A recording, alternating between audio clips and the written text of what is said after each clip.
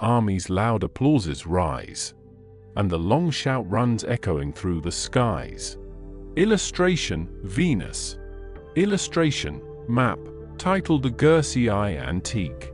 Book 4. Argument: the breach of the truce and the first battle.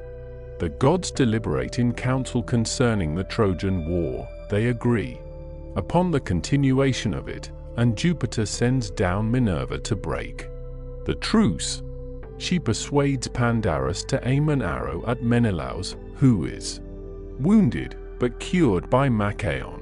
In the meantime, some of the Trojan troops attack the Greeks. Agamemnon is distinguished in all the parts of a good general. He reviews the troops and exhorts the leaders, some by praises and others by reproof. Nestor is particularly celebrated for his military discipline. The battle joins, and great numbers are slain on both sides. The same day continues through this as through the last book, as it does also through the two following, and almost to the end of the 7th book. The scene is wholly in the field before Troy, and now Olympus' shining gates unfold. The gods, with Jove, assume their thrones of gold. Immortal Hebe, fresh with bloom divine, the golden goblet crowns with purple wine. While the full bowls flow round, the powers employ their careful eyes on long-contended Troy, when Jove, disposed to tempt Saturnia's spleen, thus waked the fury of his partial queen. Two powers divine the son of Atreus aid, imperial Juno, and the martial maid winking sad smiley 125. But high in heaven they sit and gaze from far, the tame spectators of his deeds of war. Not thus fair Venus helps her favored knight. The queen of pleasures shares the toils of fight. Each danger wards, and constant in her care, saves in the moment of the last despair. Her act has rescued Paris forfeit life, though great Atrides gained the glorious strife. Then say, ye powers, what signal issue waits to crown this deed and finish all the fates? Shall heaven by peace the bleeding kingdom spare, or rouse the furies and awake the war? Yet would the gods for human good provide, Atrides soon might gain his beauteous bride. Still Priam's walls in peaceful honors grow, and through his gates the crowding nations flow. Thus while he spoke, the Queen of Heaven enraged, and Queen of War in close consult engaged. Apart they sit, their deep designs employ, and meditate the future woes of Troy. Though secret anger swelled Minerva's breast, the prudent goddess yet her wrath suppressed. But Juno, impotent of passion, broke her sullen silence, and with fury spoke. Illustration: the council of the gods.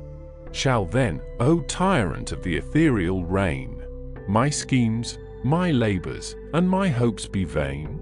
Have I, for this, shook Iliad with alarms? Assembled nations, set two worlds in arms? To spread the war, I flew from shore to shore.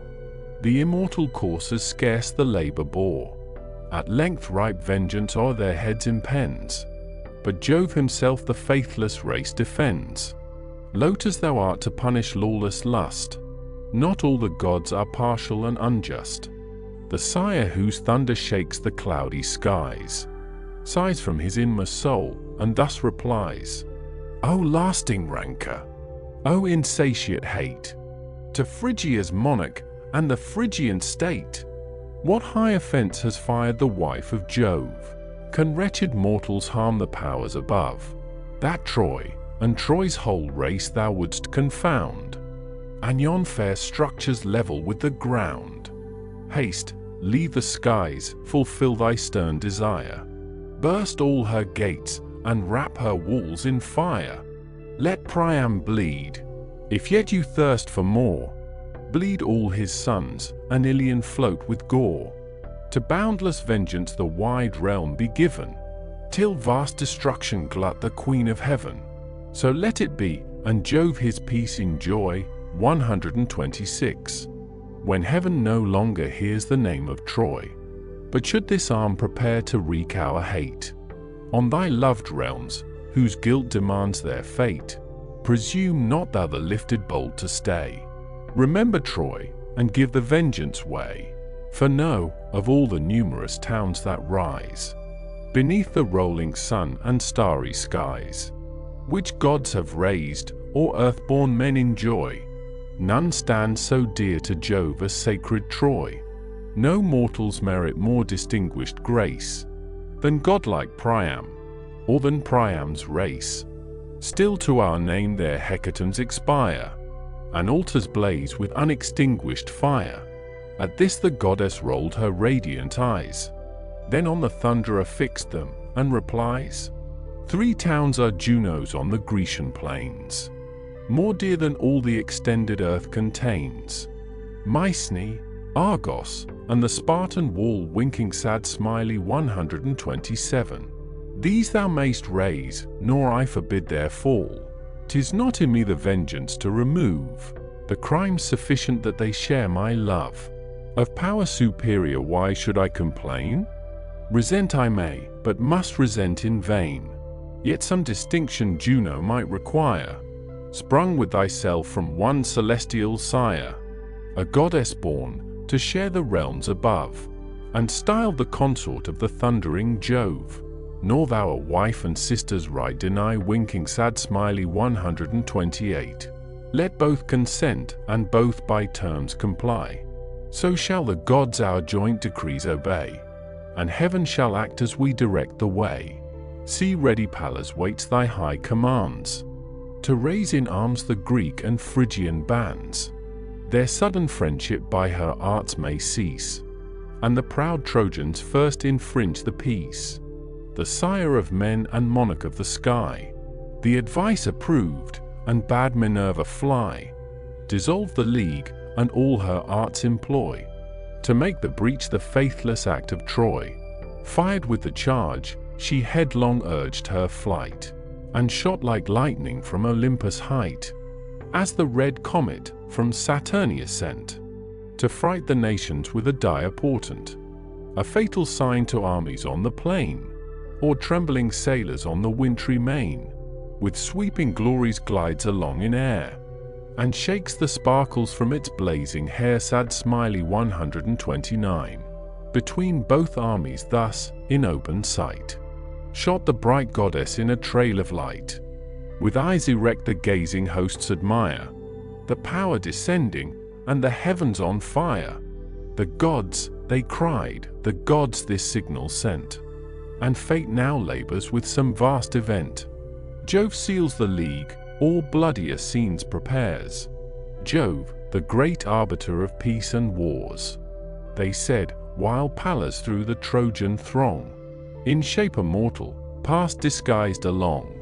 Like bold Laodocus, her course she bent, who from Antenor traced his high descent. Amidst the ranks Lycaon's son she found, the warlike Pandarus, for strength renowned, whose squadrons, led from black Aesepus' flood, 130, with flaming shields in martial circle stood. To him the goddess, Phrygian, canst thou hear a well-timed counsel with a willing ear? What praise were thine, couldst thou direct thy dart amidst his triumph to the Spartan's heart? What gifts from Troy, from Paris wouldst thou gain, thy country's foe, the Grecian glory slain? Then seize the occasion, dare the mighty deed, aim at his breast, and may that aim succeed. But first, to speed the shaft, address thy vow to Lycian Phoebus with the silver bow, and swear the firstlings of thy flock to pay on Zelia's altars to the god of day. 131. He heard, and madly at the motion pleased, his polished bow with hasty rashness seized. 'Twas formed of horn, and smoothed with artful toil. A mounting goat resigned the shining spoil, who pierced long since beneath his arrows bled. The stately quarry on the cliffs lay dead, and 16 palms his brow's large honors spread. The workmen joined, and shaped the bended horns, and beaten gold each taper point adorns. This, by the Greeks unseen, the warrior bends, screened by the shields of his surrounding friends. There meditates the mark, and couching low, fits the sharp arrow to the well-strung bow. One from 100 feathered deaths he chose, fated to wound, and cause of future woes. Then offers vows with hecatombs to crown Apollo's altars in his native town. Now with full force the yielding horn he bends, drawn to an arch, and joins the doubling ends. Close to his breast he strains the nerve below, till the barbed points approach the circling bow.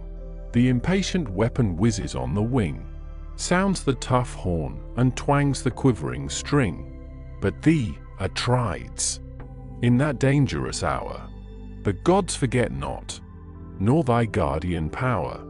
Pallas assists, and, weakened in its force, diverts the weapon from its destined course. So from her babe, when slumber seals his eye, the watchful mother wafts the envenomed fly, just where his belt with golden buckles joined, where linen folds the double corslet lined. She turned the shaft, which, hissing from above, past the broad belt, and through the corslet drove. The folds it pierced, the plaited linen tore, and raised the skin, and drew the purple gore. As when some stately trappings are decreed to grace a monarch on his bounding steed, a nymph in Caria or Maeonia bred stains the pure ivory with a lively red. With equal lustre various colors vie, the shining whiteness and the Tyrian dye. So great Atrides, show thy sacred blood, as down thy snowy thigh distilled the streaming flood. With horror seized, the king of men descried the shaft infixed, and saw the gushing tide. Nor less the Spartan feared, before he found the shining barb appear above the wound. Then, with a sigh that heaved his manly breast, the royal brother thus his grief expressed, and grasped his hand, while all the Greeks around with answering sighs returned the plaintive sound. Oh, dear as life, did I for this agree, the solemn truce, a fatal truce to thee, wert thou exposed to all the hostile train, to fight for Greece, and conquer, to be slain. The race of Trojans in thy ruin join, and faith is scorned by all the perjured line. Not thus our vows, confirmed with wine and gore, those hands we plighted, and those oaths we swore, shall all be vain, when heaven's revenge is slow. Jove but prepares to strike the fiercer blow. The day shall come, that great avenging day, when Troy's proud glories in the dust shall lay, when Priam's powers and Priam's self shall fall, and one prodigious ruin swallow all. I see the god, already, from the pole, bare his red arm, and bid the thunder roll. I see the Eternal all his fury shed, and shake his aegis o'er their guilty head.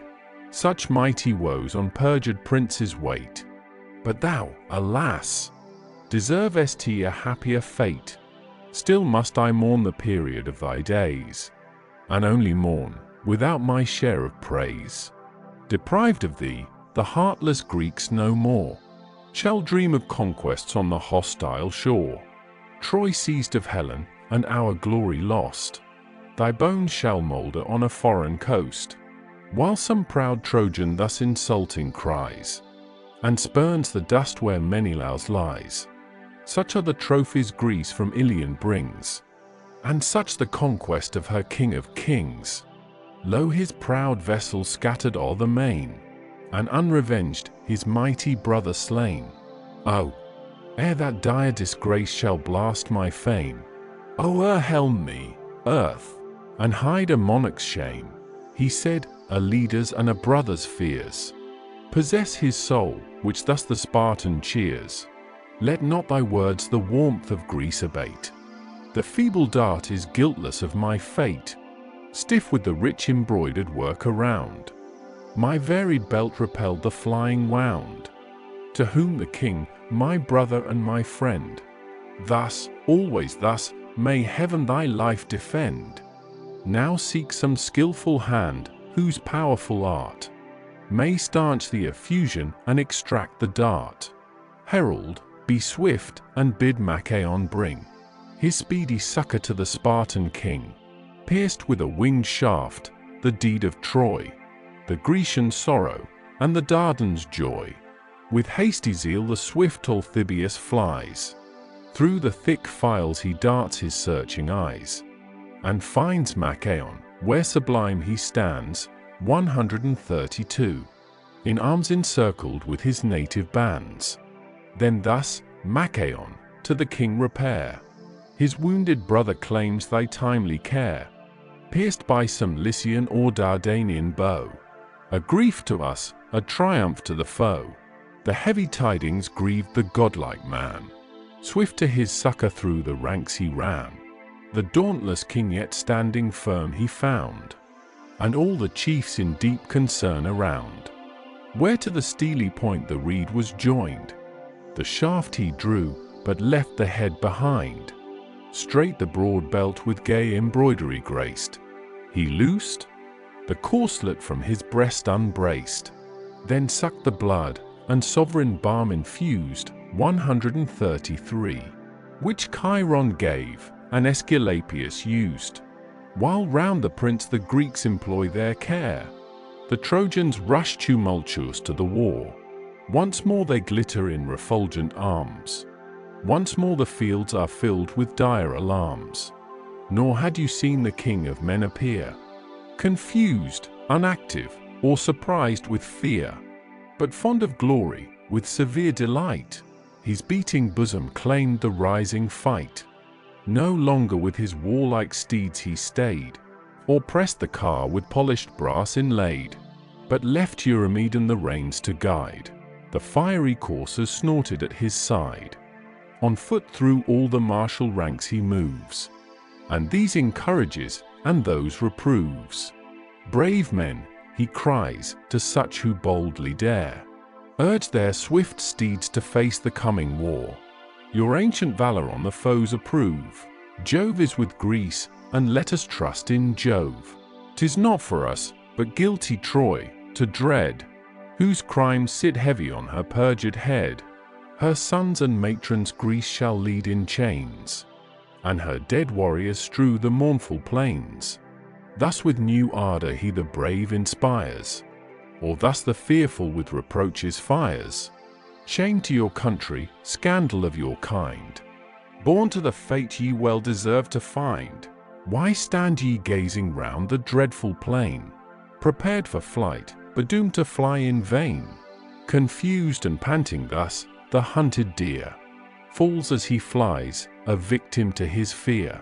Still must ye wait the foes, and still retire, till yon tall vessels blaze with Trojan fire? Or trust ye, Jove a valiant foe shall chase, to save a trembling, heartless, dastard race? This said, he stalked with ample strides along, to Crete's brave monarch and his martial throng. High at their head he saw the chief appear, and bold Meriones excite the rear. At this the king his generous joy expressed, and clasped the warrior to his armed breast. Divine Idomeneus, what thanks we owe to worth like thine, what praise shall we bestow? To thee the foremost honors are decreed, first in the fight and every graceful deed. For this, in banquets, when the generous bowls restore our blood, and raise the warriors' souls. Though all the rest with stated rules we bound, unmixed, unmeasured, are thy goblets crowned. Be still thyself, in arms a mighty name, maintain thy honors, and enlarge thy fame. To whom the Cretan thus his speech addressed: Secure of me, O king, exhort the rest. Fixed to thy side, in every toil I share, thy firm associate in the day of war. But let the signal be this moment given. To mix in fight is all I ask of heaven. The field shall prove how perjuries succeed, and chains or death avenge the impious deed. Charmed with this heat, the king his course pursues, And next the troops of either Ajax views. In one firm all the bands were ranged around. A cloud of heroes blackened all the ground. Thus from the lofty promontory's brow, a swain surveys the gathering storm below. Slow from the main the heavy vapors rise, spread in dim streams, and sail along the skies, till black as night the swelling tempest shows, the cloud condensing as the west wind blows. He dreads the impending storm, and drives his flock to the close covert of an arching rock. Such, and so thick, the embattled squadron stood, with spears erect, a moving iron wood. A shady light was shot from glimmering shields, and their brown arms obscured the dusky fields. O heroes! Worthy such a dauntless train, whose godlike virtue we but urge in vain, exclaimed the king, who raise your eager bands with great examples, more than loud commands. Ah! Would the gods but breathe in all the rest such souls as burn in your exalted breast. Soon should our arms with just success be crowned, and Troy's proud walls lie smoking on the ground. Then to the next the general bends his course. His heart exults and glories in his force. Their reverend Nestor ranks his Pylian bands, and with inspiring eloquence commands. With strictest order sets his train in arms. The chiefs advises, and the soldiers warms. Alastor, Chromius, Haemon, round him wait, Bias the good, and Pelagon the great. The horse and chariots to the front assigned. The foot, the strength of war, he ranged behind. The middle space suspected troops supply, enclosed by both, nor left the power to fly. He gives command to curb the fiery steed, nor cause confusion, nor the ranks exceed. Before the rest let none too rashly ride. No strength nor skill, but just in time, be tried. The charge once made, no warrior turn the rein, but fight, or fall, a firm embodied train. He whom the fortune of the field shall cast, from forth his chariot, mount the next in haste. Nor seek unpractised to direct the car, content with javelins to provoke the war. Our great forefathers held this prudent course, thus ruled their ardor, thus preserved their force. By laws like these immortal conquests made, and earth's proud tyrants low in ashes laid. So spoke the master of the martial art, and touched with transport great Atride's heart. Oh!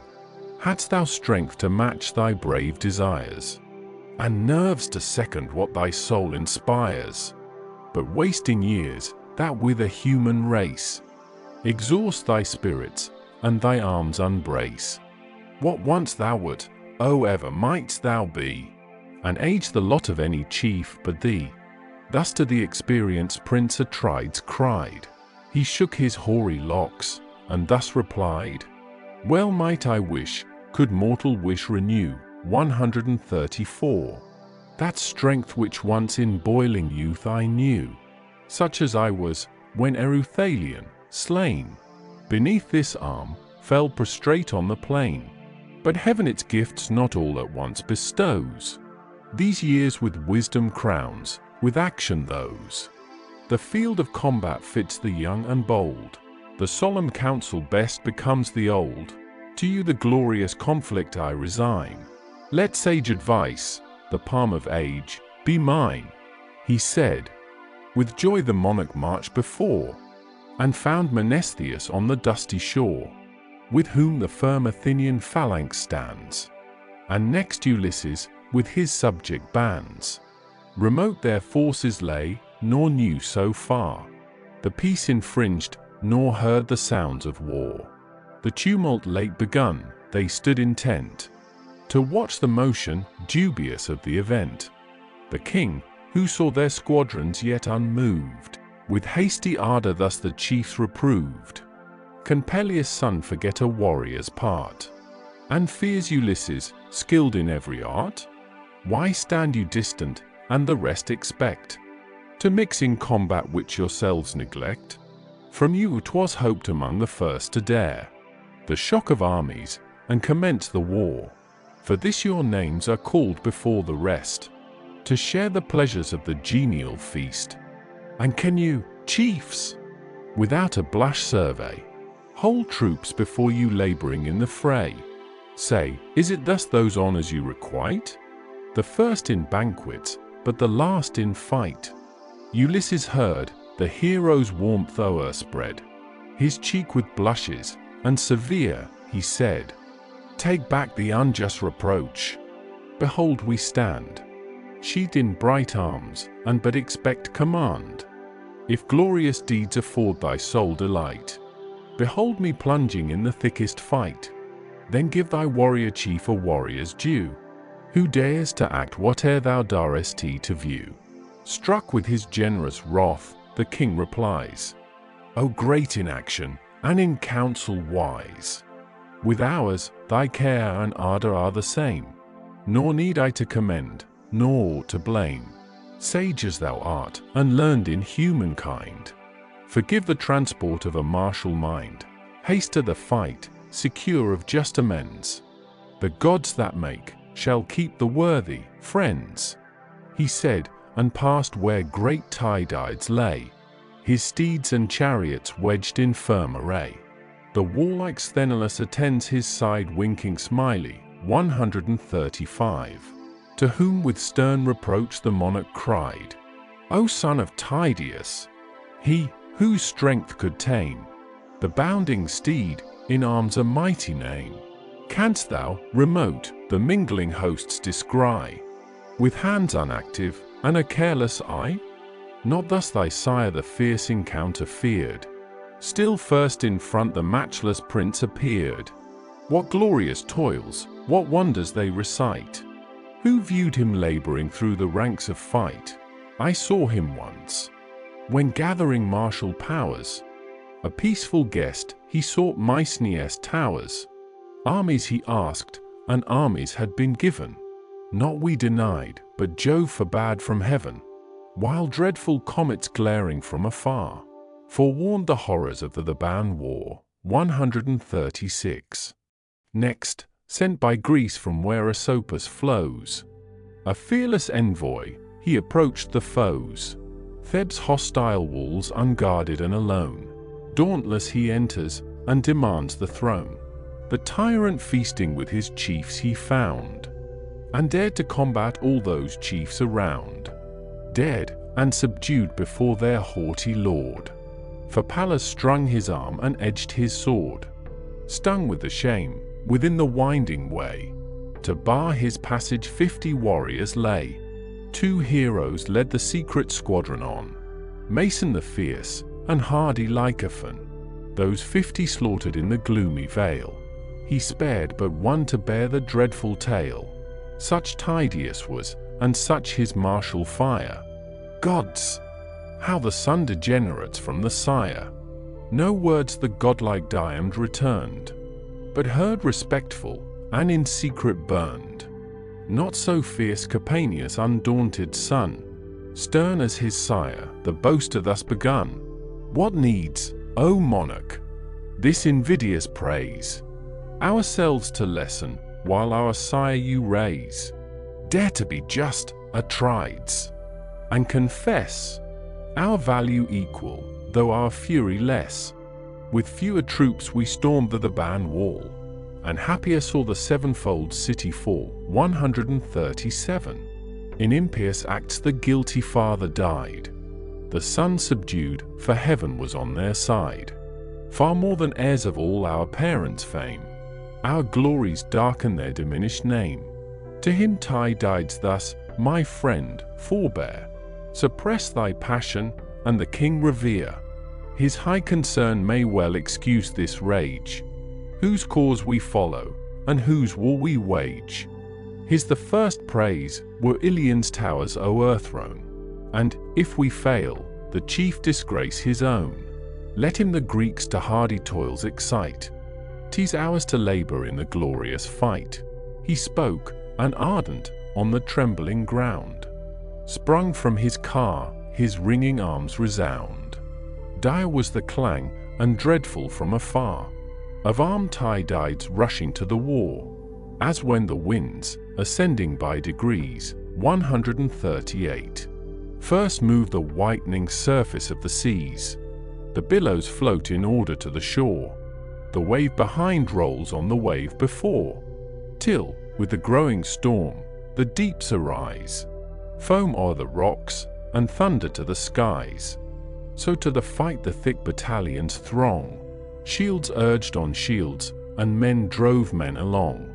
Sedate and silent move the numerous bands. No sound, no whisper, but the chief's commands. Those only heard, with all the rest obey, as if some god had snatched their voice away. Not so the Trojans, from their host ascends a general shout that all the region rends, as when the fleecy flocks unnumbered stand in wealthy folds and wait the milker's hand. The hollow vale's incessant bleating fills the lamb's reply from all the neighboring hills. Such clamors rose from various nations round. Mixed was the murmur, and confused the sound. Each host now joins, and each a god inspires. These Mars incites, and those Minerva fires. Pale flight around, and dreadful terror reign, and discord raging bathes the purple plain. Discord, dire sister of the slaughtering power, small at her birth, but rising every hour, while scarce the skies her horrid head can bound. She stalks on earth, and shakes the world around, winking sad smiley 139. The nations bleed, where her steps she turns. The groan still deepens, and the combat burns. Now shield, with helmet closed. To armor, lance to lance opposed. Host against host with shadowy squadrons drew. The sounding darts in iron tempests flew. Victors and vanquished joined promiscuous cries, and shrilling shouts and dying groans arise. With streaming blood the slippery fields are dyed, and slaughtered heroes swell the dreadful tide, as torrents roll, increased by numerous rills. With rage impetuous, down their echoing hills, rushed to the vales, and poured along the plain, roar through 1,000 channels to the main. The distant shepherd trembling hears the sound, so mix both hosts, and so their cries rebound. The bold Antilochus the slaughter led, the first who struck a valiant Trojan dead. At great Echepolus the lance arrives, raised his high crest, and through his helmet drives. Warmed in the brain the brazen weapon lies, and shades eternal settle o'er his eyes. So sinks a tower that long assaults had stood, of force and fire, its walls besmeared with blood. Him, the bold leader of the Abantian throng, 140, seized to despoil, and dragged the corpse along. But while he strove to tug the inserted dart, Agenor's javelin reached the hero's heart. His flank, unguarded by his ample shield, admits the lance, he falls, and spurns the field. The nerves, unbraced, support his limbs no more. The soul comes floating in a tide of gore. Trojans and Greeks now gather round the slain. The war renews, the warriors bleed again, as are their prey rapacious wolves engage. Man dies on man, and all is blood and rage. In blooming youth fair Simoisius fell, sent by great Ajax to the shades of hell. Fair Simoisius, whom his mother bore, amid the flocks on silver Simois shore. The nymph descending from the hills of Ide, to seek her parents on his flowery side, brought forth the babe, their common care and joy, and thence from Simois named the lovely boy. Short was his date, by dreadful Ajax slain. He falls, and renders all their cares in vain. So falls a poplar, that in watery ground, raised high the head, with stately branches crowned, felled by some artist with his shining steel, to shape the circle of the bending wheel. Cut down it lies, tall, smooth, and largely spread. with all its beauteous honors on its head. There, left as subject to the wind and rain, and scorched by suns, it withers on the plain. Thus pierced by Ajax, Simoisius lies, stretched on the shore, and thus neglected dies. At Ajax, Antiphus his javelin threw, the pointed lance with erring fury flew, and Lucas, loved by wise Ulysses, slew. He drops the corpse of Simoisius slain, and sinks a breathless carcass on the plain. This saw Ulysses, and with grief enraged, strode where the foremost of the foes engaged. Armed with his spear, he meditates the wound, in act to throw, but cautious looked around. Struck at his sight the Trojans backward drew, and trembling heard the javelin as it flew. A chief stood nigh, who from Abydos came. Old Priam's son, Democune was his name. The weapon entered close above his ear. Cold through his temples glides the whizzing spear, winking sad smiley 141. With piercing shrieks the youth resigns his breath. His eyeballs darken with the shades of death. Ponderous he falls, his clanging arms resound, and his broad buckler rings against the ground. Seized with affright the boldest foes appear. E'en godlike Hector seems himself to fear. Slow he gave way, the rest tumultuous fled. The Greeks with shouts press on, and spoil the dead. But Phoebus now from Ilion's towering height shines forth revealed, and animates the fight. Trojans, be bold, and force with force oppose. Your foaming steeds urge headlong on the foes. Nor are their bodies rocks, nor ribbed with steel. Your weapons enter, and your strokes they feel. Have ye forgot what seemed your dread before? The great, the fierce Achilles fights no more. Apollo thus from Ilion's lofty towers, arrayed in terrors, roused the Trojan powers. While war's fierce goddess fires the Grecian foe, and shouts and thunders in the fields below. Then great Dios fell, by doom divine. In vain his valor and illustrious line.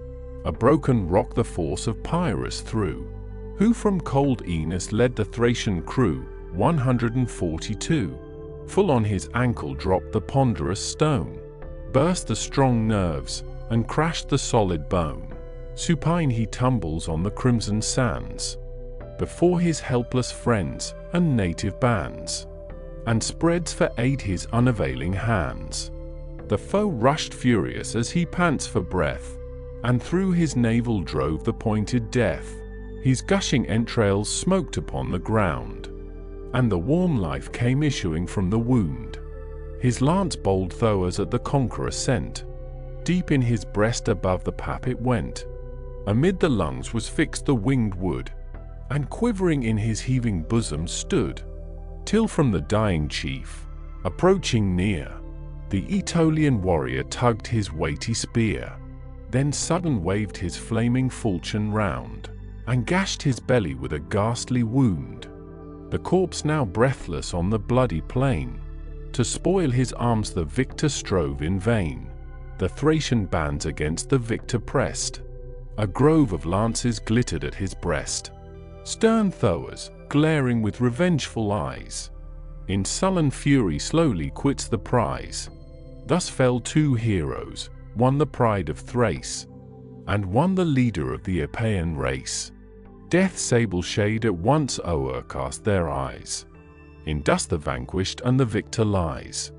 With copious slaughter all the fields are red, and heaped with growing mountains of the dead. Had some brave chief this martial scene beheld, by Pallas guarded through the dreadful field, might darts be bid to turn their points away, and swords around him innocently play. The war's whole art with wonder had he seen, and counted heroes where he counted men. So fought each host, with thirst of glory fired, and crowds on crowds triumphantly expired. Illustration, map of the plain of Troy. Book V. Argument. The acts of Diomed. Diomed, assisted by Pallas, performs wonders in this day's battle.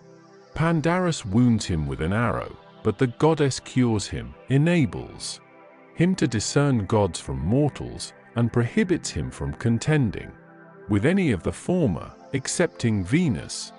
Aeneas joins Pandarus to oppose him. Pandarus is killed, and Aeneas in great danger but for the assistance of Venus, who, as she is removing her son from the fight, is wounded on the hand by Diamond. Apollo seconds her in his rescue, and at length carries off Aeneas to Troy, where he is healed in the temple of Pergamus. Mars rallies the Trojans and assists Hector to make a stand. In the meantime, Aeneas is restored to the field, and they overthrow several of the Greeks. Among the rest, Tlepolemus is slain by Sarpedon.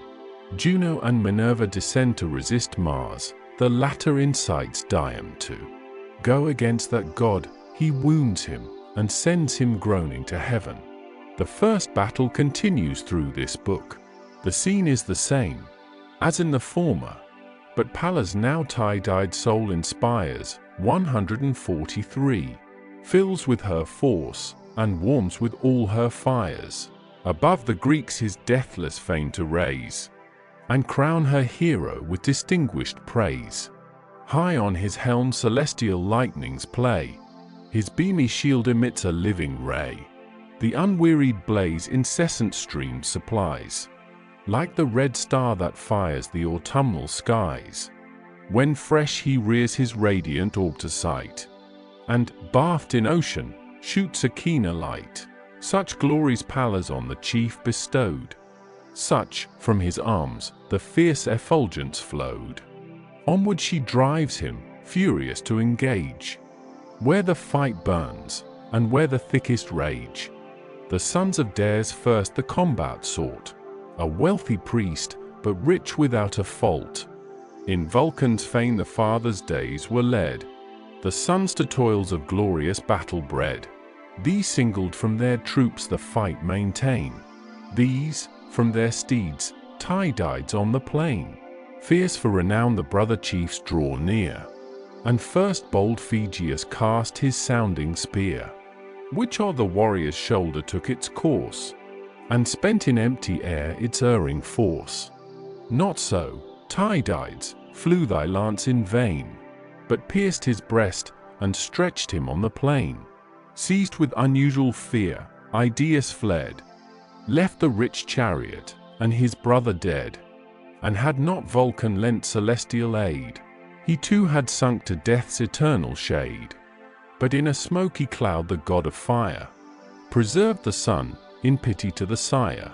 The steeds and chariot, to the navy led, increased the spoils of gallant Diamond. Struck with amaze and shame, the Trojan crew, or slain, or fled, the sons of Dares view, when by the blood-stained hand Minerva pressed the god of battles, and this speech addressed: Stern power of war, by whom the mighty fall, who bathe in blood, and shake the lofty wall. Let the brave chiefs their glorious toils divide, and whose the conquest, mighty Jove decide, while we from interdicted fields retire, nor tempt the wrath of heaven's avenging sire. Her words allay the impetuous warrior's heat. The god of arms and martial made retreat, removed from fight on Xanthus' flowery bounds. They sat and listened to the dying sounds. Meantime, the Greeks the Trojan race pursue, and some bold chieftain every leader slew.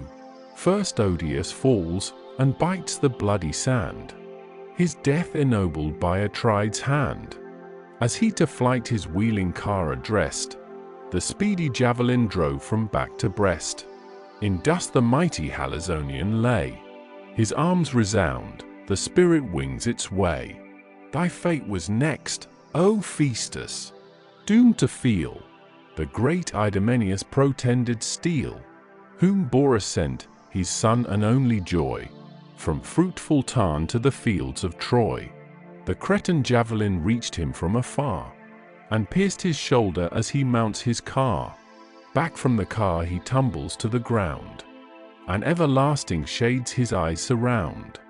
Then died Scamandrius, expert in the chase, in woods and wilds to wound the savage race.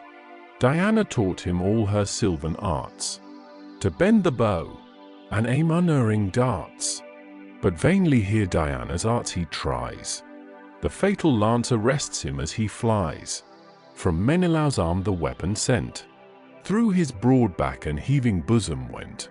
Down sinks the warrior with a thundering sound. His brazen armor rings against the ground. Next artful Patroclus untimely fell. Bold Merion sent him to the realms of hell.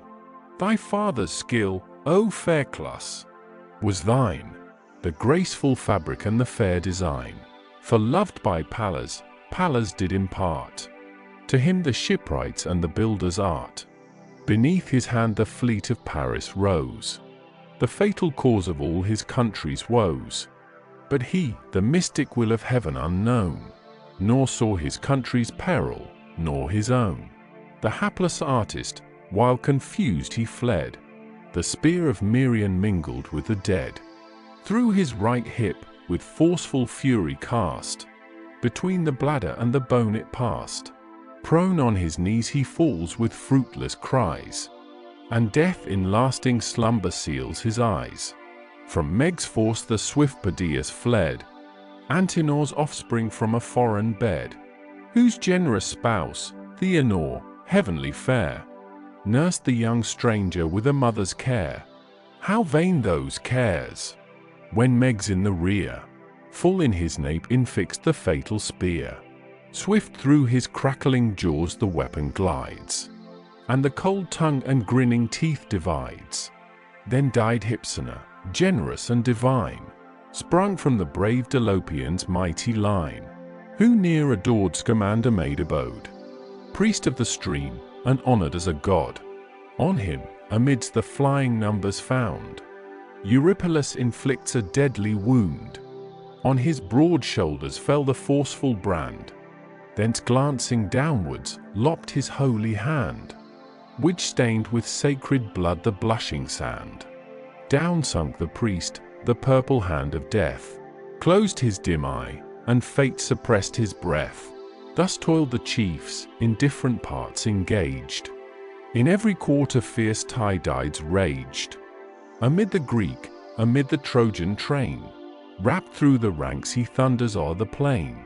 Now here, now there, he darts from place to place, pours on the rear, or lightens in their face. Thus from high hills the torrents swift and strong deluge whole fields, and sweep the trees along. Through ruined moles the rushing wave resounds, o'erwhelms the bridge, and bursts the lofty bounds. The yellow harvests of the ripened year, and flattered vineyards, one sad waste appear. 144. While Jove descends in sluicy sheets of rain, and all the labors of mankind are vain. So raged Tydides, boundless in his ire, drove armies back, and made all Troy retire. With grief the leader of the Lycian band saw the wide waste of his destructive hand. His bended bow against the chief he drew, swift to the mark the thirsty arrow flew, whose forky point the hollow breastplate tore. Deep in his shoulder pierced, and drank the gore. The rushing stream his brazen armor dyed, while the proud archer thus exulting cried, "Hither, ye Trojans, hither drive your steeds. Lo, by our hand the bravest Grecian bleeds. Not long the deathful dart he can sustain, or Phoebus urged me to these fields in vain." So spoke he, boastful, but the winged dart stopped short of life, and mocked the shooter's art. The wounded chief, behind his car retired, the helping hand of Sthenelus required. Swift from his seat he leaped upon the ground, and tugged the weapon from the gushing wound. When thus the king his guardian power addressed, the purple current wandering o'er his vest, "O progeny of Jove, unconquered maid, if e'er my godlike sire deserved thy aid, if e'er I felt thee in the fighting field, now, goddess, now, thy sacred succor yield. O give my lance to reach the Trojan knight, whose arrow wounds the chief thou guardest in fight, and lay the boaster grovelling on the shore, that vaunts these I shall view the light no more. Thus prayed Tydides, and Minerva heard. His nerves confirmed, his languid spirits cheered. He feels each limb with wonted vigor light. His beating bosom claimed the promised fight. Be bold, she cried, in every combat shine. War be thy province, thy protection mine. Rush to the fight, and every foe control. Wake each paternal virtue in thy soul.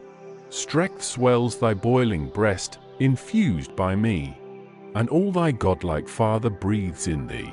Yet more, from mortal mists I purge thy eyes, 145, and set to view the warring deities. These see thou shun, through all the embattled plain, nor rashly strive where human force is vain. If Venus mingle in the martial band, her shalt thou wound, so Pallas gives command. With that the blue-eyed virgin winged her flight. The hero rushed impetuous to the fight. With tenfold ardor now invades the plain, wild with delay, and more enraged by pain. As on the fleecy flocks when hunger calls, amidst the field a brindled lion falls. If chance some shepherd with a distant dart, the savage wound, he rouses at the smart. He foams, he roars, the shepherd dares not stay, but trembling leaves the scattering flocks a prey.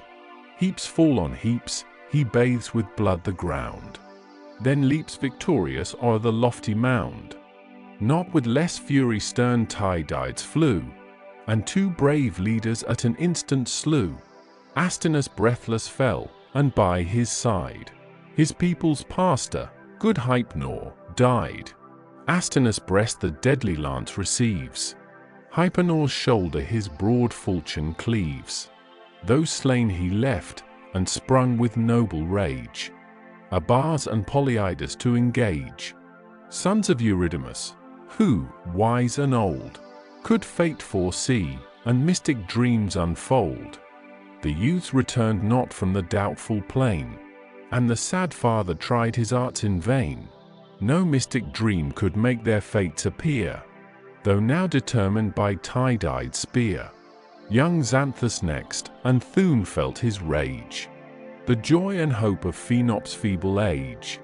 Vast was his wealth, and these the only heirs of all his labors and a life of cares. Cold death o'ertakes them in their blooming years, and leaves the father unavailing tears. To strangers now descends his heapy store, the race forgotten, and the name no more. Two sons of Priam in one chariot ride, glittering in arms, and combat side by side, as when the lordly lion seeks his food. Where grazing heifers range the lonely wood, he leaps amidst them with a furious bound, bends their strong necks, and tears them to the ground. So from their seats the brother chiefs are torn, their steeds and chariot to the navy borne. With deep concern divine Aeneas viewed the foe prevailing, and his friends pursued. Through the thick storm of singing spears he flies, exploring Pandarus with careful eyes. At length he found Lycaon's mighty son, to whom the chief of Venus' race begun.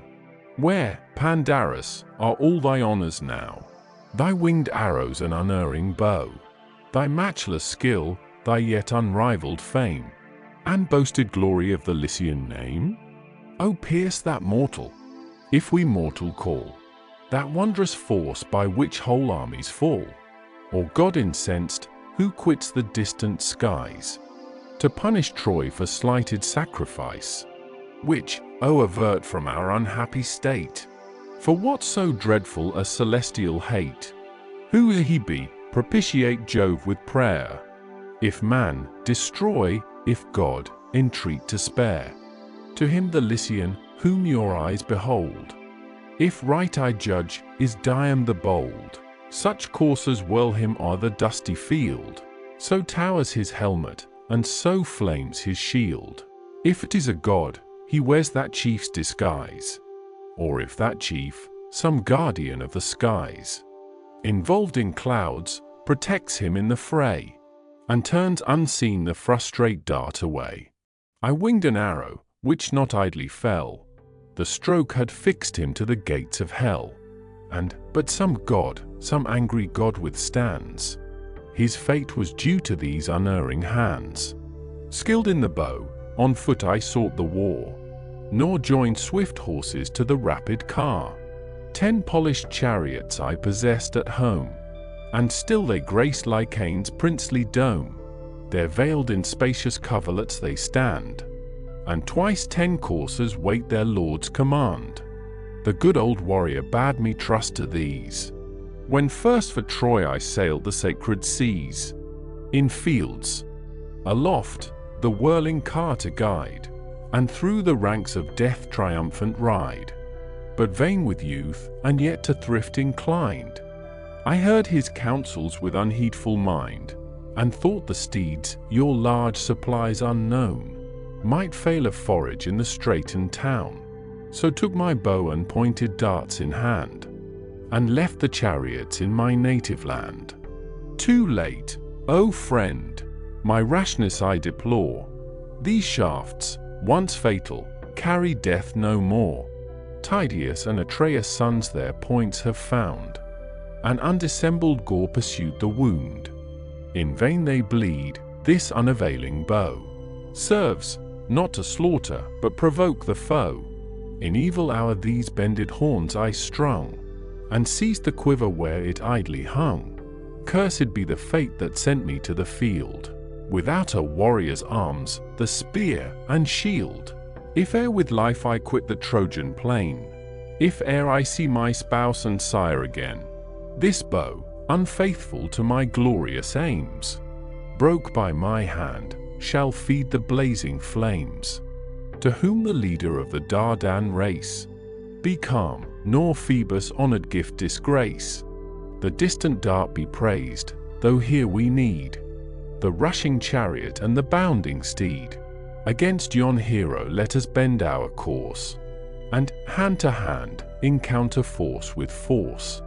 Now mount my seat, and from the chariot's height, observe my father's steeds, renowned in fight. Practiced alike to turn, to stop, to chase, to dare the shock, or urge the rapid race.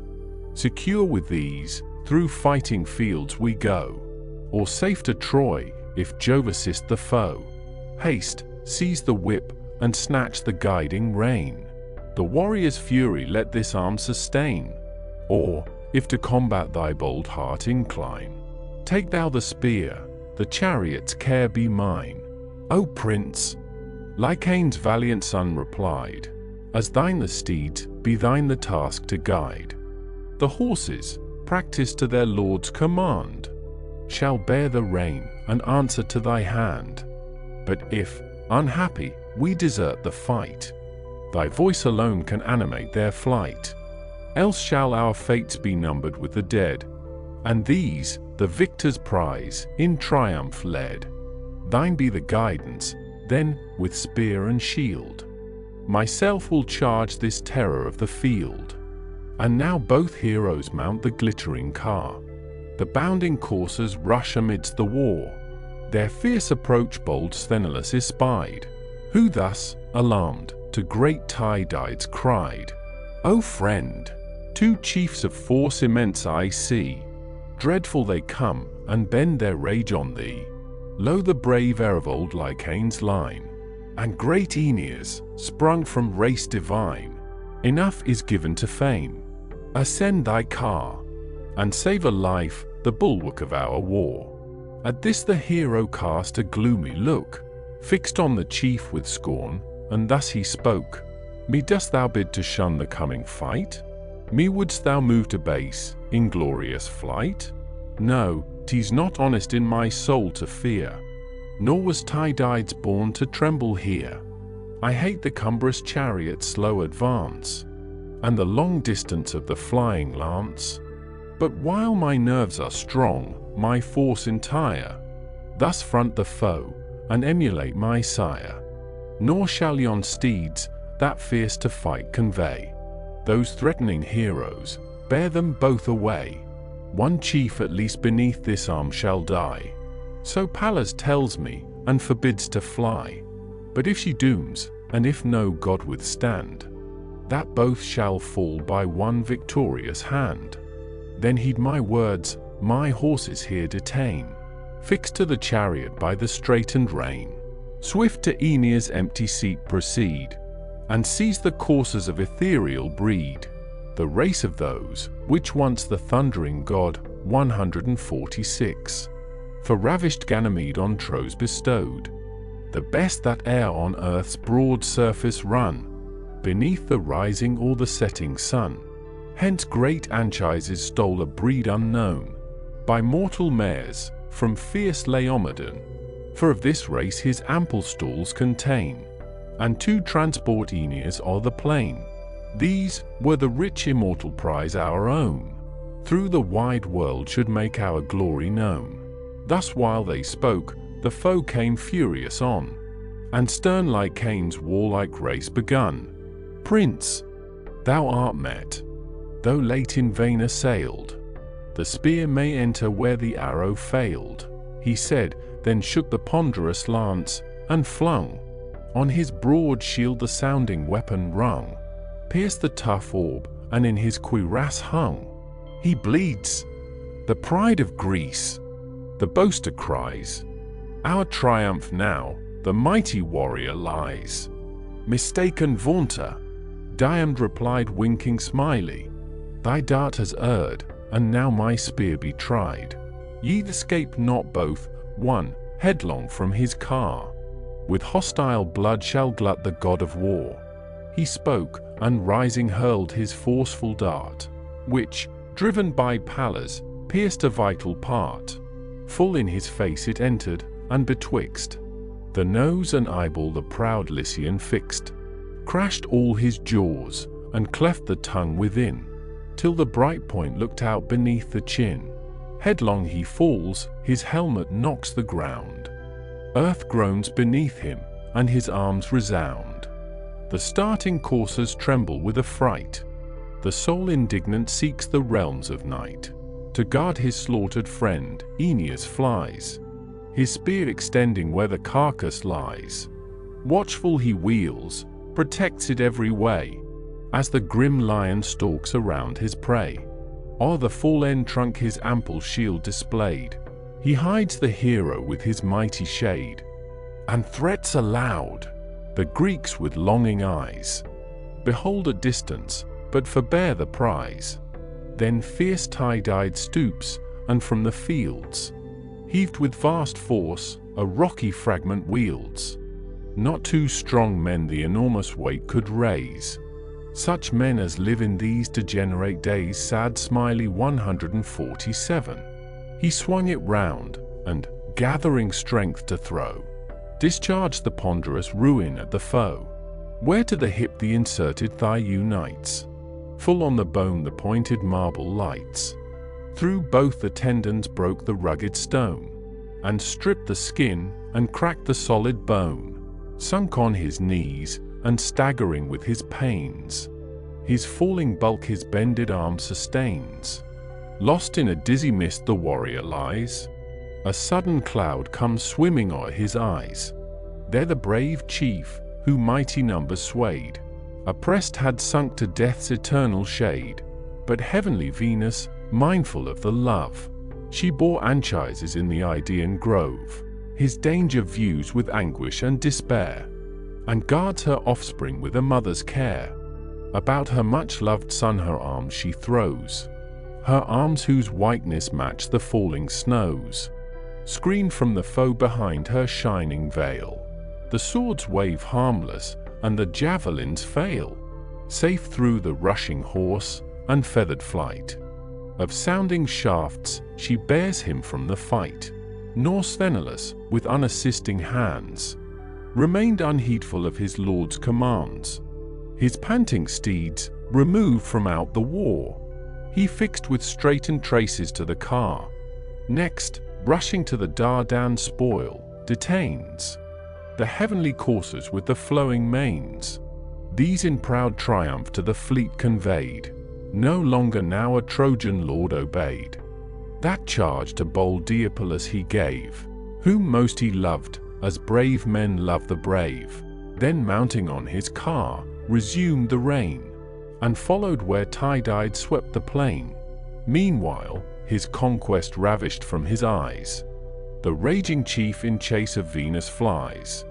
No goddess she, commissioned to the field, like Pallas dreadful with her sable shield, or fierce Bellona thundering at the wall, while flames ascend and mighty ruins fall.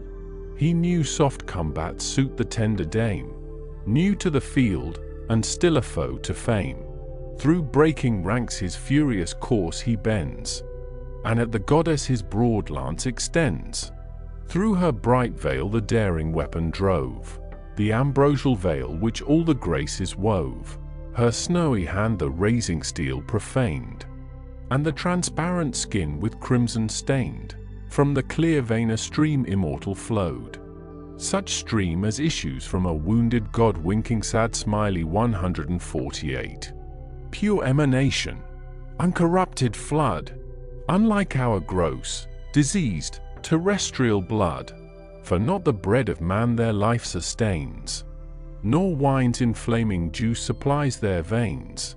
With tender shrieks the goddess filled the place, and dropped her offspring from her weak embrace.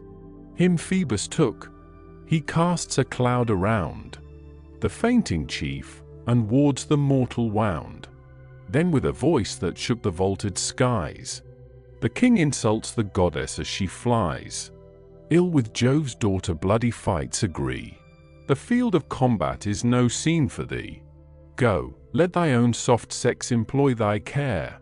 Go, lull the coward, or delude the fair. Taught by this stroke renounce the war's alarms, and learn to tremble at the name of arms. Tydides thus, the goddess, seized with dread, confused, distracted, from the conflict fled. To aid her, swift the winged Iris flew, wrapped in a mist above the warring crew. The queen of love with faded charms she found.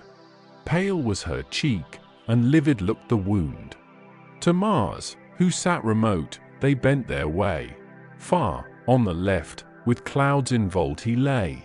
Beside him stood his lance, disdained with gore, and, reined with gold, his foaming steeds before. Low at his knee, she begged with streaming eyes her brother's car to mount the distant skies, and showed the wound by fierce Tydides given. A mortal man who dares encounter heaven. Stern Mars attentive hears the queen complain, and to her hand commits the golden rein. She mounts the seat, oppressed with silent woe, driven by the goddess of the painted bow. The lash resounds, the rapid chariot flies, and in a moment scales the lofty skies. They stopped the car, and there the coursers stood, fed by fair Iris with ambrosial food. Before her mother, love's bright queen appears, o'erwhelmed with anguish, and dissolved in tears. She raised her in her arms, beheld her bleed, and asked what god had wrought this guilty deed. Illustration: Venus, wounded in the hand, conducted by Iris to Mars. Then she, this insult from no god I found, an impious mortal gave the daring wound. Behold the deed of haughty Diomed. 'Twas in the son's defense the mother bled. The war with Troy no more the Grecians wage, but with the gods, the immortal gods, engage. Dion then, thy wrongs with patience bear, and share those griefs inferior powers must share. Unnumbered woes mankind from us sustain, and men with woes afflict the gods again. The mighty Mars in mortal fetters bound, 149, and lodged in brazen dungeons underground. Full 13 moons imprisoned roared in vain. Otus and Ephialtes held the chain. Perhaps had perished had not Hermes' care restored the groaning god to upper air. Great Juno's self has borne her weight of pain, the imperial partner of the heavenly reign. Amphitrion's son infixed the deadly dart, 150. And filled with anguish her immortal heart, e'en hell's grim king Alcide's power confessed. The shaft found entrance in his iron breast. To Jove's high palace for a cure he fled, pierced in his own dominions of the dead, where Paean, sprinkling heavenly balm around, assuaged the glowing pangs and closed the wound. Rash, impious man, to stain the blessed abodes, and drench his arrows in the blood of gods. Illustration: Otus and Ephialtes holding Mars captive. But thou, though Pallas urged thy frantic deed, whose spear ill-fated makes a goddess bleed, know thou, who with heavenly power contends, short is his date, and soon his glory ends. From fields of death when late he shall retire, no infant on his knees shall call him sire. Strong as thou art, some god may yet be found, to stretch thee pale and gasping on the ground. Thy distant wife, Aegiale the fair, 151, starting from sleep with a distracted air, shall rouse thy slaves, and her lost lord deplore. The brave, the great, the glorious now no more. This said, she wiped from Venus' wounded palm the sacred ichor, and infused the balm. Juno and Pallas with a smile surveyed, and thus to Jove began the blue-eyed maid: Permit thy daughter, gracious Jove, to tell how this mischance the Cyprian queen befell, as late she tried with passion to inflame the tender bosom of a Grecian dame, allured the fair with moving thoughts of joy, to quit her country for some youth of Troy. The clasping zone, with golden buckles bound, raised her soft hand with this lamented wound. The sire of gods and men superior smiled, and, calling Venus, thus addressed his child: Not these, O daughter, are thy proper cares. Thee milder arts befit, and softer wars. Sweet smiles are thine, and kind endearing charms. To Mars and Pallas leave the deeds of arms. Thus they in heaven, while on the plain below, the fierce Tydides charged his Dardan foe. Flushed with celestial blood pursued his way, and fearless dared the threatening god of day. Already in his hopes he saw him killed, though screened behind Apollo's mighty shield. Thrice rushing furious, at the chief he struck, his blazing buckler thrice Apollo shook. He tried the fourth, when, breaking from the cloud, a more than mortal voice was heard aloud: O son of Tydeus, cease! Be wise and see how vast the difference of the gods and thee. Distance immense between the powers that shine above, eternal, deathless, and divine, and mortal man, a wretch of humble birth, a short-lived reptile in the dust of earth. So spoke the god who darts celestial fires. He dreads his fury, and some steps retires. Then Phoebus bore the chief of Venus' race to Troy's high fane and to his holy place. Latona there and Phoebe healed the wound, with vigor armed him, and with glory crowned. This done, the patron of the silver bow, a phantom raised, the same in shape and show. With great Aeneas, such the form he bore, and such in fight the radiant arms he wore. Around the spectre bloody wars are waged, and Greece and Troy with clashing shields engaged. Meantime on Ilion's tower Apollo stood, and calling Mars, thus urged the raging god: Stern power of arms, by whom the mighty fall, who bathest in blood, and shakest the embattled wall. Rise in thy wrath, to hell's abhorred abodes, dispatch yon Greek, and vindicate the gods. First rosy Venus felt his brutal rage, me next he charged, and dares all heaven engage. The wretch would brave high heaven's immortal sire, his triple thunder and his bolts of fire. The god of battle issues on the plain, stirs all the ranks, and fires the Trojan train. In form like Achames, the Thracian guide, enraged to Troy's retiring chiefs he cried: How long, ye sons of Priam? Will ye fly, and unrevenged see Priam's people die?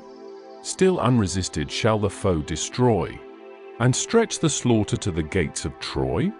Lo, brave Aeneas sinks beneath his wound, not godlike Hector more in arms renowned. Haste all, and take the generous warrior's part. He said, new courage swelled each hero's heart. Sarpedon first his ardent soul expressed, and turned to Hector these bold words addressed. Say, chief, is all thy ancient valor lost? Where are thy threats, and where thy glorious boast, that propped alone by Priam's race should stand Troy's sacred walls, nor need a foreign hand? Now thy country calls her wonted friends, and the proud vaunt in just derision ends. Remote they stand while alien troops engage, like trembling hounds before the lion's rage. Far distant hence I held my wide command, where foaming Xanthus laves the Lycian land, with ample wealth, the wish of mortals, blessed, a beauteous wife, an infant at her breast. With those I left whatever dear could be. Greece, if she conquers, nothing wins from me. Yet first in fight my Lycian bands I cheer, and long to meet this mighty man ye fear. While Hector idle stands, nor bids the brave their wives, their infants, and their altars save. Haste, warrior, haste! Preserve thy threatened state, or one vast burst of all-involving fate. Full o'er your towers shall fall, and sweep away sons, sires, and wives, an undistinguished prey. Rouse all thy Trojans, urge thy aids to fight. These claim thy thoughts by day, thy watch by night. With force incessant the brave Greeks oppose. Such cares thy friends deserve, and such thy foes. Stung to the heart the generous Hector hears, but just reproof with decent silence bears. From his proud car the prince impetuous springs. On earth he leaps, his brazen armor rings. Two shining spears are brandished in his hands. Thus armed, he animates his drooping bands, revives their ardor, turns their steps from flight, and wakes anew the dying flames of fight. They turn, they stand, the Greeks their fury dare, condense their powers, and wait the growing war. As when, on Ceres' sacred floor, the swain spreads the wide fan to clear the golden grain, and the light chaff, before the breeze is born, ascends in clouds from off the heapy corn. The grey dust, rising with collected winds, drives o'er the barn, and whitens all the hinds. So white with dust the Grecian host appears, from trampling steeds and thundering charioteers. The dusky clouds from labored earth arise, and roll in smoking volumes to the skies. Mars hovers o'er them with his sable shield, and adds new horrors to the darkened field. Pleased with his charge, and ardent to fulfill, in Troy's defense, Apollo's heavenly will. Soon as from fight the blue-eyed maid retires, each Trojan bosom with new warmth he fires. And now the god, from forth his sacred fane, produced Aeneas to the shouting train, alive, unharmed, with all his peers around. Erect he stood, and vigorous from his wound. Inquiries none they made, the dreadful day. No pause of words admits, no dull delay. Fierce discord storms, Apollo loud exclaims. Fame calls, Mars thunders, and the fields in flames.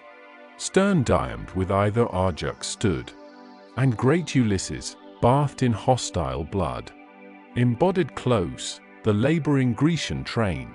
The fiercest shock of charging hosts sustain. Unmoved and silent, the whole war they wait. Serenely dreadful, and as fixed as fate. So when the embattled clouds in dark array along the skies their gloomy lines display, when now the north his boisterous rage has spent, and peaceful sleeps the liquid element, the low-hung vapors, motionless and still, rest on the summits of the shaded hill, till the mass scatters as the winds arise, dispersed and broken through the ruffled skies. Nor was the general wanting to his train. From troop to troop he toils through all the plain. Ye Greeks, be men! The charge of battle bear. Your brave associates and yourselves revere. Let glorious acts more glorious acts inspire, and catch from breast to breast the noble fire. On valor's side the odds of combat lie. The brave live glorious, or lamented die. The wretch who trembles in the field of fame meets death, and worse than death, eternal shame. These words he seconds with his flying lance, to meet whose point was strong Dacun's chance. Aeneas' friend, and in his native place, honored and loved like Priam's royal race.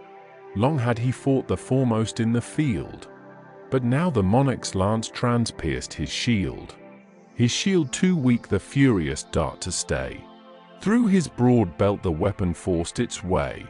The grisly wound dismissed his soul to hell. His arms around him rattled as he fell. Then fierce Aeneas, brandishing his blade, in dust Orsilochus and Crethan laid, whose sire Diocleus, wealthy, brave and great, in well-built fury held his lofty seat. Sad Smiley 152, sprung from Alpheus' plenteous stream, that yields increase of harvests to the Pylian fields. He got Orsilochus, Diocleus he, and these descended in the third degree. Too early expert in the martial toil, in sable ships they left their native soil, to avenge Atrides, now untimely slain. They fell with glory on the Phrygian plain. So two young mountain lions, nursed with blood, in deep recesses of the gloomy wood, rush fearless to the plains, and uncontrolled, depopulate the stalls and waste the fold, till pierced at distance from their native den, o'erpowered they fall beneath the force of men. Prostrate on earth their beauteous bodies lay, like mountain firs, as tall and straight as they. Great Menelaus views with pitying eyes, lifts his bright lance, and at the victor flies. Mars urged him on, yet, ruthless in his hate, the god but urged him to provoke his fate. He thus advancing, Nestor's valiant son, shakes for his danger, and neglects his own, struck with the thought, should Helen's lord be slain, and all his country's glorious labors vain. Already met, the threatening heroes stand, the spears already tremble in their hand. In rushed Antilochus, his aid to bring, and fall or conquer by the Spartan king. These seen, the Dardan backward turned his course, brave as he was, and shunned unequal force. The breathless bodies to the Greeks they drew, then mixing combat, and their toils renew. First, Pylaemenes, great in battle, bled, who sheathed in brass the Paphlagonians led. Atrides marked him where sublime he stood, fixed in his throat the javelin drank his blood. The faithful Mydon, as he turned from fight, his flying coursers sunk to endless night. A broken rock by Nestor's son was thrown, his bended arm received the falling stone. From his numbed hand the ivory-studded reins, dropped in the dust, are trailed along the plains. Meanwhile his temples feel a deadly wound, he groans in death, and ponderous sinks to ground. Deep drove his helmet in the sands, and there the head stood fixed, the quivering legs in air, till trampled flat beneath the courser's feet. The youthful victor mounts his empty seat, and bears the prize in triumph to the fleet. Great Hector saw, and, raging at the view, pours on the Greeks, the Trojan troops pursue.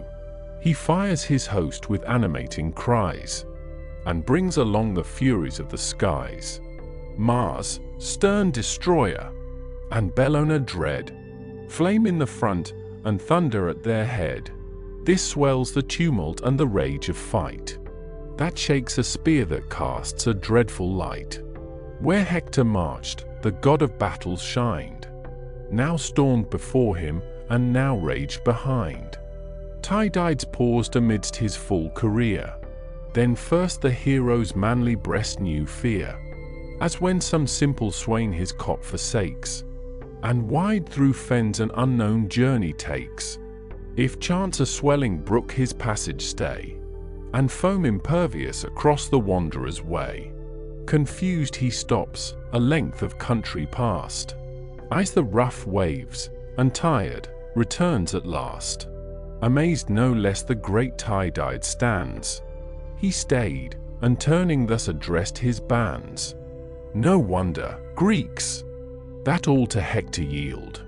Secure of favouring gods, he takes the field. His strokes they second, and avert our spears. Behold where Mars in mortal arms appears. Retire then, warriors, but sedate and slow. Retire, but with your faces to the foe.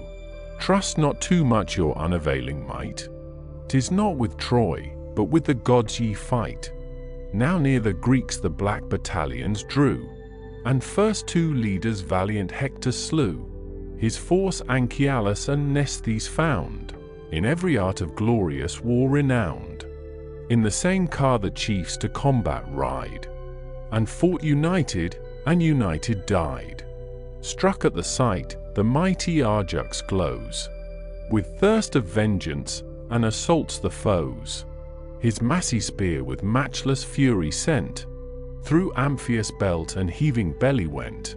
Amphius Apes's happy soil possessed, with herds abounding, and with treasure blessed. But fate resistless from his country led, the chief, to perish at his people's head. Shook with his fall his brazen armor rung, and fierce, to seize it, conquering Ajax sprung. Around his head an iron tempest reigned, a wood of spears his ample shield sustained. Beneath 1 foot the yet warm corpse he pressed, and drew his javelin from the bleeding breast. He could no more, the showering darts denied, to spoil his glittering arms and plumy pride. Now foes on foes came pouring on the fields, with bristling lances and compacted shields, till in the steely circle straitened round, forced he gives way, and sternly quits the ground. While thus they strive, Tlepolemus the Great, 153, urged by the force of unresisted fate, burns with desire Sarpedon's strength to prove. Alcide's offspring meets the son of Jove. Sheathed in bright arms each adverse chief came on, Jove's great descendant, and his greater son. Prepared for combat, ere the lance he tossed, the daring Rhodian vents his haughty boast. What brings this Lycian counsellor so far? To tremble at our arms, not mix in war. Know thy vain self, nor let their flattery move, who style thee son of cloud-compelling Jove. How far unlike those chiefs of race divine! How vast the difference of their deeds and thine! Jove got such heroes as my sire, whose soul no fear could daunt, nor earth nor hell control. Troy felt his arm, and yon proud rampart stand, raised on the ruins of his vengeful hand. With 6 small ships, and but a slender train, he left the town a wide deserted plain. But what art thou, who deedless lookest around, while unrevenged thy Lycians bite the ground? Small aid to Troy thy feeble force can be, but what thou greater, thou must yield to me. Pierced by my spear, to endless darkness go, I make this present to the shades below. The son of Hercules, the Rhodian guide, thus haughty spoke. The Lycian king replied, Thy sire, O prince, o'erturned the Trojan state, whose perjured monarch well deserved his fate. Those heavenly steeds the hero sought so far, false he detained, the just reward of war. Nor so content, the generous chief defied, with base reproaches and unmanly pride. But you, unworthy the high race you boast, shall raise my glory when thy own is lost. Now meet thy fate, and by Sarpedon slain, add one more ghost to Pluto's gloomy reign. He said, both javelins at an instant flew. Both struck, both wounded, but Sarpedon slew. Full in the boaster's neck the weapon stood, transfixed his throat, and drank the vital blood. The soul disdainful seeks the caves of night, and his sealed eyes forever lose the light. Yet not in vain, Tlepolemus, was thrown, thy angry lance, which piercing to the bone, Sarpedon's thigh, had robbed the chief of breath. But Jove was present, and forbade the death, born from the conflict by his Lycian throng. The wounded hero dragged the lance along, his friends, each busied in his several part, through haste, or danger, had not drawn the dart. The Greeks with slain Tlepolemus retired, whose fall Ulysses viewed, with fury fired, doubtful if Jove's great son he should pursue, or pour his vengeance on the Lycian crew. But heaven and fate the first design withstand, nor this great death must grace Ulysses' hand. Minerva drives him on the Lycian train. Alastor, Cronius, Halius, strewed the plain. Alcander, Prytanis, Noman fell sad smiley 154, and numbers more his sword had sent to hell. But Hector saw, and, furious at the sight, rushed terrible amidst the ranks of fight. With joy Sarpedon viewed the wished relief, and, faint, lamenting, thus implored the chief, O suffer not the foe to bear away my helpless corpse, an unassisted prey. If I, unblessed, must see my son no more, my much-loved consort, and my native shore, yet let me die in Ilion's sacred wall. Troy, in whose cause I fell, shall mourn my fall. He said, nor Hector to the chief replies, but shakes his plume, and fierce to combat flies. Swift as a whirlwind, drives the scattering foes, and dyes the ground with purple as he goes. Beneath a beech, Jove's consecrated shade, his mournful friends divine Sarpedon laid. Brave Pelagon, his favourite chief, was nigh, who wrenched the javelin from his sinewy thigh. The fainting soul stood ready-winged for flight, and o'er his eyeballs swam the shades of night. But Boreas rising fresh, with gentle breath, recalled his spirit from the gates of death. The generous Greeks recede with tardy pace, though Mars and Hector thunder in their face. None turn their backs to mean ignoble flight. Slow they retreat, and even retreating fight. Who first, who last, by Mars and Hector's hand, stretched in their blood, lay gasping on the sand? Tenthras the great, Orestes the renowned, for managed steeds, and trekkers pressed the ground. Next Enamor's and Oenops' offspring died. Oresbius last fell groaning at their side. Oresbius, in his painted mitre gay, in fat Boeotia held his wealthy sway. Where lakes surround low high-less watery plain, a prince and people studious of their gain, the carnage Juno from the skies surveyed, and touched with grief bespoke the blue-eyed maid.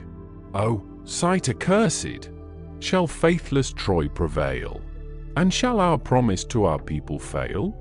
How vain the word to Menelaus given, by Jove's great daughter and the Queen of Heaven, beneath his arms that Priam's towers should fall, if warring gods forever guard the wall. Mars, red with slaughter, aids our hated foes. Haste, let us arm, and force with force oppose. She spoke, Minerva burns to meet the war, and now heaven's empress calls her blazing car. At her command rush forth the steeds divine, rich with immortal gold their trappings shine. Bright Hebe waits, by Hebe, ever young. The whirling wheels are to the chariot hung. On the bright axle turns the bidden wheel, of sounding brass, the polished axle steel. 8 brazen spokes in radiant order flame. The circle's gold, of uncorrupted frame, such as the heavens produce, and round the gold 2 brazen rings of work divine were rolled. The bossy naves of soled silver shone. Braces of gold suspend the moving throne. The car, Behind, an arching figure bore. The bending concave formed an arch before. Silver the beam, the extended yoke was gold, and golden reins the immortal coursers hold. Herself, impatient, to the ready car, the coursers joins, and breathes revenge and war. Pallas disrobes, her radiant veil untied, with flowers adorned, with art diversified. The labored veil her heavenly fingers wove, flows on the pavement of the court of Jove. Now heaven's dread arms her mighty limbs invest. Jove's cuirass blazes on her ample breast. Decked in sad triumph for the mournful field, o'er her broad shoulders hangs his horrid shield. Dire, black, tremendous, round the margin rolled, a fringe of serpents hissing guards the gold. Here all the terrors of grim war appear. Here rages force, here tremble flight and fear. Here stormed contention, and here fury frowned, and the dire orb portentous Gorgon crowned. The massy golden helm she next assumes, that dreadful nods with fur o'er shading plumes.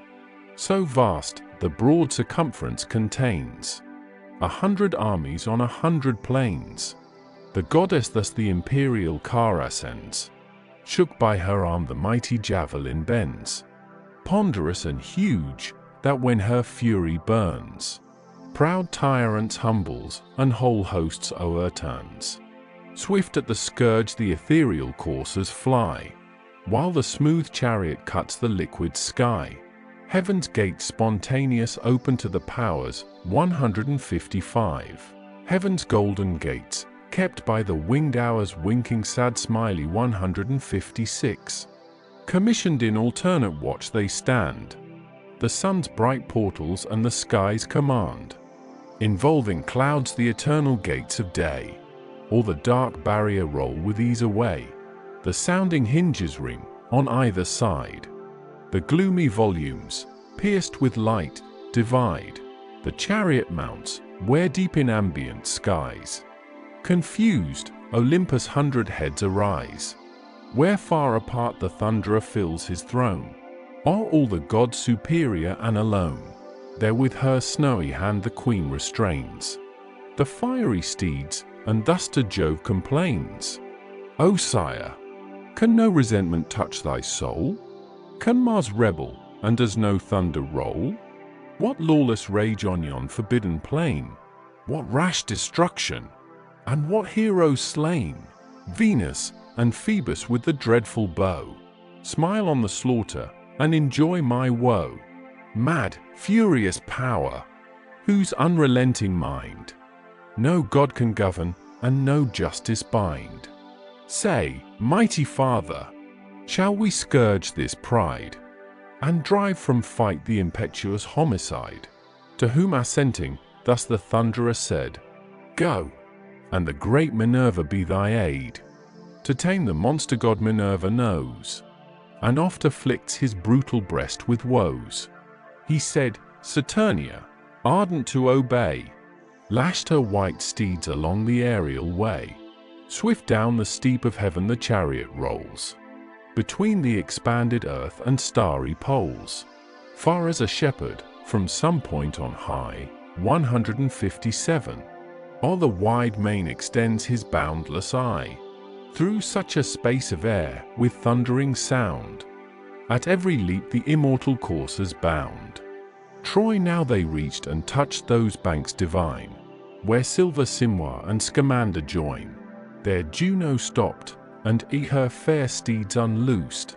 Of air condensed a vapor circumfused, for these, impregnate with celestial dew, on Simwa brink ambrosial herbage grew. Thence to relieve the fainting Argive throng, smooth as the sailing doves they glide along, the best and bravest of the Grecian band. A warlike circle round tie-dyed stand. Such was their look as lions bathed in blood, or foaming boars, the terror of the wood. Heaven's empress mingles with the mortal crowd, and shouts, in Stentor's sounding voice, aloud. Stentor the strong, endued with brazen lungs, 158. whose throats surpassed the force of 50 tongues. Inglorious Argives, to your race a shame, and only men in figure and in name. Once from the walls your timorous foes engaged, while fierce in war divine Achilles raged. Now issuing fearless they possess the plain, now win the shores, and scarce the seas remain. Her speech new fury to their hearts conveyed, while near Tydides stood the Athenian maid. The king beside his panting steed she found, o'erspent with toil reposing on the ground. To cool his glowing wound he sat apart, the wound inflicted by the Lycian dart. Large drops of sweat from all his limbs descend, beneath his ponderous shield his sinews bend, whose ample belt, that o'er his shoulder lay, he eased, and washed the clotted gore away. The goddess leaning o'er the bending yoke, beside his coursers, thus her silence broke. Degenerate prince, and not of Tydeus' kind, whose little body lodged a mighty mind, foremost he pressed in glorious toils to share, and scarce refrained when I forbade the war. Alone, unguarded, once he dared to go, and feast, encircled by the banned foe. There braved, and vanquished, many a hardy knight. Such nerves I gave him, and such force in fight, that too no less hast been my constant care. Thy hands I armed, and sent thee forth to war, but thee or fear deters, or sloth detains. No drop of all thy father warms thy veins. The chief thus answered, mild, immortal maid, I own thy presence, and confess thy aid. Not fear, thou knowest, withholds me from the plains, nor sloth hath seized me, but thy word restrains. From warring gods thou badest me turn my spear, and Venus only found resistance here. Hence, goddess, heedful of thy high commands, Lot I gave way, and warned our Argive bands. For Mars, the homicide, these eyes beheld, with slaughter red, and raging round the field. Then thus Minerva, brave Tydides, hear, not Mars himself, nor aught immortal, fear. Full on the god impel thy foaming horse. Pallas commands, and Pallas lends thee force. Rash, furious, blind, from these to those he flies, and every side of wavering combat tries. Large promise makes, and breaks the promise made. Now gives the Grecians, now the Trojans aid. 159. She said, and to the steeds approaching near, drew from his seat the martial charioteer.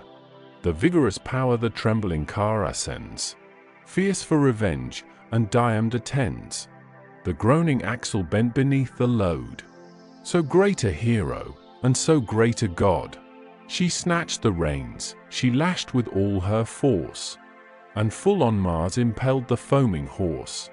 But first, to hide her heavenly visage, spread black Orcus' helmet o'er her radiant head. Illustration, diamed casting his spear at Mars. Just then gigantic Periphas lay slain, the strongest warrior of the Aetolian train. The god, who slew him, leaves his prostrate prize, stretched where he fell, and at Tydides flies. Now rushing fierce, in equal arms appear the daring Greek, the dreadful god of war. Full at the chief, above his courser's head, from Mars's arm the enormous weapon fled. Pallas opposed her hand, and caused to glance far from the car the strong immortal lance. Then through the force of Tydeus' warlike son, the javelin hissed, the goddess urged it on. Where the broad cincture girt his arm around, it pierced the god, his groin received the wound. From the rent skin the warrior tugs again.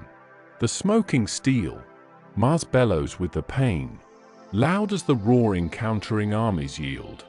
When shouting millions shake the thundering field, both armies start, and trembling gaze around, and earth and heaven rebellow to the sound, as vapors blown by Auster's sultry breath, pregnant with plagues, and shedding seeds of death.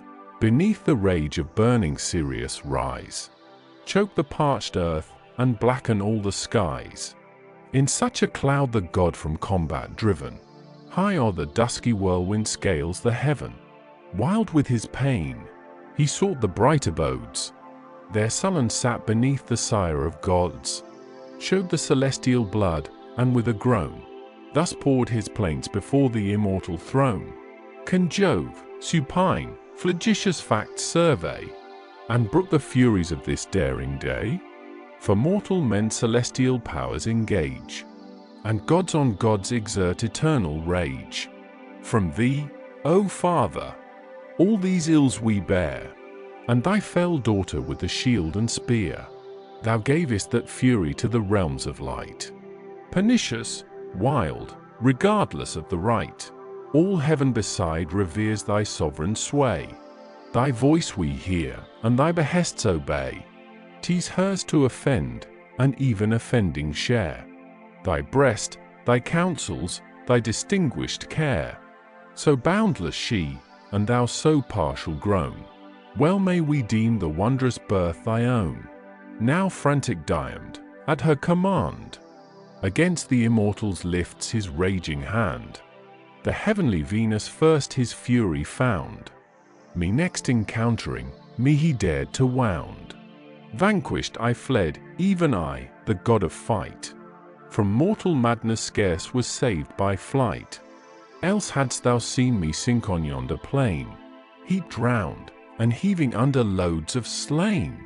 Or pierced with Grecian darts, for ages lie, condemned to pain, though fated not to die. Him thus upbraiding, with a wrathful look, the Lord of Thunders viewed, and stern bespoke. To me, perfidious, this lamenting strain? Of lawless force shall lawless Mars complain?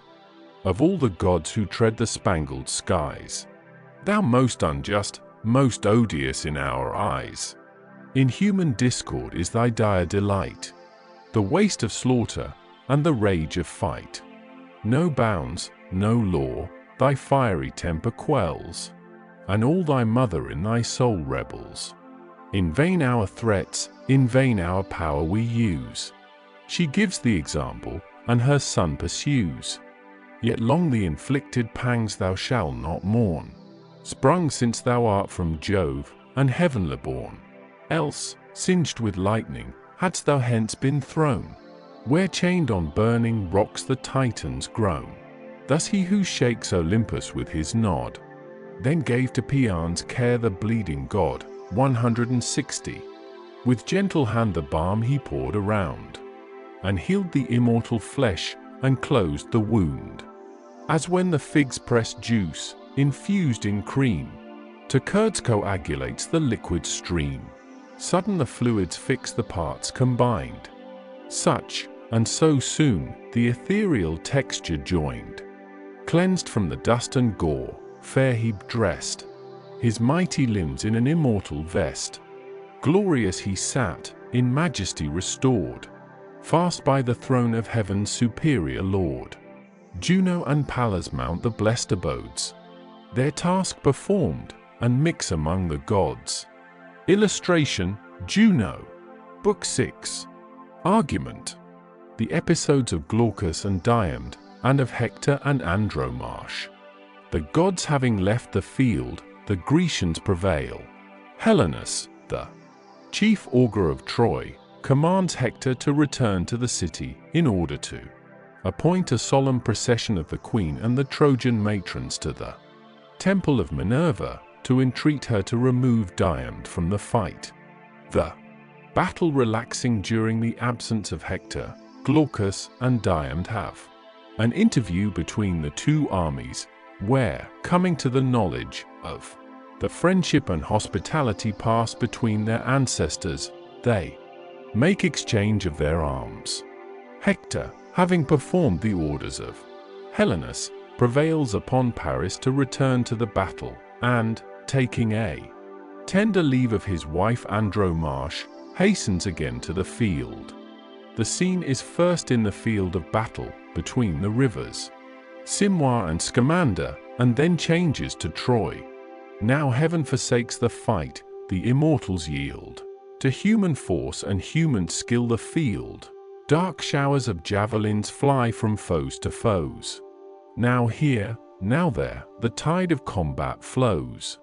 While Troy's famed streams, that bound the deathful plain, on either side run purple to the main. Great Ajax first to conquest led the way, broke the thick ranks, and turned the doubtful day. The Thracian Achaemes his falchion found, and hewed the enormous giant to the ground. His thundering armor deadly stroke impressed, where the black horsehair nodded o'er his crest.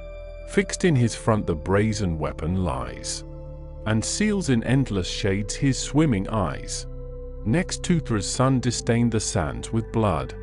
Axylus, hospitable, rich, and good, in fair Arisbe's walls, his native place, 161.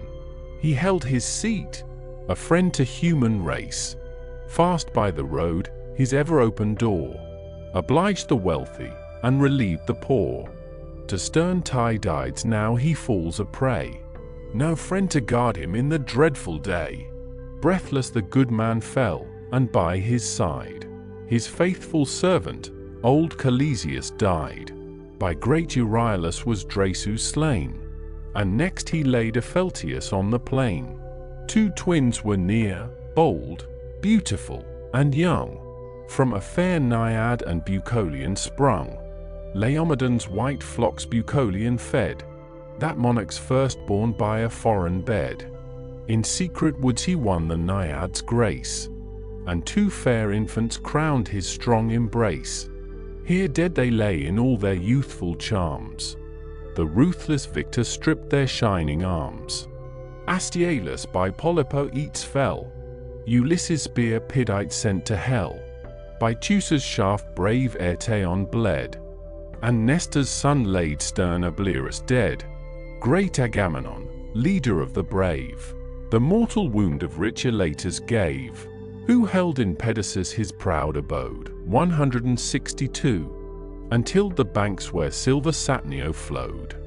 Melanthius by Eurypylus was slain, and Phylacus from Latus flies in vain. Unblessed Adrastus next at mercy lies, beneath the Spartan spear, a living prize. Scared with the din and tumult of the fight, his headlong steeds, precipitate in flight, rushed on a tamarisk's strong trunk, and broke the shattered chariot from the crooked yoke. Wide o'er the field, resistless as the wind, for Troy they fly, and leave their lord behind. Prone on his face he sinks beside the wheel, Atrides o'er him shakes his vengeful steel.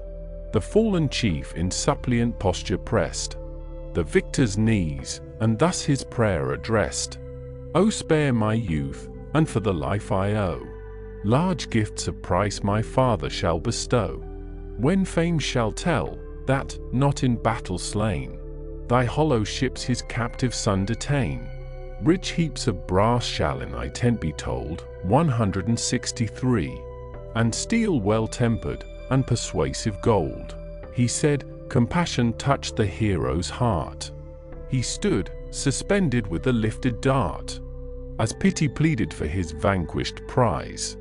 Stern Agamemnon swift to vengeance flies, and, furious, thus, O impotent of mind, 164. Shall these Atrides mercy find? Well hast thou known proud Troy's perfidious land, and well her natives merit at thy hand. Not one of all the race, nor sex, nor age, shall save a Trojan from our boundless rage. Ilion shall perish whole, and bury all her babes, her infants at the breast, shall fall winking sad smiley 165. A dreadful lesson of exampled fate, to warn the nations, and to curb the great. The monarch spoke, the words, with warmth addressed, to rigid justice steeled his brother's breast. Fierce from his knees the hapless chief he thrust, the monarch's javelin stretched him in the dust. Then pressing with his foot his panting heart, forth from the slain he tugged the reeking dart. Old Nestor saw, and roused the warrior's rage. Thus, heroes, thus the vigorous combat wage. No son of Mars descend for servile gains, to touch the booty while a foe remains. Behold yon glittering host, your future spoil. First gain the conquest, then reward the toil. And now had Greece eternal fame acquired, and frighted Troy within her walls retired. Had not sage Helenus her state redressed, taught by the gods that moved his sacred breast. Where Hector stood, with great Aeneas joined, the seer revealed the counsels of his mind. Ye generous chiefs, on whom the immortals lay the cares and glories of this doubtful day, on whom your aids, your country's hopes depend, wise to consult and active to defend, here, at our gates, your brave efforts unite. Turn back the routed, and forbid the flight, ere yet their wives' soft arms the cowards gain, the sport and insult of the hostile train, when your commands have heartened every band. Ourselves, here fixed, will make the dangerous stand, pressed as we are, and sore of former fight. These straits demand our last remains of might. Meanwhile thou, Hector, to the town retire, and teach our mother what the gods require. Direct the queen to lead the assembled train of Troy's chief matrons to Minerva's fane, winking sad smiley 166. Unbar the sacred gates, and seek the power, with offered vows, in Ilion's topmost tower. The largest mantle her rich wardrobes hold, most prized for art, and labored o'er with gold. Before the goddess honored knees be spread, and 12 young heifers to her altars led. If so the power, atoned by fervent prayer, our wives, our infants, and our city spare, and far avert Tydide's wasteful ire, that mows whole troops, and makes all Troy retire. Not thus Achilles taught our hosts to dread, sprung though he was from more than mortal bed. Not thus resistless ruled the stream of fight, in rage unbounded, and unmatched in might. Hector obedient heard, and, with a bound, leaped from his trembling chariot to the ground. Through all his host inspiring force he flies, and bids the thunder of the battle rise. With rage recruited the bold Trojans glow, and turn the tide of conflict on the foe. Fierce in the front he shakes 2 dazzling spears. All Greece recedes, and amidst her triumphs fears some god, they thought, who ruled the fate of wars, shot down avenging from the vault of stars. Then thus aloud, ye dauntless Dardans, hear, and you whom distant nations send to war, be mindful of the strength your fathers bore. Be still yourselves, and Hector asks no more. 1 hour demands me in the Trojan wall, to bid our altars flame and victims fall. Nor shall, I trust, the matrons holy train, and reverend elders seek the gods in vain. This said, with ample strides the hero passed, the shield's large orb behind his shoulder cast, his neck o'er shading, to his ankle hung, and as he marched the brazen buckler rung. Now paused the battle, godlike Hector gone, 167, where daring Glaucus and great Tydeus' son, between both armies met, the chiefs from far, observed each other, and had marked for war. Near as they drew, Tydides thus began, What art thou, boldest of the race of man? Our eyes till now that aspect ne'er beheld, where fame is reaped amid the embattled field. Yet far before the troops thou darest appear, and me to lance the fiercest heroes fear. Unhappy they, unborn of luckless sires, who tempt our fury when Minerva fires. But if from heaven, celestial, thou descend, know with immortals we no more contend. Not long Lycurgus viewed the golden light, that daring man who mixed with gods in fight. Bacchus, and Bacchus' votaries, he drove, with brandished steel, from Nyssa's sacred grove. Their consecrated spears lay scattered round, with curling vines and twisted ivy bound, while Bacchus headlong sought the briny flood, and Thetis' arms received the trembling god. Nor failed the crine the immortals' wrath to move, the immortals blessed with endless ease above winking smiley, deprived of sight by their avenging doom. Cheerless he breathed, and wandered in the gloom, then sunk unpitied to the dire abodes, a wretch accursed, and hated by the gods. I brave not heaven, but if the fruits of earth sustain thy life, and human be thy birth, bold as thou art, too prodigal of breath, approach, and enter the dark gates of death. What, or from whence I am, or who my sire? Replied the chief, can Tydeus' son inquire? Like leaves on trees the race of man is found, now green in youth, now withering on the ground. Another race the following spring supplies? They fall successive, and successive rise. So generations in their course decay, so flourish these, when those are passed away. But if thou still persist to search my birth, then hear a tale that fills the spacious earth. A city stands on Argos' utmost bound, Argos the fair, for warlike steeds renowned. Aeolian Sisyphus, with wisdom blessed, in ancient time the happy wall possessed. Then called Ephyre, Glaucus was his son. Great Glaucus, father of Bellerophon, who are the sons of men in beauty shined, loved for that valor which preserves mankind. Then mighty Pretus Argos' scepter swayed, whose hard commands Bellerophon obeyed. With direful jealousy the monarch raged, and the brave prince in numerous toils engaged. For him Antea burned with lawless flame, and strove to tempt him from the paths of fame. In vain she tempted the relentless youth, endued with wisdom, sacred fear, and truth. Fired at his scorn the queen to Pretus fled, and begged revenge for her insulted bed. Incensed he heard, resolving on his fate, but hospitable laws restrained his hate. To Lycia the devoted youth he sent, with tablets sealed, that told his dire intent. 168.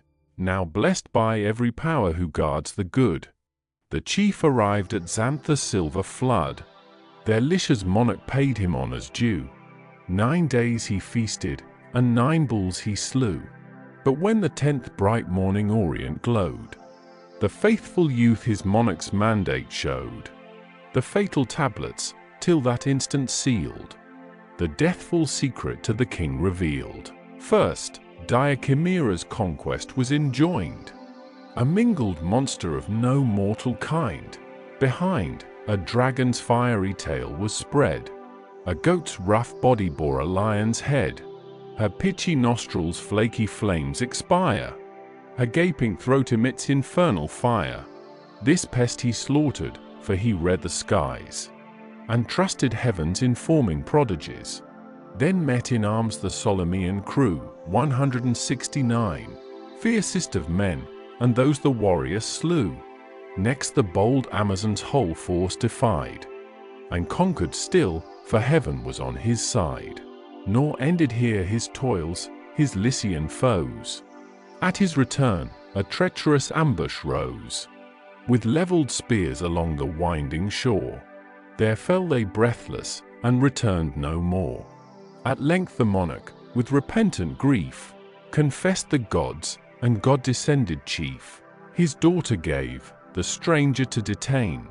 With half the honours of his ample reign, the Lycians grant a chosen space of ground, with woods, with vineyards, and with harvests crowned. There long the chief his happy lot possessed, with 2 brave sons and 1 fair daughter blessed. Fair in heavenly eyes, her fruitful love, crowned with Sarpedon's birth the embrace of Jove winking smiley.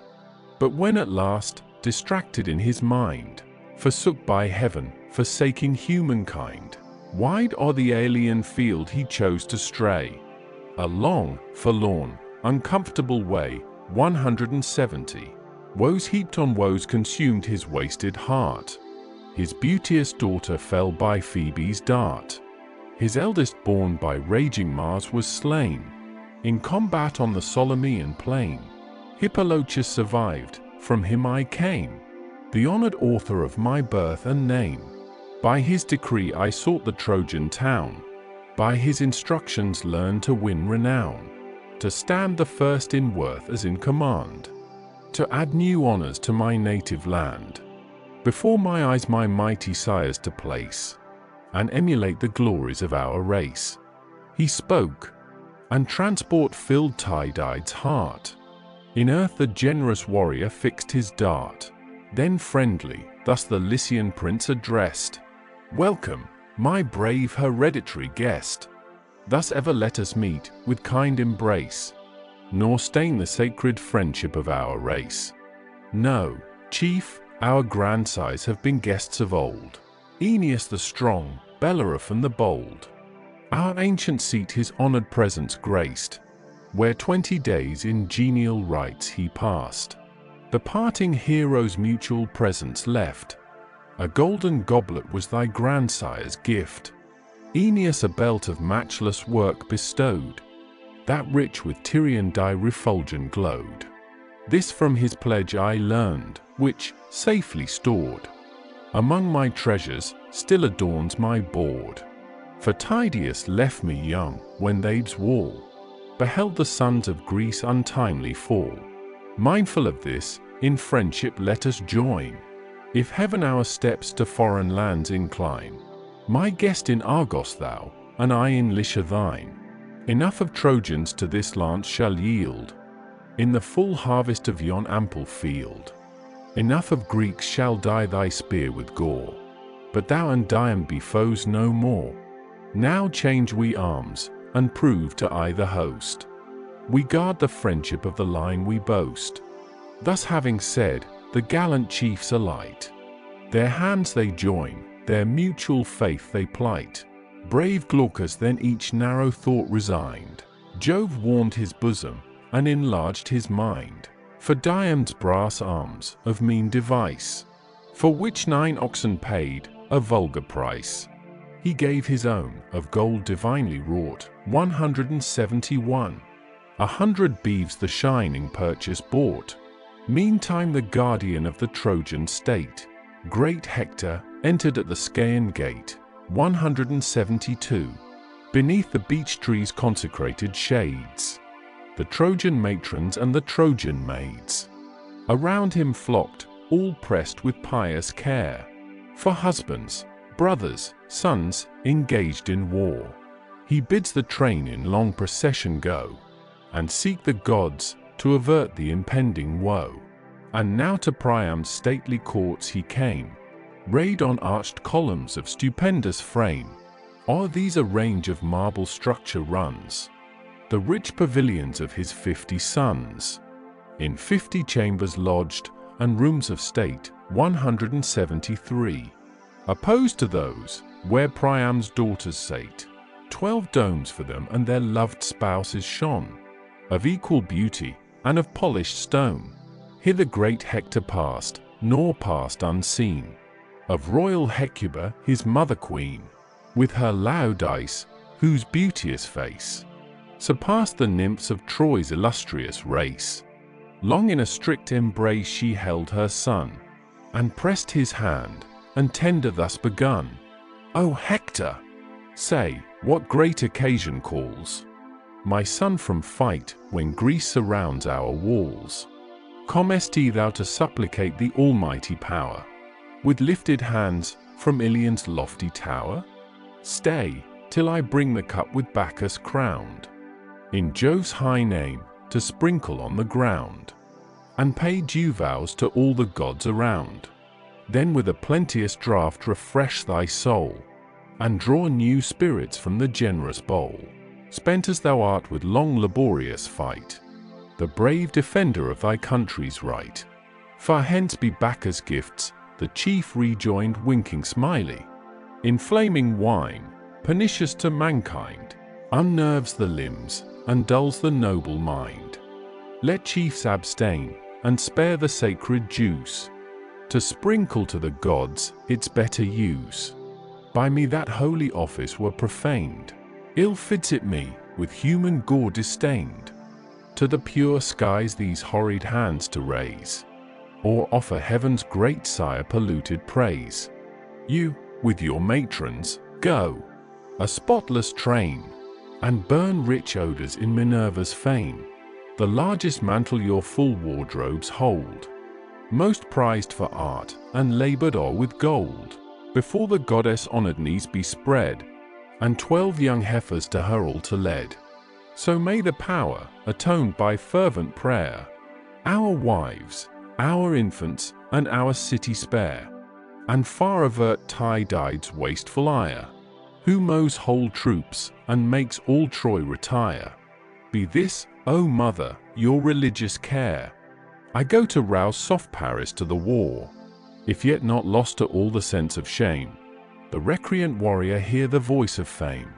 Oh, would kind earth the hateful wretch embrace, that pest of Troy, that ruin of our race. 174. Deep to the dark abyss might he descend, Troy yet should flourish, and my sorrows end. This heard, she gave command, and summoned came each noble matron and illustrious dame. The Phrygian queen to her rich wardrobe went, where treasured odors breathed a costly scent. There lay the vestures of no vulgar art, Sidonian maids embroidered every part, whom from soft Sidon youthful Paris bore, with Helen touching on the Tyrian shore.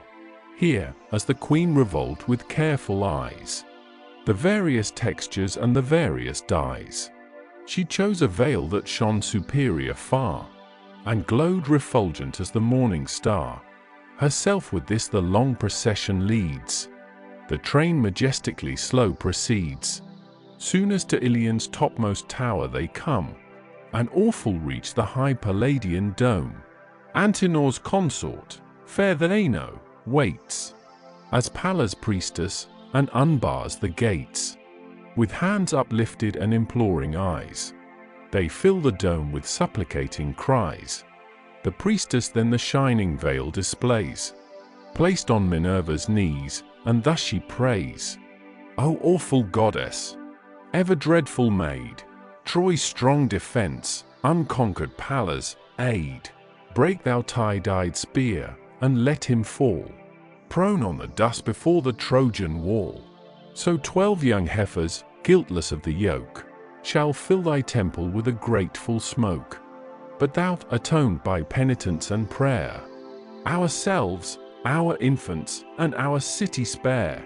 So prayed the priestess in her holy fane, so vowed the matrons, but they vowed in vain. While these appear before the power with prayers, Hector to Paris' lofty dome repairs. 175. Himself the mansion raised, from every part, assembling architects of matchless art. Near Priam's court and Hector's palace stands, the pompous structure, and the town commands.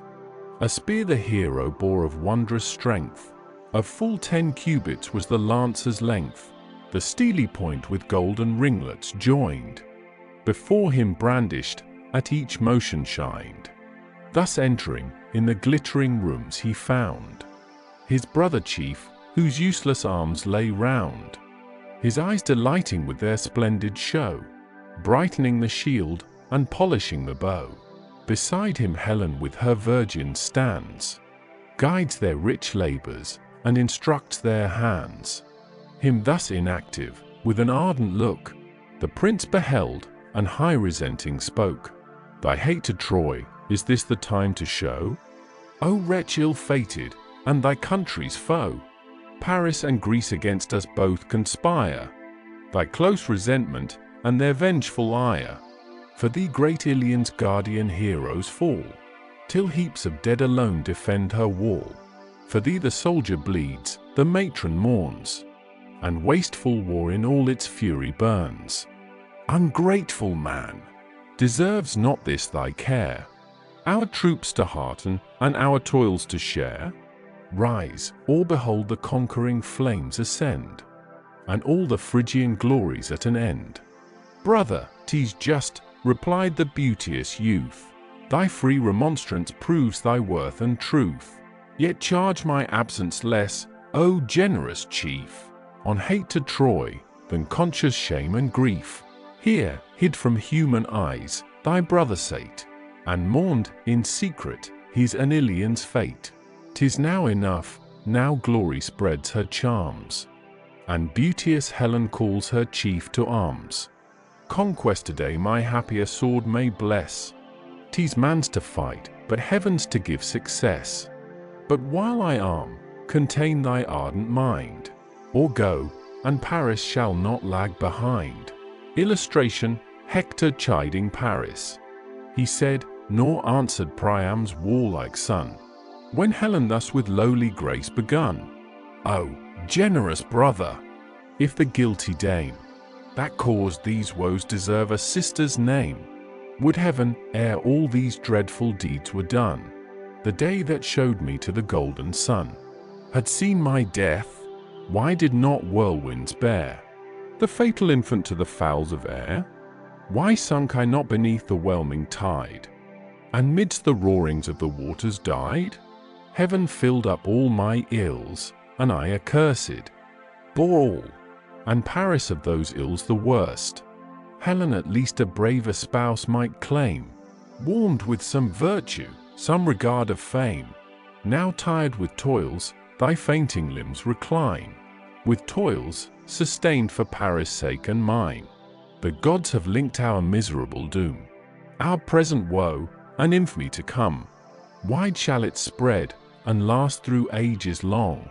Example sad, and theme of future song. The chief replied, this time forbids to rest. The Trojan bands, by hostile fury pressed, demand their Hector, and his arm require. The combat urges, and my soul's on fire. Urge thou thy knight to march where glory calls, and timely join me, ere I leave the walls, ere yet I mingle in the direful fray. My wife, my infant, claim a moment's stay. This day, perhaps the last that sees me here, demands a parting word, a tender tear. This day, some god who hates our Trojan land may vanquish Hector by a Grecian hand. He said, and passed with sad presaging heart, to seek his spouse, his soul's far dearer part. At home he sought her, but he sought in vain. She, with one maid of all her menial train, had hence retired, and with her second joy, the young Astyanax, the hope of Troy, pensive she stood on Iliad's towery height, beheld the war, and sickened at the sight. There her sad eyes in vain her lord explore, or weep the wounds her bleeding country bore. But he who found not whom his soul desired, whose virtue charmed him as her beauty fired, stood in the gates, and asked what way she bent. Her parting step? If to the fane she went, where late the mourning matrons made resort, or sought her sisters in the Trojan court. Not to the court, replied the attendant train, nor mixed with matrons to Minerva's fane. To Iliad's steepy tower she bent her way, to mark the fortunes of the doubtful day. Troy fled, she heard, before the Grecian sword. She heard, and trembled for her absent lord. Distracted with surprise, she seemed to fly, fear on her cheek, and sorrow in her eye. The nurse attended with her infant boy, the young Astyanax, the hope of Troy. Hector this heard, returned without delay. Swift through the town he trod his former way, through streets of palaces and walks of state, and met the mourner at the Scaean gate. With haste to meet him sprung the joyful fair, his blameless wife, Aetion's wealthy heir. Cilician they'd great Aetion swayed, and Hippoplacus wide extended shade. The nurse stood near, in whose embraces pressed, his only hope hung smiling at her breast, whom each soft charm and early grace adorn, fair as the newborn star that gilds the morn. To this loved infant Hector gave the name Scamandrius, from Scamander's honored stream. Astyanax the Trojans called the boy, from his great father, the defense of Troy. Silent the warrior smiled, and pleased resigned to tender passions all his mighty mind. His beauteous princess cast a mournful look, hung on his hand, and then dejected spoke. Her bosom labored with a boding sigh, and the big tear stood trembling in her eye. Illustration: the meeting of Hector and Andromache. Too daring, prince. Ah, whither dost thou run? Ah, too forgetful of thy wife and son. And thinkest thou not how wretched we shall be? A widow I, a helpless orphan he? For sure such courage length of life denies. And thou must fall, thy virtues sacrifice. Greece in her single hero strove in vain. Now hosts oppose thee, and thou must be slain. O grant me, gods, ere Hector meets his doom, all I can ask of heaven, an early tomb. So shall my days in one sad tenor run, and end with sorrows as they first begun. No parent now remains my griefs to share, no father's aid, no mother's tender care. The fierce Achilles wrapped our walls in fire, laid they waste, and slew my warlike sire. His fate compassion in the victor bred. Stern as he was, he yet revered the dead. His radiant arms preserved from hostile spoil, and laid him decent on the funeral pile. Then raised a mountain where his bones were burned. The mountain nymphs the rural tomb adorned. Jove's sylvan daughters bade their elms bestow a barren shade, and in his honor grow. By the same arm my 7 brave brothers fell, in one sad day beheld the gates of hell. While the fat herds and snowy flocks they fed, amid their fields the hapless heroes bled. My mother lived to wear the victor's bands, the queen of Hippoplacia's sylvan lands. Redeemed too late, she scarce beheld again her pleasing empire and her native plain, when oppressed by life-consuming woe, she fell a victim to Diana's bow. Yet while my Hector still survives, I see my father, mother, brethren, all in thee. Alas! My parents, brothers, kindred, all, once more will perish if my Hector fall. Thy wife, thy infant, in thy danger share. Oh, prove a husband's and a father's care. That quarter most the skillful Greeks annoy, where yon wild fig trees join the wall of Troy. Thou, from this tower defend the important post.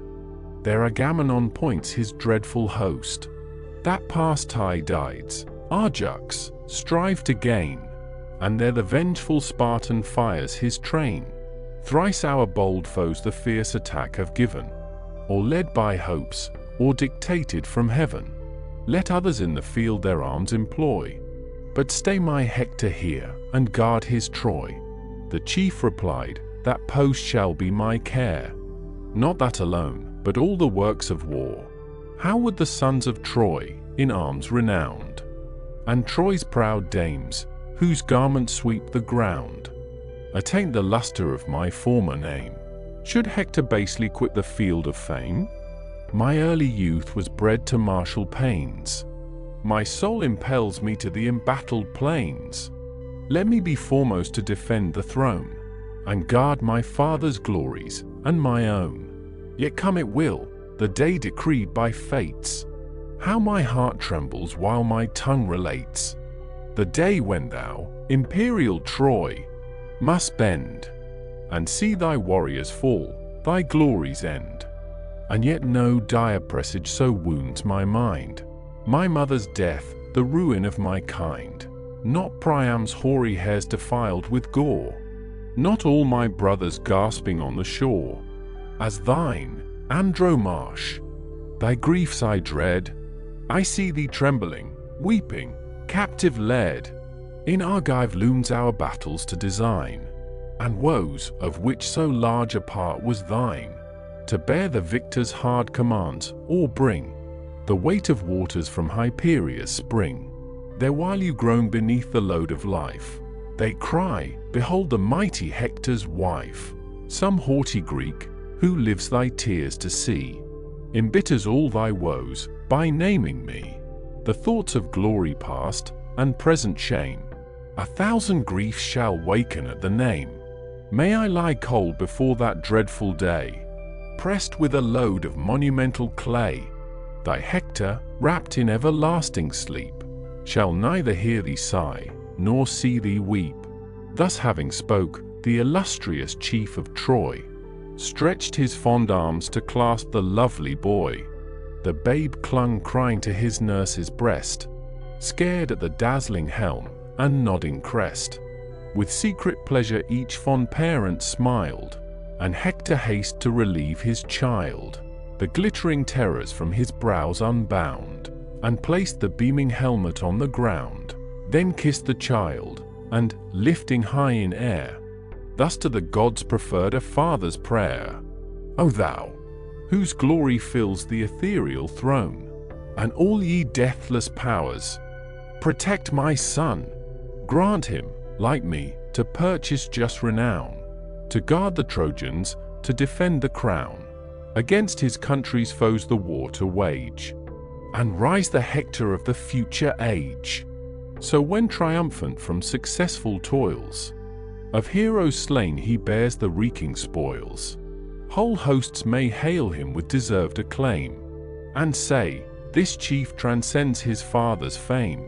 While pleased amidst the general shouts of Troy, his mother's conscious heart o'erflows with joy. He spoke, and fondly gazing on her charms, restored the pleasing burden to her arms. Soft on her fragrant breast the babe she laid, hushed to repose, and with a smile surveyed the troubled pleasure soon chastised by fear. She mingled with a smile a tender tear. The softened chief with kind compassion viewed, and dried the falling drops, and thus pursued, Andromache, my soul's far better part, why with untimely sorrows heaves thy heart? No hostile hand can antedate my doom, till fate condemns me to the silent tomb. Fixed is the term to all the race of earth, and such the hard condition of our birth. No force can then resist, no flight can save. All sink alike, the fearful and the brave. No more, but hasten to thy tasks at home. There guide the spindle, and direct the loom. Me glory summons to the martial scene. The field of combat is the sphere for men, where heroes war, the foremost place I claim, the first in danger as the first in fame. Thus having said, the glorious chief resumes his towery helmet, black with shading plumes. His princess parts with a prophetic sigh, unwilling parts, and oft reverts her eye, that streamed at every look, then, moving slow, sought her own palace, and indulged her woe. There, while her tears deplored the godlike man, through all her train the soft infection ran. The pious maids their mingled sorrows shed, and mourned the living Hector as the dead. But now, no longer deaf to honor's call, forth issues Paris from the palace wall, in brazen arms that cast a gleamy ray. Swift through the town the warrior bends his way. The wanton courser thus with reins unbound, 176, breaks from his stall and beats the trembling ground. Pampered and proud, he seeks the wonted tides, and laves, in height of blood, his shining sides. His head now freed, he tosses to the skies. His manner dishevelled o'er his shoulders flies. He snuffs the females in the distant plain, and springs, exulting, to his fields again, with equal triumph, sprightly, bold, and gay, in arms refulgent as the god of day. The son of Priam, glorying in his might, rushed forth with Hector to the fields of fight.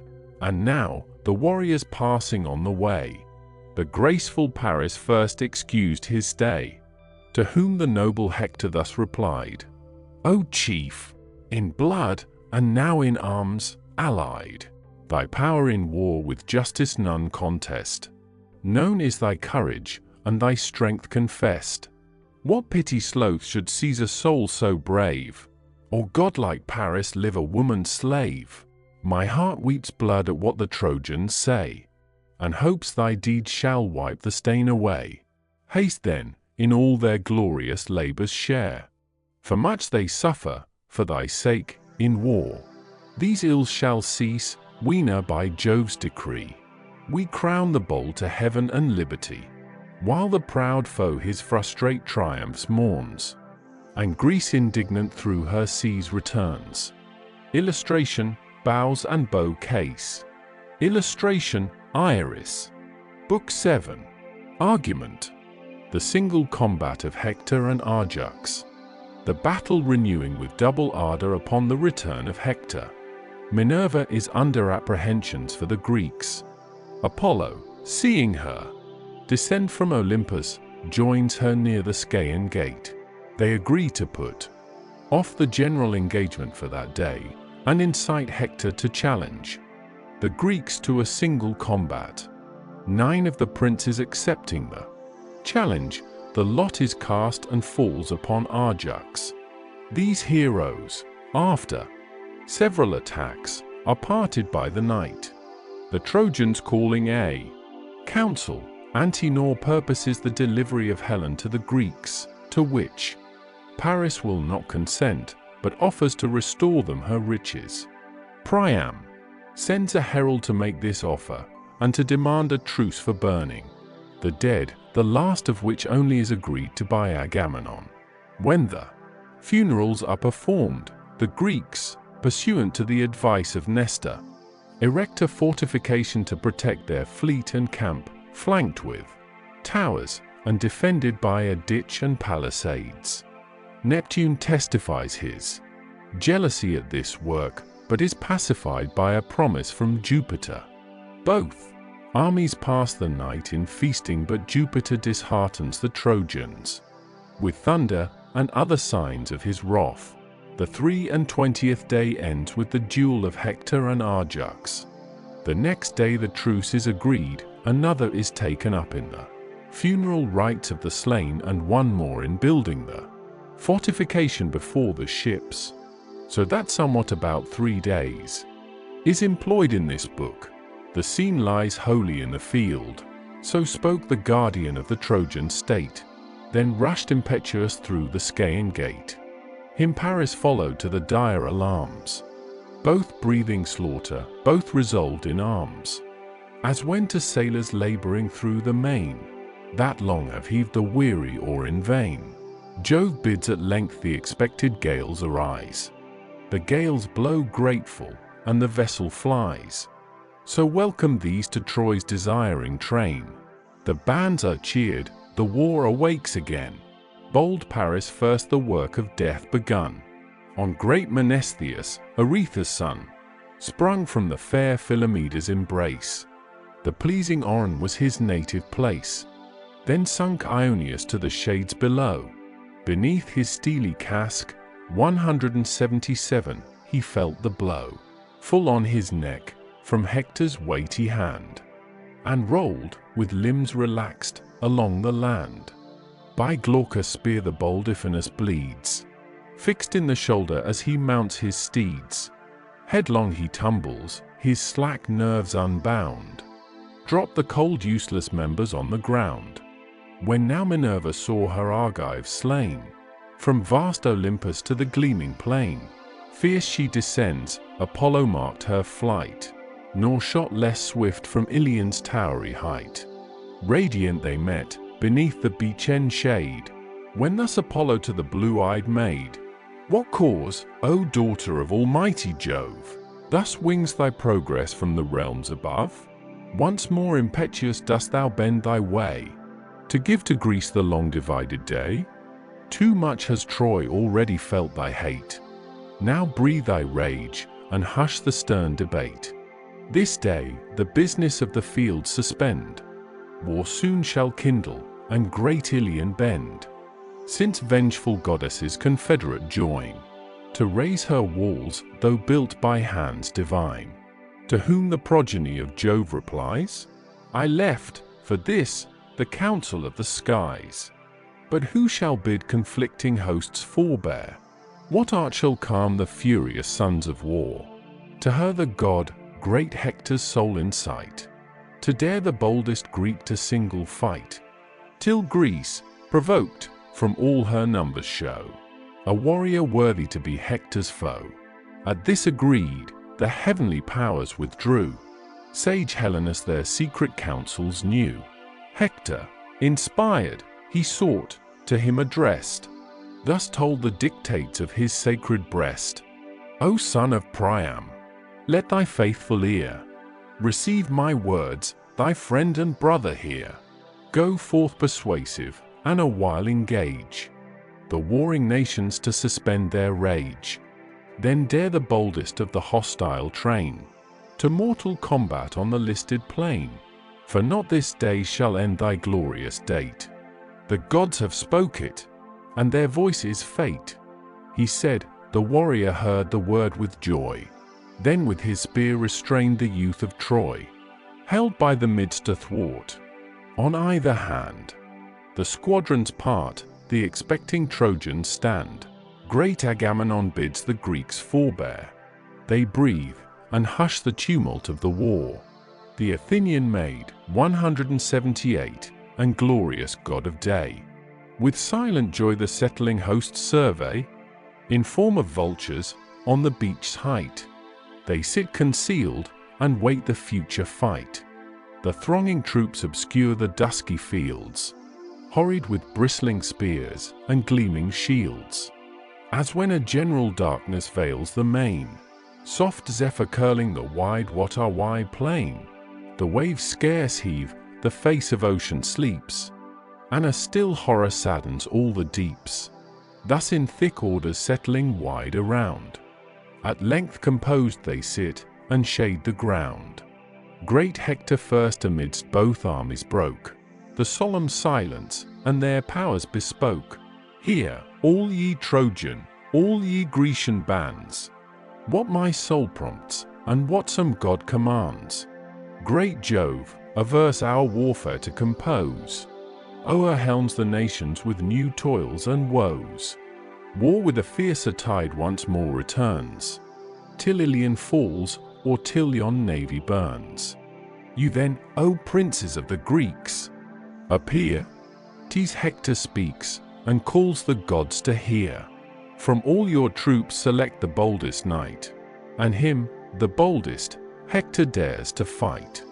Here if I fall, by chance of battle slain, be his my spoil, and his these arms remain. But let my body, to my friends returned, by Trojan hands and Trojan flames be burned. And if Apollo, in whose aid I trust, shall stretch your daring champion in the dust, if mine the glory to despoil the foe, on Phoebus' temple I'll his arms bestow. The breathless carcass to your navy sent, Greece on the shore shall raise a monument, which when some future mariner surveys, washed by broad Hellespont's resounding seas, thus shall he say, a valiant Greek lies there, by Hector slain, the mighty man of war. The stone shall tell your vanquished hero's name, and distant ages learn the victor's fame.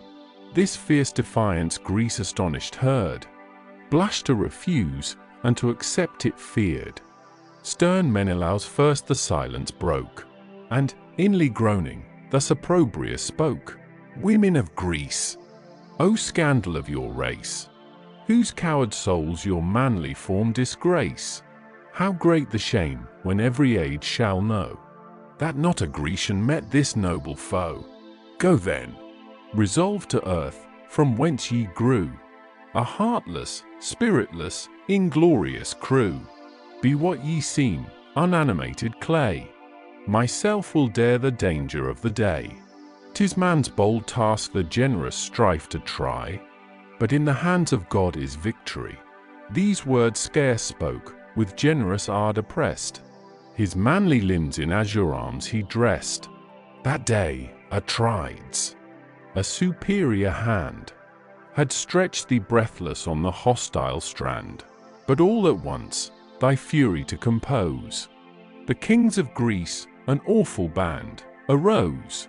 Even he their chief, great Agamemnon, pressed thy daring hand, and this advice addressed: Whither, O Menelaus, wouldst thou run, and tempt a fate which prudence bids thee shun? Grieved though thou art, forbear the rash design. Great Hector's arm is mightier far than thine. Even fierce Achilles learned its force to fear, and trembling met this dreadful son of war. Sit thou secure amidst thy social band. Greece in our cause shall arm some powerful hand. The mightiest warrior of the Achaean name, though bold and burning with desire of fame, content the doubtful honor might forego. So great the danger, and so brave the foe, he said, and turned his brother's vengeful mind. He stooped to reason, and his rage resigned, no longer bent to rush on certain harms. His joyful friends unbrace his azure arms, he from whose lips divine persuasion flows. Grave Nestor, then, in graceful act arose. Thus to the kings he spoke: What grief, what shame, attend on Greece, and all the Grecian name! How shall, alas, her hoary heroes mourn, their sons degenerate, and their race a scorn? What tears shall down thy silvery beard be rolled, O Peleus, old in arms, in wisdom old! Once with what joy the generous prince would hear of every chief who fought this glorious war, participate their fame, and pleased inquire each name, each action, and each hero's sire. Gods! Should he see our warriors trembling stand, and trembling all before one hostile hand, how would he lift his aged arms on high, lamenting glorious Greece, and beg to die? Oh, would to all the immortal powers above, Minerva, Phoebus, and almighty Jove, years might again roll back, my youth renew, and give this arm the spring which once it knew. When fierce in war, where Jordan's waters fall, I led my troops to fear's trembling wall, and with the Arcadian spears my prowess tried, where Celadon rolls down his rapid tide. 179. There Ereuthalion braved us in the field, proud Arethu's dreadful arms to wield. Great Arethus, known from shore to shore, by the huge, knotted, iron mace he bore. No lance he shook, nor bent the twanging bow, but broke, with this, the battle of the foe. Him not by manly force Lycurgus slew, whose guileful javelin from the thicket flew. Deep in a winding way his breast assailed, nor aught the warrior's thundering mace availed. Supine he fell, those arms which Mars before had given the vanquished, now the victor bore. But when old age had dimmed Lycurgus' eyes, to Ereuthalion he consigned the prize. Furious with this he crushed our level bands, and dared the trial of the strongest hands. Nor could the strongest hands his fury stay. All saw, and feared, his huge tempestuous sway, till I, the youngest of the host, appeared, and, youngest, met whom all our army feared. I fought the chief, my arms Minerva crowned. Prone fell the giant o'er a length of ground. What then I was, oh were your Nestor now! Not Hector's self should want an equal foe. But, warriors, you that youthful vigor boast, the flower of Greece, the examples of our host, sprung from such fathers, who such numbers sway, can you stand trembling, and desert the day? His warm reproofs the listening kings inflame, and nine, the noblest of the Grecian name, upstarted fierce, but far before the rest. The king of men advanced his dauntless breast. Then bold Tydides, great in arms, appeared, and next his bulk gigantic Arjux reared. Oileus followed, Idomen was there, 180, and Merion, dreadful as the god of war. With these Eurypylus and Thoas stand, and wise Ulysses closed the daring band. All these, alike inspired with noble rage, demand the fight, to whom the Pylian sage lest thirst of glory your brave souls divide. What chief shall combat, let the gods decide. Whom heaven shall choose, be his the chance to raise. His country's fame, his own immortal praise. The lots produced, each hero signs his own. Then in the general's helm the fates are thrown. 181. The people pray, with lifted eyes and hands, and vows like these ascend from all the bands. Grant, thou Almighty, in whose hand is fate, a worthy champion for the Grecian state. This task let Ajax or Tydides prove, or he, the king of kings, beloved by Jove. Old Nestor shook the casque, by heaven inspired, leaped forth the lot of every Greek desired. This from the right to left the herald bears, held out in order to the Grecian peers. Each to his rival yields the mark unknown, till godlike Ajax finds the lot his own, surveys the inscription with rejoicing eyes, then casts before him, and with transport cries, "Warriors, I claim the lot, and arm with joy. Be mine the conquest of this chief of Troy. Now while my brightest arms my limbs invest, to Saturn's son be all your vows addressed. But pray in secret, lest the foes should hear, and deem your prayers the mean effect of fear." Said I in secret? No, your vows declare, in such a voice as fills the earth and air. Lives there a chief whom Ajax ought to dread?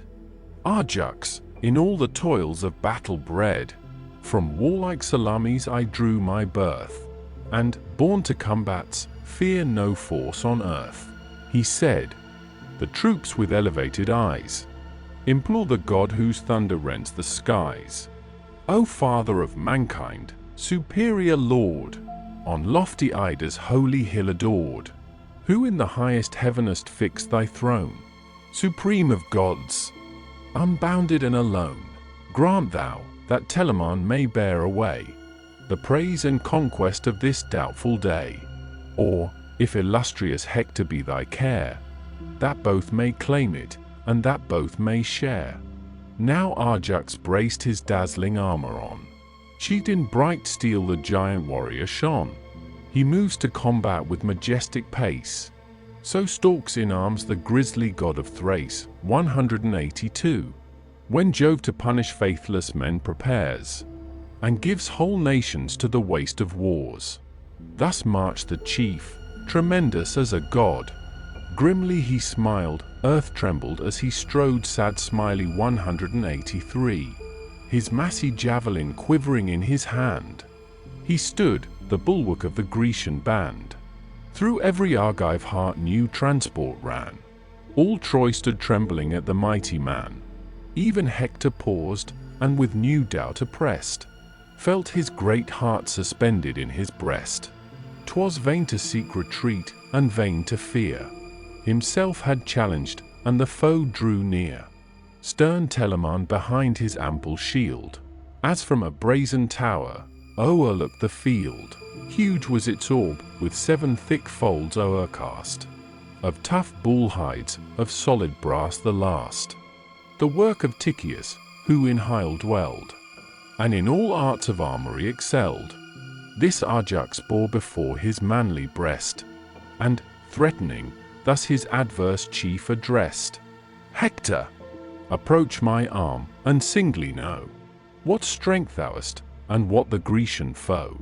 Achilles shuns the fight, yet some there are, not void of soul, and not unskilled in war. Let him, unactive on the sea-beat shore, indulge his wrath, and aid our arms no more. Whole troops of heroes Greece has yet to boast, and sends thee one, a sample of her host. Such as I am, I come to prove thy might. No more, be sudden, and begin the fight. O son of Telamon, thy country's pride." To Ajax thus the Trojan prince replied, "Me, as a boy, or woman, wouldst thou fright? New to the field, and trembling at the fight? Thou meetest a chief deserving of thy arms, to combat born, and bred amidst alarms. I know to shift my ground, remount the car, turn, charge, and answer every call of war. To right, to left, the dexterous lance I wield, and bear thick battle on my sounding shield. But open be our fight, and bold each blow. I steal no conquest from a noble foe, he said, and rising high above the field, whirled the long lance against the sevenfold shield, full on the brass descending from above. Through 6 bull hides the furious weapon drove, till in the 7th it fixed. Then Ajax through Hector's shield the forceful javelin flew. His corslet enters, and his garment rends, and glancing downwards, near his flank descends. The wary Trojan shrinks, and bending low, beneath his buckler, disappoints the blow. From their broad shields the chiefs their javelins drew, then close impetuous, and the charge renew, fierce as the mountain lions bathed in blood, or foaming boars, the terror of the wood. At Ajax, Hector his long lance extends, the blunted point against the buckler bends. But Ajax, watchful as his foe drew near, drove through the Trojan targe the knotty spear. It reached his neck, with matchless strength impelled, spouts the black gore, and dims his shining shield. Yet ceased not Hector thus, but stooping down, in his strong hand upheaved a flinty stone. Black, craggy, vast, to this his force he bends. Full on the brazen boss the stone descends. The hollow brass resounded with the shock.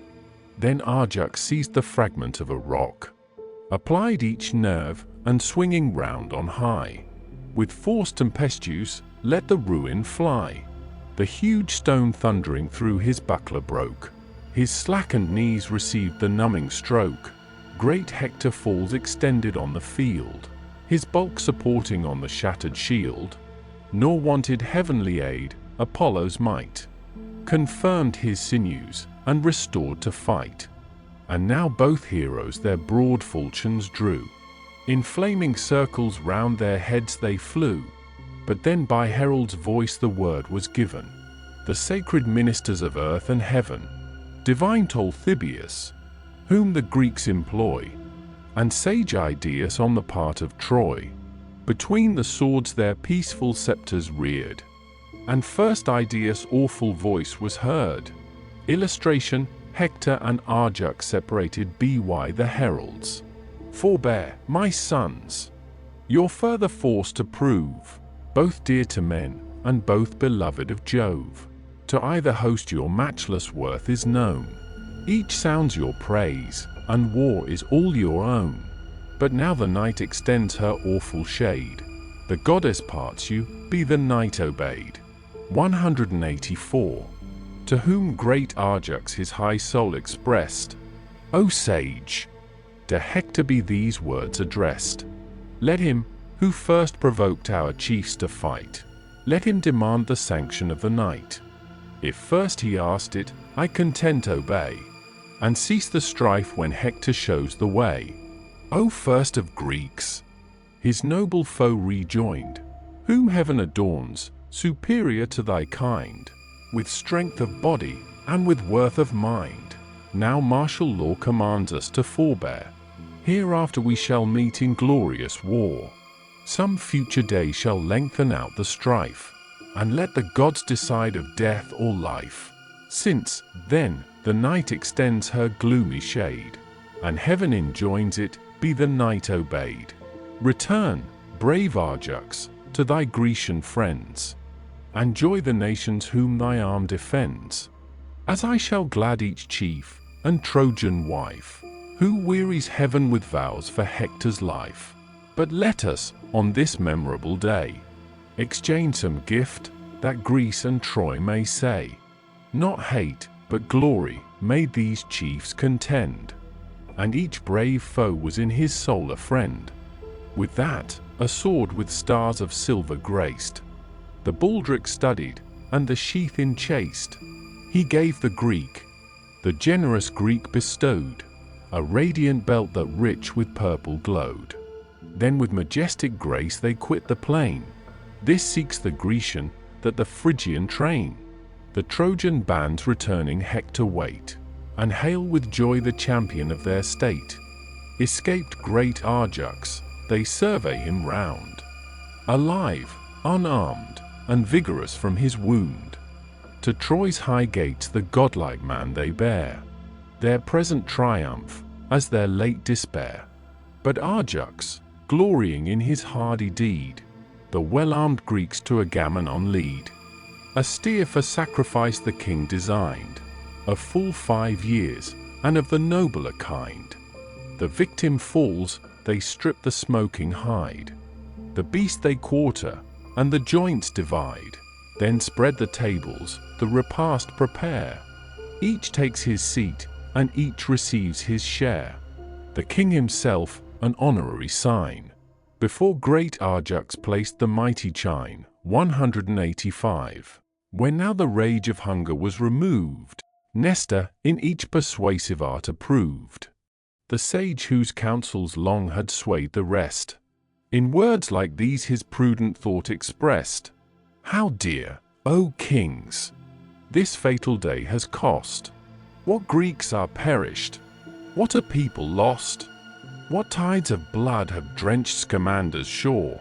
What crowds of heroes sunk to rise no more! Then hear me, chief, nor let the morrow's light awake thy squadrons to new toils of fight.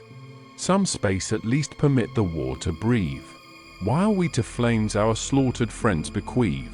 From the red field their scattered bodies bear, and neither flee to funeral structure rear, so decent urns their snowy bones may keep, and pious children o'er their ashes weep. Here, where on one promiscuous pile they blazed, high o'er them all a general tomb be raised. Next, to secure our camp and naval powers, raise an embattled wall with lofty towers. From space to space be ample gates around, for passing chariots, and a trench profound. So Greece to combat shall in safety go, nor fear the fierce incursions of the foe. 'Twas thus the sage his wholesome counsel moved. The sceptred kings of Greece his words approved. Meanwhile, convened at Priam's palace gate, the Trojan peers in nightly council sate. A senate void of order, as of choice. Their hearts were fearful, and confused their voice. Antenor, rising, thus demands their ear. Ye Trojans, Dardans, and Auxiliars, hear! 'Tis heaven the counsel of my breast inspires, and I but move what every god requires. Let Sparta's treasures be this hour restored, and Argive Helen own her ancient lord. The ties of faith, the sworn alliance, broke. Our impious battles the just gods provoke. As this advice ye practice, or reject, so hope success, or dread the dire effect. The senior spoke and sate, to whom replied the graceful husband of the Spartan bride. Cold counsels, Trojan, may become thy years, but sound ungrateful in a warrior's ears.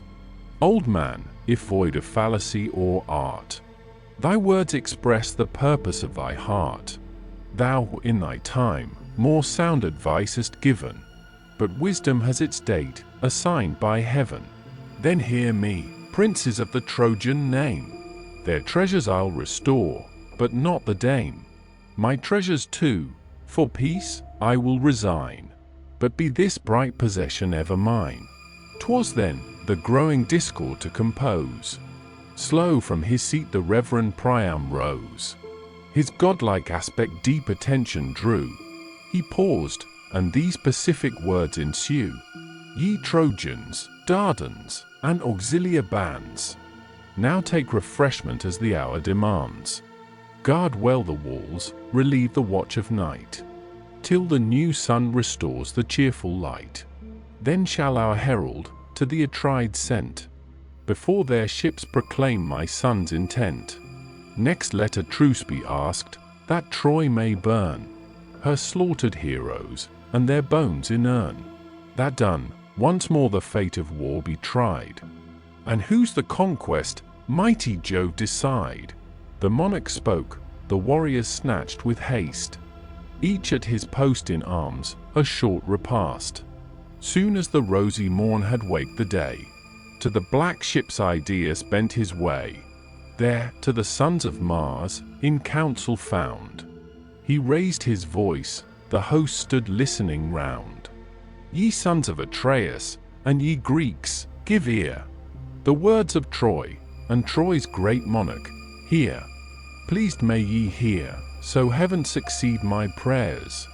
What Paris, author of the war, declares, the spoils and treasures he to Iliad bore. Oh, had he perished ere they touched our shore! He proffers injured Greece, with large increase of added Trojan wealth to buy the peace. But to restore the beauteous bride again, this Greece demands, and Troy requests in vain. Next, O ye chiefs, we ask a truce to burn our slaughtered heroes, and their bones inurn. That done, once more the fate of war be tried. And whose the conquest, mighty Jove decide. The Greeks gave ear, but none the silence broke. At length Tydides rose, and rising spoke. Oh, take not, friends, defrauded of your fame, their proffered wealth, nor even the Spartan dame. Let conquest make them ours, fate shakes their wall, and Troy already totters to her fall. The admiring chiefs, and all the Grecian name, with general shouts returned him loud acclaim. Then thus the King of Kings rejects the peace. Herald, in him thou hearest the voice of Greece. For what remains, let funeral flames be fed. With heroes' core, I war not with the dead. Go search your slaughtered chiefs on yonder plain, and gratify the manes of the slain. Be witness, Jove, whose thunder rolls on high, he said, and reared his scepter to the sky, to sacred Troy, where all her princes lay. To wait the event, the herald bent his way. He came, and standing in the midst, explained. The peace rejected, but the truce obtained. Straight to their several cares the Trojans move. Some search the plains, some fell the sounding grove. Nor less the Greeks, descending on the shore, hewed the green forests, and the bodies bore. And now from forth the chambers of the main, to shed his sacred light on earth again, arose the golden chariot of the day, and tipped the mountains with a purple ray. In mingled throngs the Greek and Trojan train, through heaps of carnage searched the mournful plain. Scarce could the friend his slaughtered friend explore, with dust dishonored, and deformed with gore. The wounds they washed, their pious tears they shed, and, laid along their cars, deplored the dead. Sage Priam checked their grief, with silent haste. The bodies decent on the piles were placed. With melting hearts the cold remains they burned, and, sadly slow, to sacred Troy returned. Nor less the Greeks their pious sorrows shed, and decent on the pile dispose the dead. The cold remains consume with equal care, and slowly, sadly, to their fleet repair. Now, ere the morn had streaked with reddening light, the doubtful confines of the day and night, about the dying flames the Greeks appeared, and round the pile a general tomb they reared. Then, to secure the camp and naval powers, they raised embattled walls with lofty towers sad smiley 186. From space to space were ample gates around, for passing chariots, and a trench profound, of large extent, and deep in earth below. Strong piles infixed stood adverse to the foe. So toiled the Greeks, meanwhile the gods above, in shining circle round their father Jove, amazed beheld the wondrous works of man. Then he, whose trident shakes the earth, began. What mortals henceforth shall our power adore? Our fanes frequent, our oracles implore. If the proud Grecians thus successful boast, their rising bulwarks on the sea-beat coast, see the long walls extending to the main, no god consulted, and no victims slain. their fame shall fill the world's remotest ends. Why does the morn her golden beam extends? While old Laomedon's divine abodes, those radiant structures raised by laboring gods, shall, raised and lost, in long oblivion sleep. Thus spoke the hoary monarch of the deep. The almighty thunderer with a frown replies, that clouds the world, and blackens half the skies. Strong god of ocean, thou, whose rage can make the solid earth's eternal basis shake, what cause of fear from mortal works could move? 187. The meanest subject of our realms above, where the sun's refulgent rays are cast, thy power is honored, and thy fame shall last. But yon proud work no future age shall view, no trace remain where once the glory grew. The sapped foundations by thy force shall fall, and, whelmed beneath the waves, drop the huge wall. Vast drifts of sand shall change the former shore, the ruin vanished, and the name no more. Thus they in heaven, while, o'er the Grecian train, the rolling sun descending to the main, beheld the finished work. Their bulls they slew, back from the tents the savory vapor flew, and now the fleet arrived from Lemnos strands. With Bacchus' blessings cheered the generous bands. Of fragrant wines the rich Eunaeus sent, a thousand measures to the royal tent. Eunaeus, whom Hypsipyle of yore, to Jason, shepherd of his people, bore. The rest they purchased at their proper cost, and well the plenteous freight supplied the host. Each, in exchange, proportioned treasures gave, winking sad smiley 188. Some, brass or iron, some, an ox, or slave. All night they feast, the Greek and Trojan powers, those on the fields, and these within their towers. But Jove averse the signs of wrath displayed, and shot red lightnings through the gloomy shade. Humbled they stood, pale horror seized on all, while the deep thunder shook the aerial hall. Each poured to Jove before the bowl was crowned, and large libations drenched the thirsty ground. Then late, refreshed with sleep from toils of fight, enjoyed the balmy blessings of the night. Illustration: Greek amphora, wine vessels. Book 8. Argument: the second battle, and the distress of the Greeks. Jupiter assembles a council of the deities, and threatens them with the pains of Tartarus if they assist either side. Minerva only obtains of him that she may direct the Greeks by her counsels. The armies join battle. Jupiter on Mount Ida weighs in his balances the fates of both, and affrights the Greeks with his thunders and lightnings. Nestor alone continues in the field in great danger. Diomed relieves him, whose exploits, and those of Hector, are excellently described. Juno endeavors to animate Neptune to the assistance of the Greeks, but in vain. The acts of Teucer, who is at length wounded by Hector, and carried off. Juno and Minerva prepare to aid the Grecians, but are restrained by Iris, sent from Jupiter. The night puts an end to the battle. Hector continues in the field, the Greeks being driven to their fortifications before the ships, and gives orders to keep the watch all night in the camp, to prevent the enemy from re-embarking and escaping by flight. They kindle fires through all the fields, and pass the night under arms. The time of 27 days is employed from the opening of the poem to the end of this book. The scene here, except of the celestial machines, he lies in the field towards the seashore. Aurora now, fair daughter of the dawn, sprinkled with rosy light the dewy lawn, when Jove convened the senate of the skies, where high Olympus' cloudy tops arise. The sire of gods his awful silence broke. The heavens attentive trembled as he spoke. Sad smiley 189. Celestial states, immortal gods, give ear, hear our decree, and reverence what ye hear. the fixed decree which not all heaven can move. Thou, fate, fulfill it, and, ye powers, approve. What god but enters yon forbidden field?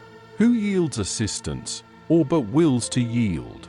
Back to the skies with shame he shall be driven, gashed with dishonest wounds, the scorn of heaven.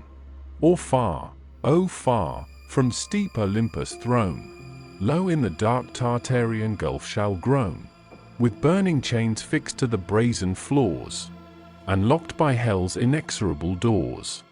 As deep beneath the infernal center hurled, 190, as from that center to the ethereal world. Let him who tempts me dread those dire abodes, and know, the Almighty is the God of gods. League all your forces, then, ye powers above, join all, and try the omnipotence of Jove. Let down our golden everlasting chain, 191, whose strong embrace holds heaven, and earth, and main. Strive all, of mortal and immortal birth, to drag, by this, the thunderer down to earth. Ye strive in vain. If I but stretch this hand, I heave the gods, the ocean, and the land. I fix the chain to great Olympus' height, and the vast world hangs trembling in my sight. For such I reign, unbounded and above, and such are men, and gods, compared to Jove. The Almighty spoke, nor durst the powers reply. A reverent horror silenced all the sky. Trembling they stood before their sovereign's look. At length his best beloved, the power of wisdom, spoke. O first and greatest God, by gods adored, we own thy might, our Father and our Lord. But, permit to pity human state, if not to help, at least lament their fate. From fields forbidden we submiss refrain, with arms unaiding mourn our Argives slain. Yet grant my counsel still their breasts may move, or all must perish in the wrath of Jove. The cloud-compelling god her suit approved, and smiled superior on his best beloved, then called his coursers, and his chariot took. The steadfast firmament beneath them shook, wrapped by the ethereal steeds the chariot rolled. Brass were their hoofs, their curling manes of gold. Of heaven's undrossy gold the gods' array, refulgent, flashed intolerable day. High on the throne he shines, his coursers fly, between the extended earth and starry sky. But when to Ida's topmost height he came, fair nurse of fountains and of savage game, where o'er her pointed summits proudly raised, his fane breathed odors, and his altar blazed. There, from his radiant car, the sacred sire of gods and men released the steeds of fire. Blue ambient mists the immortal steeds embraced. High on the cloudy point his seat he placed. Thence his broad eye the subject world surveys, the town, and tents, and navigable seas. Now had the Grecians snatched a short repast, and buckled on their shining arms with haste. Troy roused as soon, for on this dreadful day, the fate of fathers, wives, and infants lay. The gates unfolding pour forth all their train. Squadrons on squadrons cloud the dusky plain. Men, steeds, and chariots shake the trembling ground. The tumult thickens, and the skies resound. And now with shouts the shocking armies closed. To lances lances, shields to shields opposed. Host against host with shadowy legends drew. The sounding darts in iron tempests flew. Victors and vanquished join promiscuous cries. Triumphant shouts and dying groans arise. With streaming blood the slippery fields are dyed, and slaughtered heroes swell the dreadful tide. Long as the morning beams, increasing bright, o'er heaven's clear azure spread the sacred light. Commutual death the fate of war confounds, each adverse battle gored with equal wounds. But when the sun the height of heaven ascends, the sire of gods his golden scales suspends. 192. With equal hand, in these explored the fate of Greece and Troy, and poised the mighty weight. Pressed with its load, the Grecian balance lies. Low sunk on earth, the Trojan strikes the skies. Then Jove from Ida's top his horrors spreads. The clouds burst dreadful o'er the Grecian heads. Thick lightnings flash, the muttering thunder rolls. Their strength he withers, and unmans their souls. Before his wrath the trembling hosts retire, the gods in terrors, and the skies on fire. Nor great Idomeneus that sight could bear, nor each stern Ajax, thunderbolts of war. Nor he, the king of war, the alarm sustained. Nestor alone, amidst the storm remained. Unwilling he remained, for Paris' dart had pierced his courser in a mortal part, fixed in the forehead, where the springing manet curled o'er the brow, it stung him to the brain. Mad with his anguish, he begins to rear, paw with his hoofs aloft, and lash the air. Scarce had his falchion cut the reins, and freed the encumbered chariot from the dying steed, when dreadful Hector, thundering through the war, poured to the tumult on his whirling car. That day had stretched beneath his matchless hand the hoary monarch of the Pylian band. But Dian beheld from forth the crowd. He rushed, and on Ulysses called aloud. Whither, oh whither does Ulysses run? Oh, flight unworthy great let son! Mixed with the vulgar shall thy fate be found. Pierced in the back, a vile, dishonest wound? O turn and save from Hector's direful rage the glory of the Greeks, the Pylian sage. His fruitless words are lost unheard in air. Ulysses seeks the ships, and shelters there. But bold Tydides to the rescue goes, a single warrior midst a host of foes. Before the coursers with a sudden spring, he leaped, and anxious thus bespoke the king. Great perils, father! Wait the unequal fight. These younger champions will oppress thy might. Thy veins no more with ancient vigor glow. Weak is thy servant, and thy coursers slow. Then haste, ascend my seat, and from the car observe the steeds of Tros, renowned in war, practiced alike to turn, to stop, to chase, to dare the fight, or urge the rapid race. These late obeyed Aeneas' guiding rein. Leave thou thy chariot to our faithful train. With these against yon Trojans will we go, nor shall great Hector want an equal foe. Fierce as he is, even he may learn to fear the thirsty fury of my flying spear.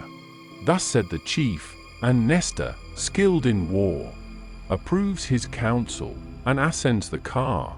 The steeds he left, their trusty servants hold, Eurymedon and Sthenelus the bold. The reverend charioteer directs the course, and strains his aged arm to lash the horse. Hector they face, unknowing how to fear. Fierce he drove on. Tydides whirled his spear.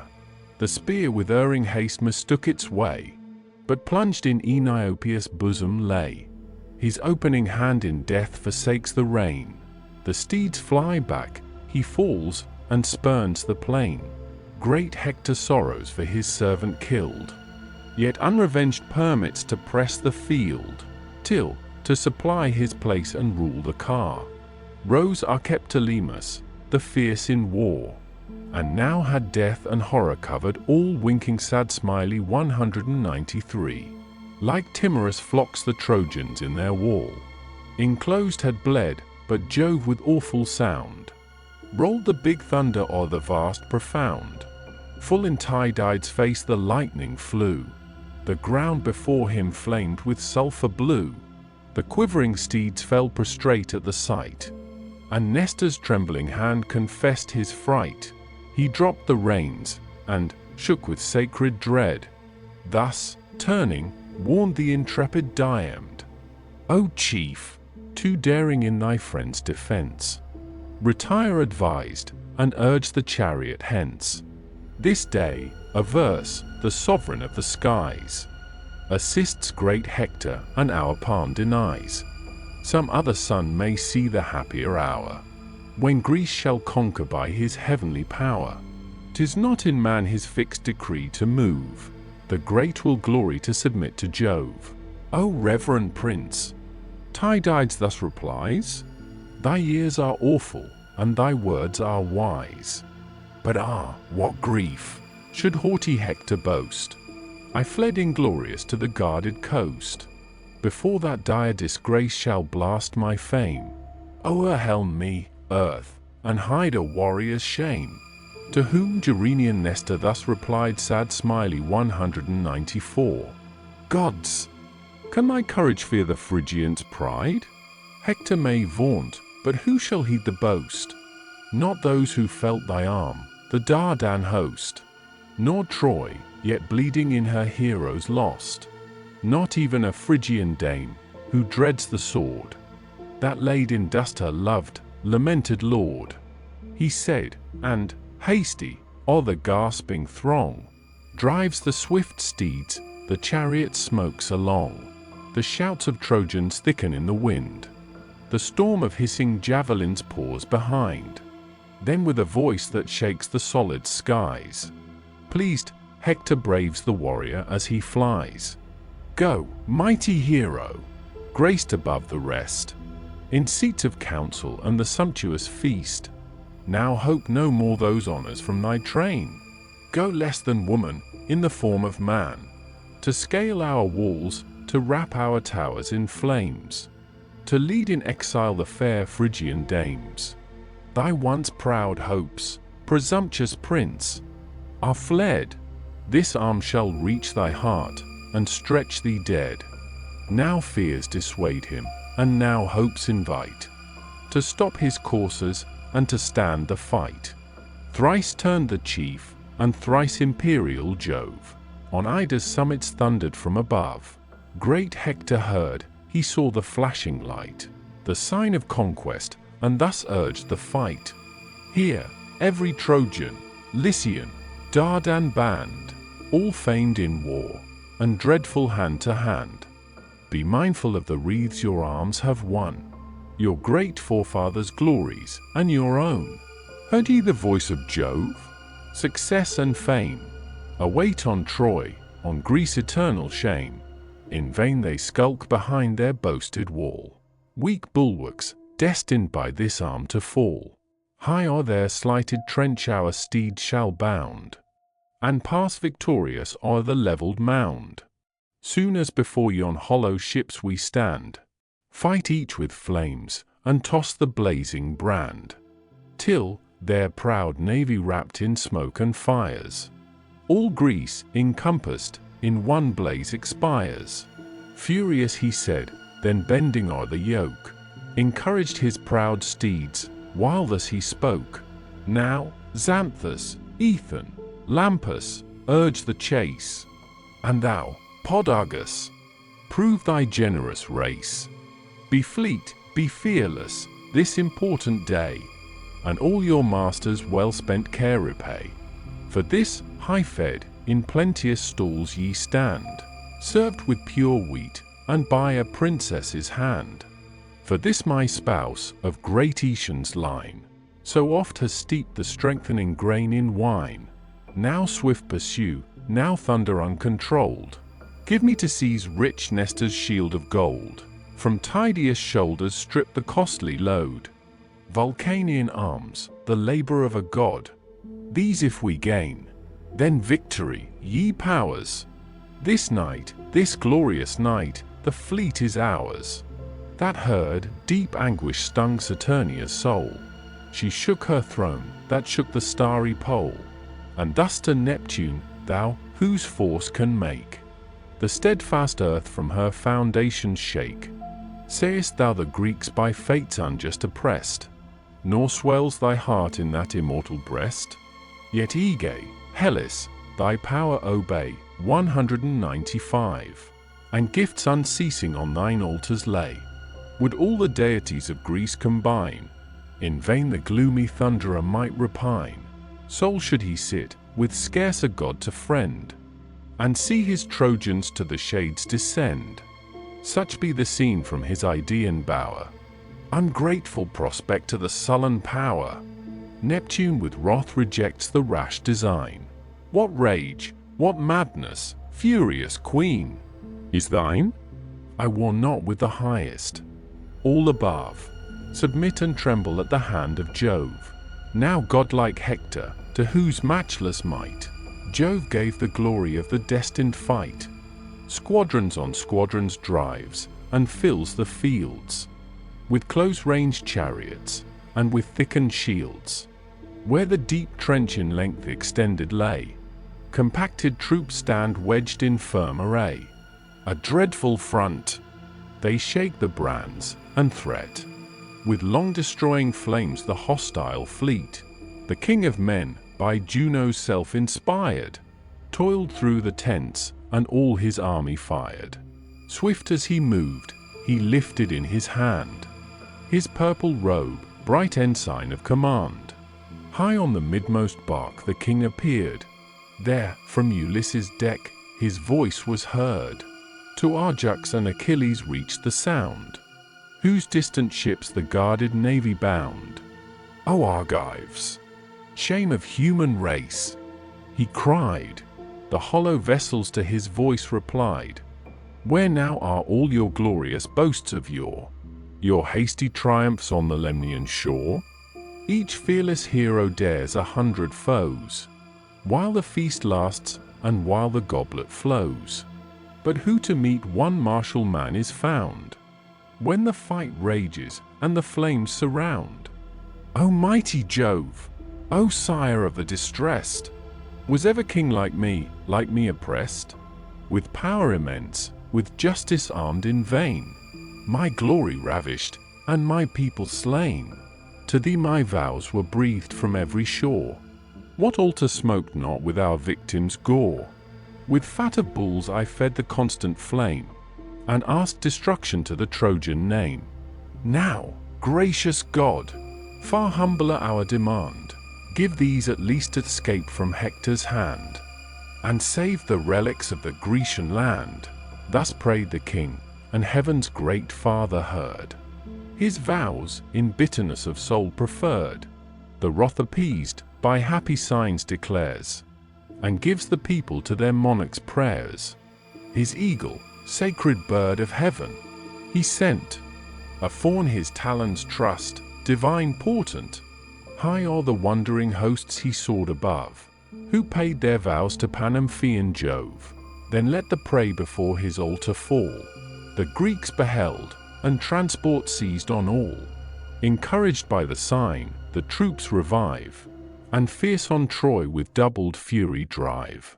Tydides first, of all the Grecian force, o'er the broad ditch impelled his foaming horse, pierced the deep ranks, their strongest battle tore, and dyed his javelin red with Trojan gore. Young Agelaus, Phradmon was his sire, with flying coursers shunned his dreadful ire. Struck through the back, the Phrygian fell oppressed. The dart drove on, and issued at his breast. Headlong he quits the car, his arms resound. His ponderous buckler thunders on the ground. Forth rush a tide of Greeks, the passage freed. The Atridae first, the Ajaces next succeed. Meriones, like Mars in arms renowned, and godlike Idomen, now past the mound. Evaemon's son next issues to the foe, and last young Teucer with his bended bow, secure behind the Telamonian shield. The skillful archer wide surveyed the field, with every shaft some hostile victim slew, then close beneath the sevenfold orb withdrew. The conscious infant so, when fear alarms, retires for safety to the mother's arms. Thus Ajax guards his brother in the field, moves as he moves, and turns the shining shield. Who first by Teucer's mortal arrows bled? Orsilochus, then fell Ormenus dead. The godlike Lycophon next pressed the plain, with Chromius, Dator, Arphalestes slain. Bold Hamopaon breathless sunk to ground. The bloody pile great Melanippus crowned. Heaps fell on heaps, sad trophies of his art. a Trojan ghost attending every dart. Great Agamemnon views with joyful eye. The ranks grow thinner as his arrows fly. "O youth forever dear," the monarch cried, "thus, always thus, thy early worth be tried. Thy brave example shall retrieve our host. Thy country's saviour, and thy father's boast, sprung from an alien's bed thy sire to grace, the vigorous offspring of a stolen embrace. Proud of his boy, he owned the generous flame, and the brave son repays his cares with fame. Now hear a monarch's vow, if heaven's high powers give me to raise Troy's long defended towers. Whatever treasures Greece for me design, the next rich honorary gift be thine. Some golden tripod, or distinguished car, with coursers dreadful in the ranks of war. Or some fair captive, whom thy eyes approve, shall recompense the warrior's toils with love. To this the chief, with praise the rest inspire, nor urge a soul already filled with fire. What strength I have, be now in battle tried, till every shaft in Phrygian blood be dyed. Since rallying from our wall we forced the foe, still aimed at Hector have I bent my bow. 8 forky arrows from this hand have fled, and 8 bold heroes by their points lie dead. But sure some god denies me to destroy this fury of the field, this dog of Troy. He said, and twanged the string. The weapon flies at Hector's breast, and sings along the skies. He missed the mark, but pierced Gorgithio's heart, and drenched in royal blood the thirsty dart. Fair Castianira, nymph of form divine, this offspring added to King Priam's line. As full-blown poppies, overcharged with rain, 196, decline the head, and drooping kiss the plain. So sinks the youth, his beauteous head, depressed. Beneath his helmet, drops upon his breast. Another shaft the raging archer drew. That other shaft with erring fury flew. From Hector, Phoebus turned the flying wound, yet fell not dry or guiltless to the ground. Thy breast, brave Archeptolemus, it tore, and dipped its feathers in no vulgar gore. Headlong he falls, his sudden fall alarms the steeds, that startle at his sounding arms. Hector with grief his charioteer beheld, all pale and breathless on the sanguine field. Then bids Cebriones direct the rein, quits his bright car, and issues on the plain. Dreadful he shouts, from earth a stone he took, and rushed on Teucer with the lifted rock. The youth already strained the forceful yew, the shaft already to his shoulder drew. The feather in his hand, just winged for flight, touched where the neck and hollow chest unite. There, where the juncture knits the channel bone, the furious chief discharged the craggy stone. The bowstring burst beneath the ponderous blow, and his numbed hand dismissed his useless bow. He fell, but Ajax his broad shield displayed, and screened his brother with the mighty shade, till great Alastor and Mecistheus bore the battered archer groaning to the shore. Troy yet found grace before the Olympian sire. He armed their hands, and filled their breasts with fire. The Greeks repulsed, retreat behind their wall, or in the trench on heaps confusedly fall.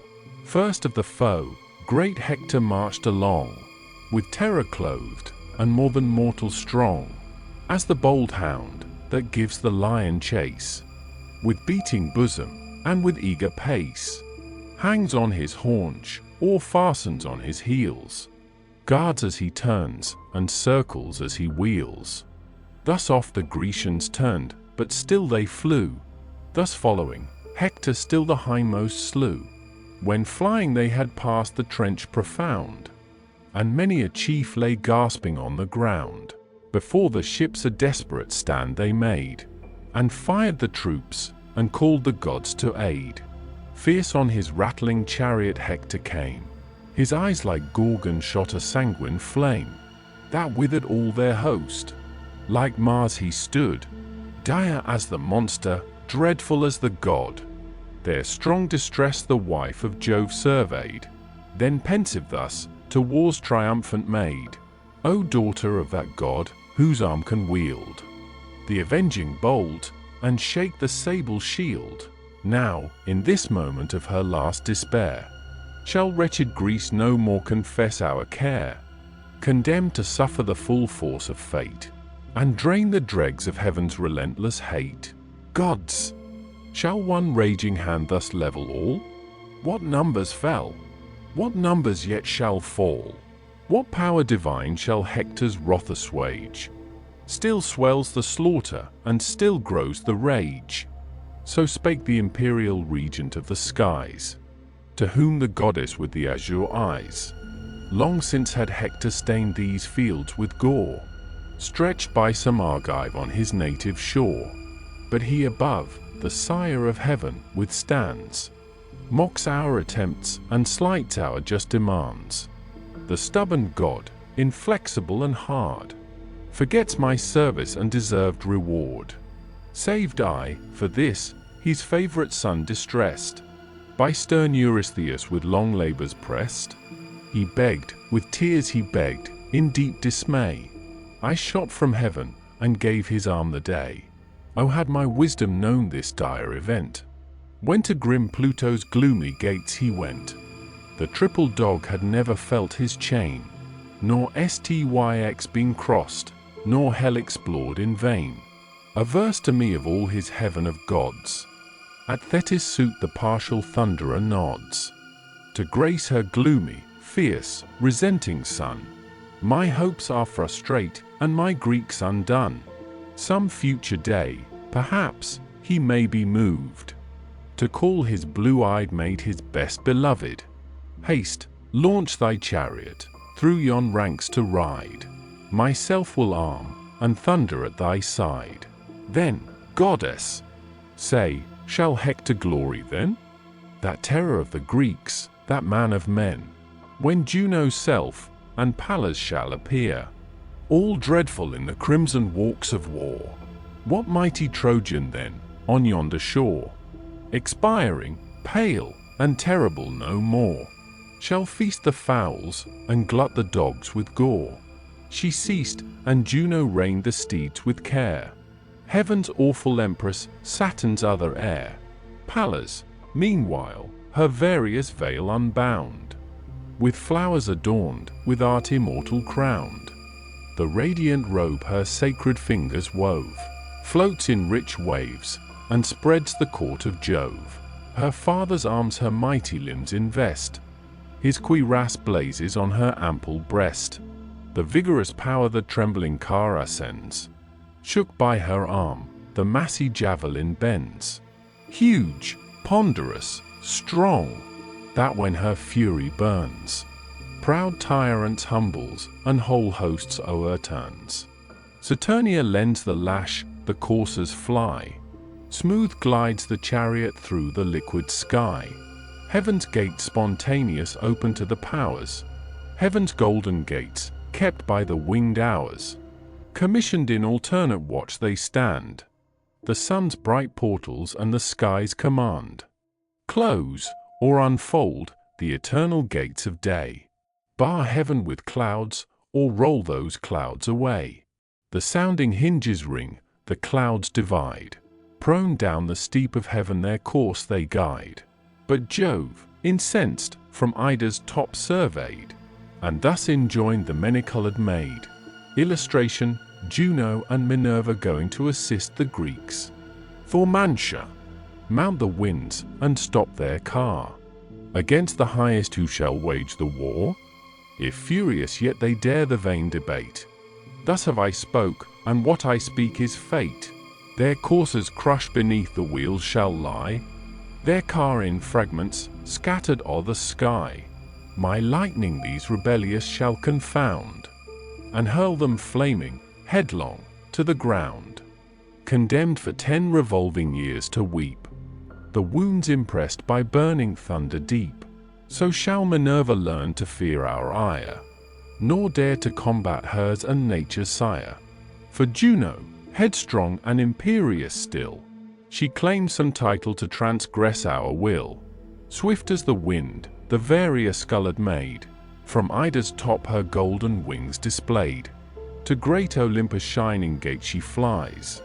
There meets the chariot rushing down the skies, restrains their progress from the bright abodes, and speaks the mandate of the sire of gods. What frenzy, goddesses! What rage can move celestial minds to tempt the wrath of Jove? Desist, obedient to his high command. This is his word, and know his word shall stand. His lightning your rebellion shall confound, and hurl ye headlong, flaming, to the ground. Your horses crushed beneath the wheels shall lie, your car in fragments scattered o'er the sky. Yourselves condemn 10 rolling years to weep, the wounds impressed by burning thunder deep. So shall Minerva learn to fear his ire, nor dare to combat hers and nature's sire. For Juno, headstrong and imperious still, she claims some title to transgress his will. But thee, what desperate insolence has driven to lift thy lance against the King of Heaven? Then, mounting on the pinions of the wind, she flew, and Juno thus her rage resigned.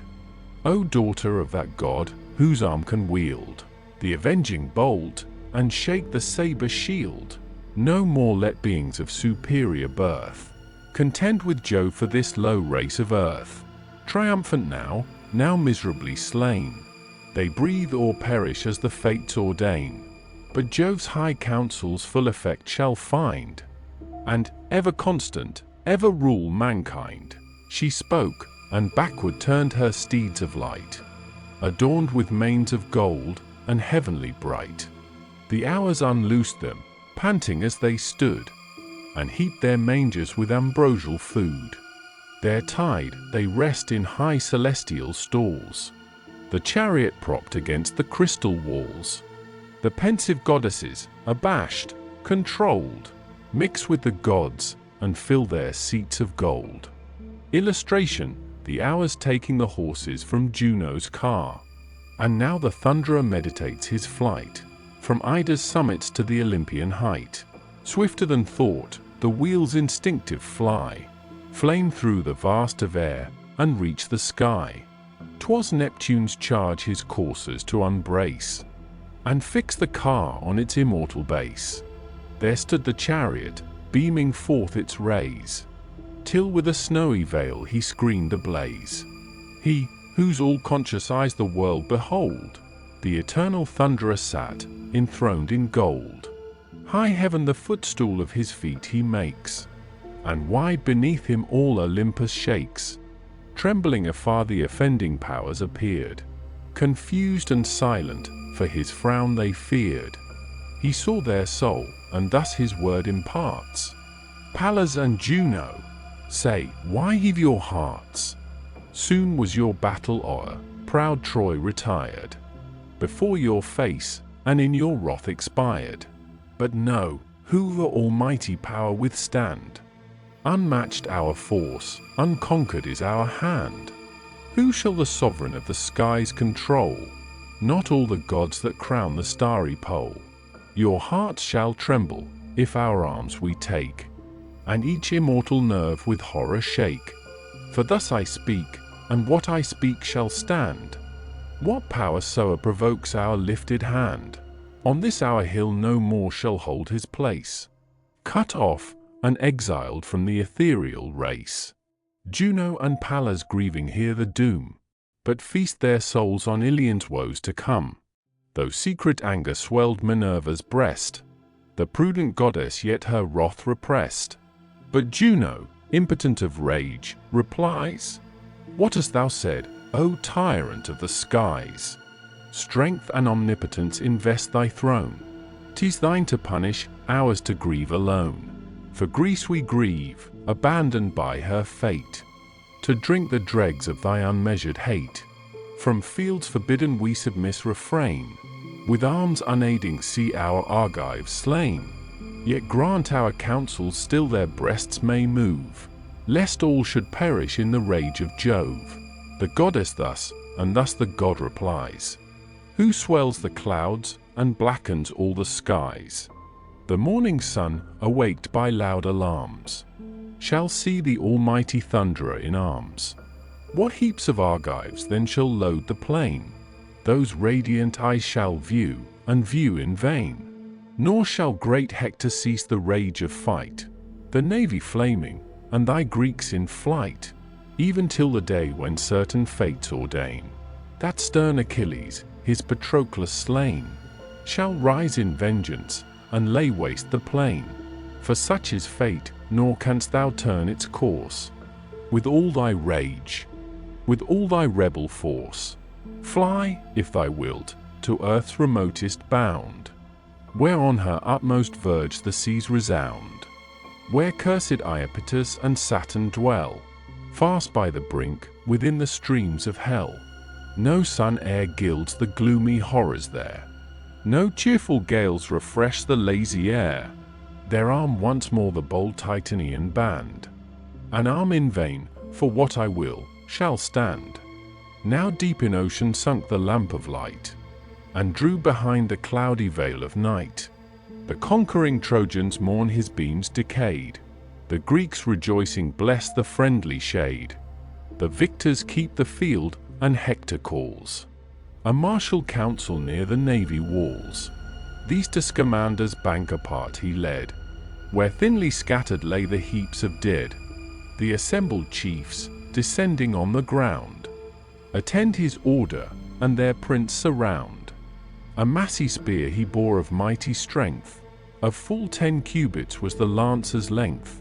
The point was brass, refulgent to behold, fixed to the wood with circling rings of gold. The noble Hector on his lance reclined, and, bending forward, thus revealed his mind. Ye valiant Trojans, with attention hear. Ye Dardan bands, and generous aids, give ear. This day, we hoped, would wrap in conquering flame Greece with her ships, and crown our toils with fame. But darkness now, to save the cowards, falls, and guards them trembling in their wooden walls. Obey the night, and use her peaceful hours, our steeds to forage, and refresh our powers. Straight from the town be sheep and oxen sought, and strengthening bread and generous wine be brought. Wide o'er the field, high blazing to the sky, let numerous fires the absent sun supply. The flaming piles with plenteous fuel raise, till the bright morn her purple beam displays. Lest, in the silence and the shades of night, Greece on her sable ships attempt her flight. Not unmolested let the wretches gain their lofty decks, or safely cleave the main. Some hostile wound let every dart bestow, some lasting token of the Phrygian foe. Wounds, that long hence may ask their spouses' care, and warn their children from a Trojan War. Now through the circuit of our Ilian wall, let sacred heralds sound the solemn call, to bid the sires with hoary honors crowned, and beardless youths, our battlements surround. Firm be the guard, while distant lie our powers, and let the matrons hang with lights the towers, lest, under covert of the midnight shade, the insidious foe the naked town invade. Suffice, tonight, these orders to obey. A nobler charge shall rouse the dawning day. The gods, I trust, shall give to Hector's hand, from these detested foes to free the land, who plout, with fates averse, the watery way. For Trojan vultures a predestined prey, our common safety must be now the care. But soon as morning paints the fields of air, sheathed in bright arms let every troop engage, and the fired fleet behold the battle rage. Then shall Hector and Tydides prove, whose fates are heaviest in the scales of Jove. Tomorrow's light, O haste the glorious morn, shall see his bloody spoils in triumph borne. With this keen javelin shall his breast be gored, and prostrate heroes bleed around their lord. Certain as this, oh, might my days endure, from age inglorious, and black death secure. So might my life and glory know no bound. Like Pallas worshipped, like the sun renowned. As the next dawn, the last they shall enjoy, shall crush the Greeks and end the woes of Troy. The leader spoke, from all his host around. Shouts of applause along the shores resound. Each from the yoke the smoking steeds untied, and fixed their headstalls to his chariot side. Fat sheep and oxen from the town are led, with generous wine and all-sustaining bread. Full hecatombs lay burning on the shore. The winds to heaven the curling vapors bore. Ungrateful offering to the immortal powers, 197, whose wrath hung heavy o'er the Trojan towers. Nor Priam nor his sons obtained their grace. Proud Troy they hated, and her guilty race. The troops exulting sat in order round, and beaming fires illumined all the ground. As when the moon, refulgent lamp of night, 198, o'er heaven's pure azure spreads her sacred light, when not a breath disturbs the deep serene, and not a cloud o'ercasts the solemn scene. Around her throne the vivid planets roll, and stars unnumbered gild the glowing pole. All the dark trees a yellower verdure shed, and tip with silver every mountain's head. Then shine the vales, the rocks in prospect rise. A flood of glory bursts from all the skies. The conscious swains, rejoicing in the sight, eye the blue vault, and bless the useful light. So many flames before proud Iliad blaze, and light and glimmering Xanthus with their rays. The long reflections of the distant fires gleam on the walls and tremble on the spires. 1,000 piles the dusky horrors gild, and shoot a shady lustre o'er the field. Full 50 guards each flaming pile attend, whose umbered arms, by fits, thick flashes send. Loud neigh the coursers o'er their heaps of corn, and ardent warriors wait the rising morn. Illustration: the shield of Achilles. Book 9. Argument: the embassy to Achilles. Agamemnon, after the last day's defeat, proposes to the Greeks to quit the siege and return to their country. Diom opposes this, and Nestor seconds him, praising his wisdom and resolution. He orders the guard to be strengthened, and a council summoned to deliberate what measures are to be followed in this emergency. Agamemnon pursues this advice, and Nestor further prevails upon him to send ambassadors to Achilles in order to move him to a reconciliation. Ulysses and Ajax are made choice of, who are accompanied by old Phoenix. They make, each of them, very moving and pressing speeches, but are rejected with roughness by Achilles, who notwithstanding retains Phoenix in his tent. The ambassadors return unsuccessfully to the camp, and the troops betake themselves to sleep. This book, and the next following, take up the space of one night, which is the 27th from the beginning of the poem. The scene lies on the seashore, the station of the Grecian ships. Thus joyful Troy maintained the watch of night, while fear, pale comrade of inglorious flight, 199, and heaven-bred horror, on the Grecian part, sat on each face, and saddened every heart. As from its cloudy dungeon issuing forth, a double tempest of the west and north swells o'er the sea, from Thracia's frozen shore, heaps waves on waves, and bids the Aegean roar this way and that the boiling deeps are tossed. Such various passions urged the troubled host. Great Agamemnon grieved above the rest. Superior sorrow swelled his royal breast. Himself his orders to the heralds bears, to bid to council all the Grecian peers. But bid in whispers, these surround their chief. In solemn sadness and majestic grief, the king amidst the mournful circle rose.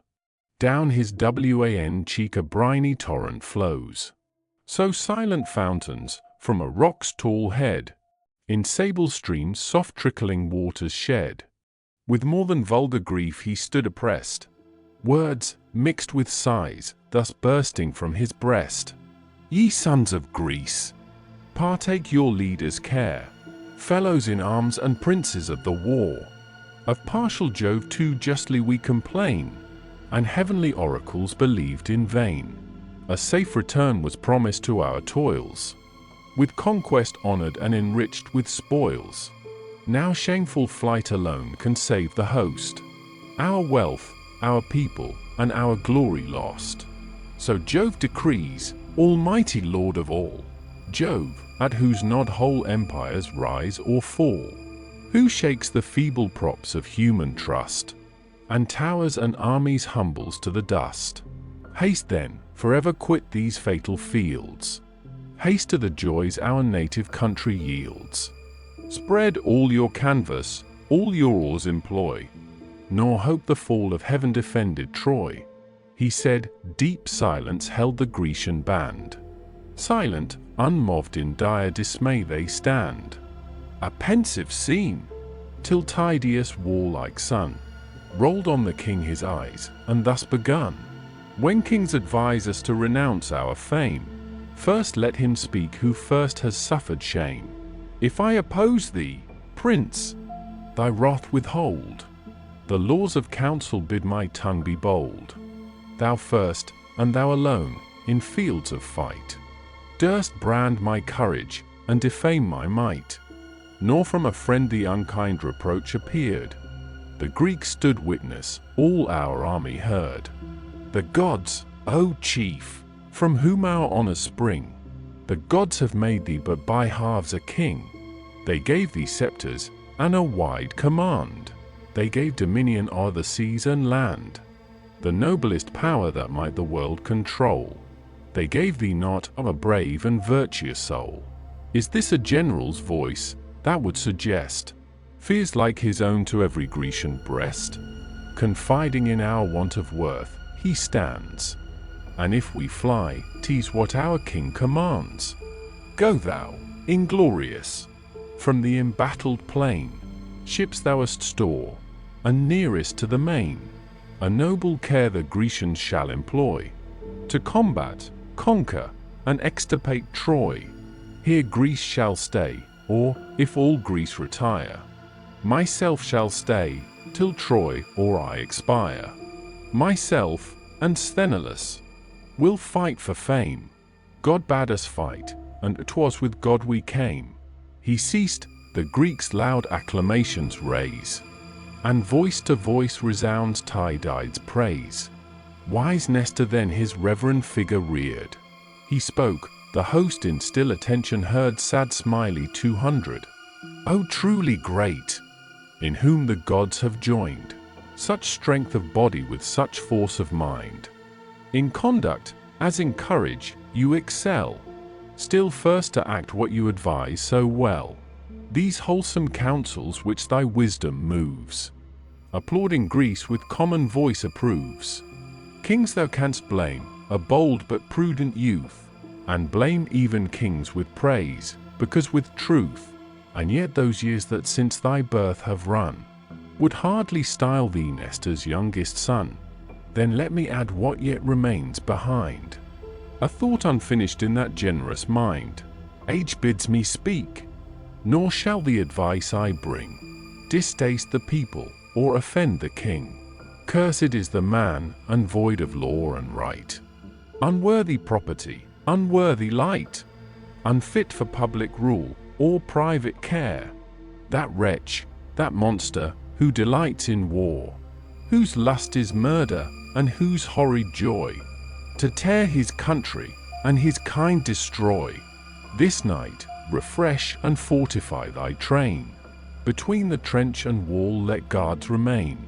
Be that the duty of the young and bold. But thou, O king, to counsel call the old. Great is thy sway, and weighty are thy cares. Thy high commands must spirit all our wars. With Thracian wines recruit thy honored guests, for happy counsels flow from sober feasts. Wise, weighty counsels aid a state distressed, and such a monarch as can choose the best. See what a blaze from hostile tents aspires. How near our fleet approach the Trojan fires. Who can, unmoved, behold the dreadful light? What eye beholds them, and can close tonight? This dreadful interval determines all. Tomorrow, Troy must flame, or Greece must fall. Thus spoke the hoary sage, the rest obey. Swift through the gates the guards direct their way. His son was first to pass the lofty mound, the generous Thrasimund, in arms renowned. Next him, Ascalaphus, Ialmen, stood, the double offspring of the warrior god. Deipyrus, Aphareus, Merion join, and Lycomede of Creon's noble line. 7 were the leaders of the knightly bands, and each bold chief 100 spears commands. The fires they light, to short repasts they fall. Some line the trench, and others man the wall. The king of men, on public councils bent, convened the princes in his ample tent. Each seized a portion of the kingly feast, but stayed his hand when thirst and hunger ceased. Then Nestor spoke, for wisdom long approved, and slowly rising, thus the council moved. Monarch of nations, whose superior sway assembled states and lords of earth obey. The laws and scepters to thy hand are given, and millions own the care of thee in heaven. O king, the councils of my age attend. With thee my cares begin, with thee must end. Thee, prince, it fits alike to speak and hear. Pronounce with judgment, with regard give ear. To see no wholesome motion be withstood, and ratify the best for public good. Nor, though a meaner give advice, repine, but follow it, and make the wisdom thine. Hear then a thought, not now conceived in haste. At once my present judgment and my past. When from Pelides' tent you forced the maid, I first opposed, and faithful, durst dissuade, but bold of soul, when headlong fury fired. You wronged the man, by men and gods admired. Now seek some means his fatal wrath to end, with prayers to move him, or with gifts to bend. To whom the king, with justice hast thou shown, a prince's faults, and I with reason own. That happy man, whom Jove still honours most, is more than armies, and himself a host. Blessed in his love, this wondrous hero stands. Heaven fights his war, and humbles all our bands. Fain would my heart, which erred through frantic rage, the wrathful chief and angry gods assuage. If gifts immense his mighty soul can bow. 201. Hear, all ye Greeks, and witness what I vow. 10 weighty talents of the purest gold, and twice 10 vases of refulgent mould. 7 sacred tripods, whose unsullied frame yet knows no office, nor has felt the flame. 12 steeds unmatched in fleetness and in force, and still victorious in the dusty course. Rich were the man whose ample stores exceed the prizes purchased by their winged speed winking smiley. 7 lovely captives of the Lesbian line, skilled in each art, unmatched in form divine. The same I chose for more than vulgar charms, when Lesbos sank beneath the hero's arms. All these, to buy his friendship, shall be paid, and joined with these the long contested maid. With all her charms, Briseis I resign, and solemn swear those charms were never mine. Untouched she stayed, uninjured she removes, pure from my arms, and guiltless of my loves. 202. These instant shall be his, and if the powers give to our arms proud Ilion's hostile towers, then shall he store, when Greece the spoil divides, with gold and brass his loaded navy's sides. Besides, full 20 nymphs of Trojan race, with copious love shall crown his warm embrace. Such as himself will choose, who yield to none, or yield to Helen's heavenly charms alone. Yet hear me further, when our wars are o'er, if safe we land on Argos' fruitful shore, there shall he live my son, our honours share, and with Orest's self divide my care. Yet more, 3 daughters in my court are bred, and each well worthy of a royal bed. Laodice and Iphigenia fair, 203, and bright Chrysothemis with golden hair. Her let him choose whom most his eyes approve. I ask no presents, no reward for love. Myself will give the dower, so vast a store, as never father gave a child before. 7 ample cities shall confess his sway, him inope, and fiery him obey. Cardamile with ample turrets crowned, and sacred Pedasus for vines renowned. Epia fair, the pastures Hyra yields, and rich Anthea with her flowery fields sad Smiley 204. The whole extent to Pylo's sandy plain, along the verdant margin of the main. Their heifers graze, and labouring oxen toil. Bold are the men, and generous is the soil. There shall he reign, with power and justice crowned, and rule the tributary realms around. All this I give, his vengeance to control, and sure all this may move his mighty soul. Pluto, the grisly god, who never spares, who feels no mercy, and who hears no prayers, lives dark and dreadful in deep hell's abodes, and mortals hate him as the worst of gods. Great though he be, it fits him to obey, since more than his my years, and more my sway. Illustration: Pluto, the monarch thus, the reverend Nestor then, great Agamemnon, glorious king of men. Such are thy offers as a prince may take, and such as fits a generous king to make. Let chosen delegates this hour be sent, myself will name them, to Pelides' tent. Let Phoenix lead, revered for hoary age, great Ajax next, and Ithacus the sage. Yet more to sanctify the word you send, let Hodius and Eurybates attend. Now pray to Jove to grant what Greece demands. Pray in deep silence, 205, and with purest hands. 206. Illustration: the embassy to Achilles. He said, and all approved, the heralds bring the cleansing water from the living spring. The youth with wine the sacred goblets crowned, and large libations drenched the sands around. The rite performed, the chiefs their thirst allay, then from the royal tent they take their way. Wise Nestor turns on each his careful eye, forbids to offend, instructs them to apply. Much he advised them all, Ulysses most, to deprecate the chief, and save the host. Through the still night they march, and hear the roar of murmuring billows on the sounding shore. To Neptune, ruler of the seas profound, whose liquid arms the mighty globe surround, they pour forth vows, their embassy to bless, and calm the rage of stern Aeacides. And now, arrived, where on the sandy bay, the Myrmidonian tents and vessels lay, amused at ease, the godlike man they found, pleased with the solemn harp's harmonious sound. The well-wrought harp from conquered Thebe came, of polished silver was its costly frame. With this he soothes his angry soul, and sings the immortal deeds of heroes and of kings. Patroclus only of the royal train, placed in his tent, attends the lofty strain. Full opposite he sat, and listened long, in silence waiting till he ceased the song. Unseen the Grecian embassy proceeds, to his high tent the great Ulysses leads. Achilles starting, as the chiefs he spied, leaped from his seat, and laid the harp aside.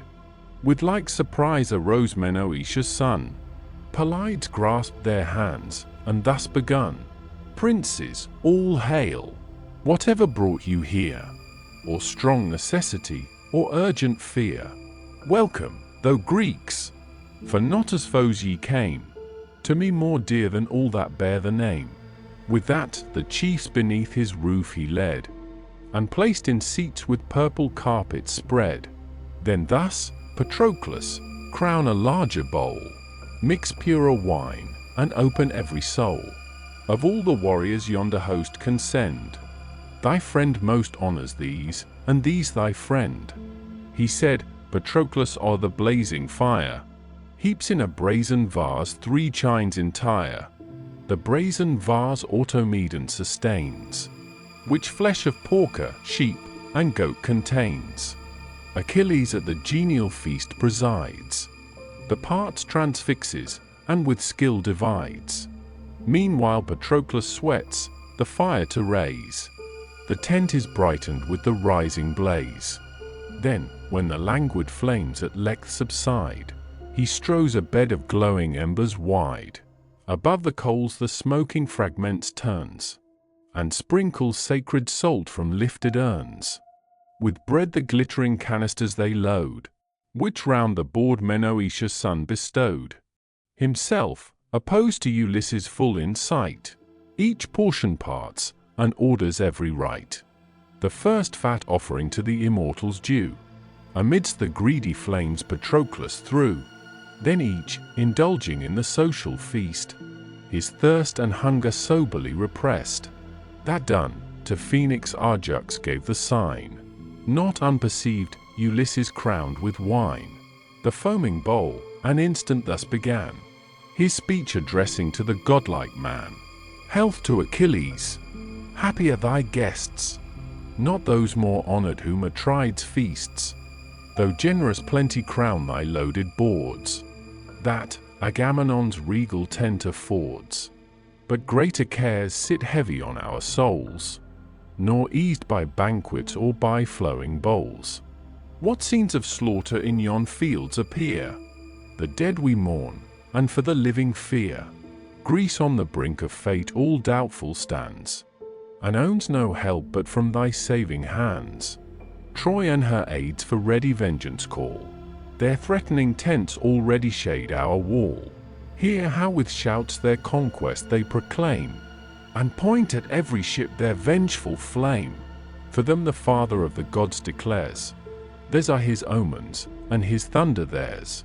See, full of Jove, avenging Hector rise.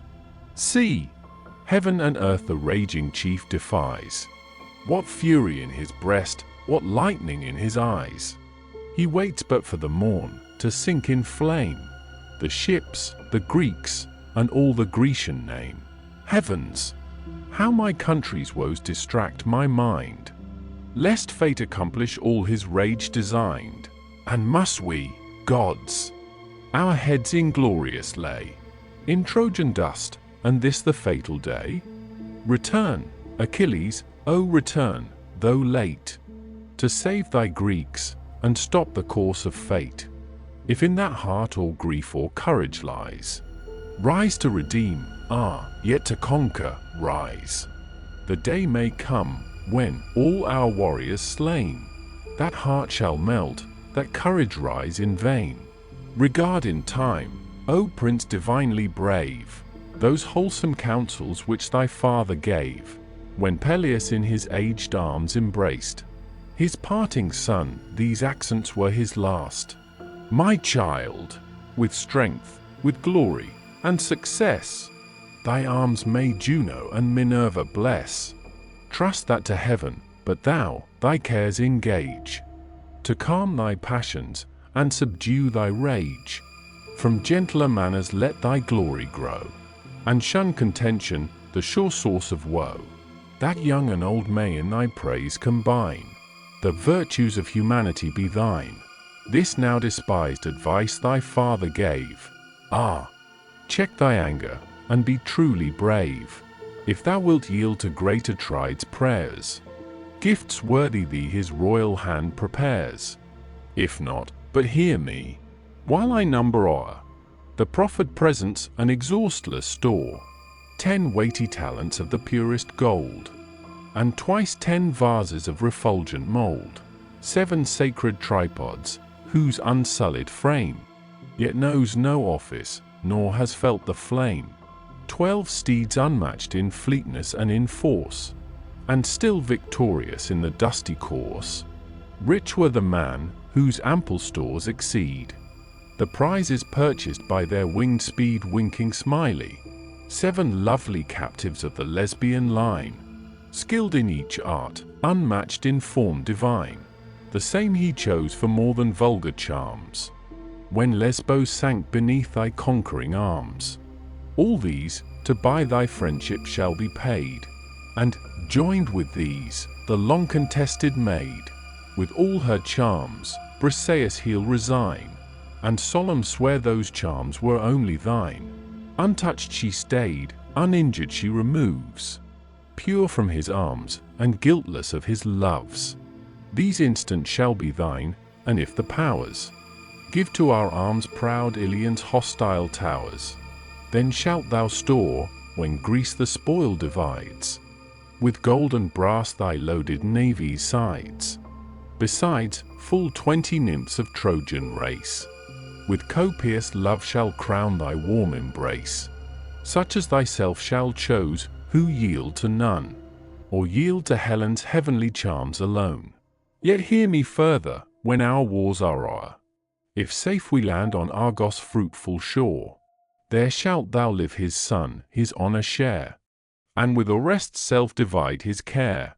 Yet more, 3 daughters in his court are bred, and each well worthy of a royal bed, Laudice and Iphigenia fair, and bright Chrysothemis with golden hair. Her shalt thou wed whom most thy eyes approve.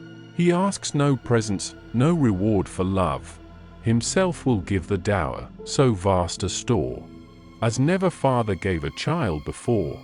7 ample cities shall confess thy sway, the Inope Fiery thee obey, Cardamile with ample turrets crowned, and sacred Pedasus, for vines renowned. Aepia fair, the pastures Hyra yields, and rich Anthea with her flowery fields. The whole extent to Pylo's sandy plain, along the verdant margin of the main. Their heifers graze, and labouring oxen toil. Bold are the men, and generous is the soil. There shalt thou reign, with power and justice crowned, and rule the tributary realms around. Such are the proffers which this day we bring, such the repentance of a suppliant king. But if all this, relentless, thou disdain, if honour and if interest plead in vain, yet some redress to suppliant Greece afford, and be, amongst her guardian gods, adored. If no regard thy suffering country claim, hear thy own glory, and the voice of fame. For now that chief, whose unresisted ire made nations tremble, and whole hosts retire, proud Hector, now the unequal fight demands, and only triumphs to deserve thy hands. Then thus the goddess-born Ulysses, hear a faithful speech that knows nor art nor fear. What in my secret soul is understood, my tongue shall utter, and my deeds make good. Let Greece then know, my purpose I retain, nor with new treaties vex my peace in vain. Who dares think one thing, and another tell? My heart detests him as the gates of hell. Then thus in short my fixed resolves attend, which nor Atrides nor his Greeks can bend. Long toils, long perils in their cause I bore, but now the unfruitful glories charm no more. Fight or not fight, a like reward we claim. The wretch and hero find their prize the same. Alike regretted in the dust he lies, who yields ignobly, or who bravely dies. Of all my dangers, all my glorious pains, a life of labours, lo, what fruit remains? As the bold bird her helpless young attends, from danger guards them, and from want defends. In search of prey she wings the spacious air, and with the untasted food supplies her care. For thankless Greece such hardships have I braved, her wives, her infants, by my labours saved. Long sleepless nights in heavy arms I stood, and sweat laborious days in dust and blood. I sacked 12 ample cities on the main, 207, and 12 lay smoking on the Trojan plain. Then at Atrides' haughty feet were laid the wealth I gathered, and the spoils I made. Your mighty monarch these in peace possessed. Some few my soldiers had, himself the rest. Some present, too, to every prince was paid, and every prince enjoys the gift he made. I only must refund, of all his train. See what preeminence our merits gain. My spoil alone his greedy soul delights. My spouse alone must bless his lustful nights.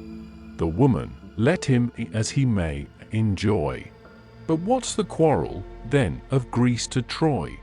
What to these shores the assembled nations draws? What calls for vengeance but a woman's cause?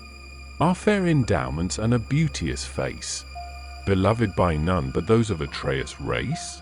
The wife whom choice and passion doth approve, sure every wise and worthy man will love. Nor did my fair one less distinction claim. Slave as she was, my soul adored the dame. Wronged in my love, all proffers I disdain. Deceived for once, I trust not kings again. Ye have my answer, what remains to do? Your king, Ulysses, may consult with you. What needs he the defense this arm can make? Has he not walls no human force can shake? Has he not fenced his guarded navy round? With piles, with ramparts, and a trench profound? And will not these, the wonders he has done, repel the rage of Priam's single son? There was a time, 'twas when for Greece I fought, when Hector's prowess no such wonders wrought. He kept the verge of Troy, nor dared to wait Achilles' fury at the Scaean gate. He tried it once, and scarce was saved by fate. But now those ancient enmities are o'er. Tomorrow we the favouring gods implore.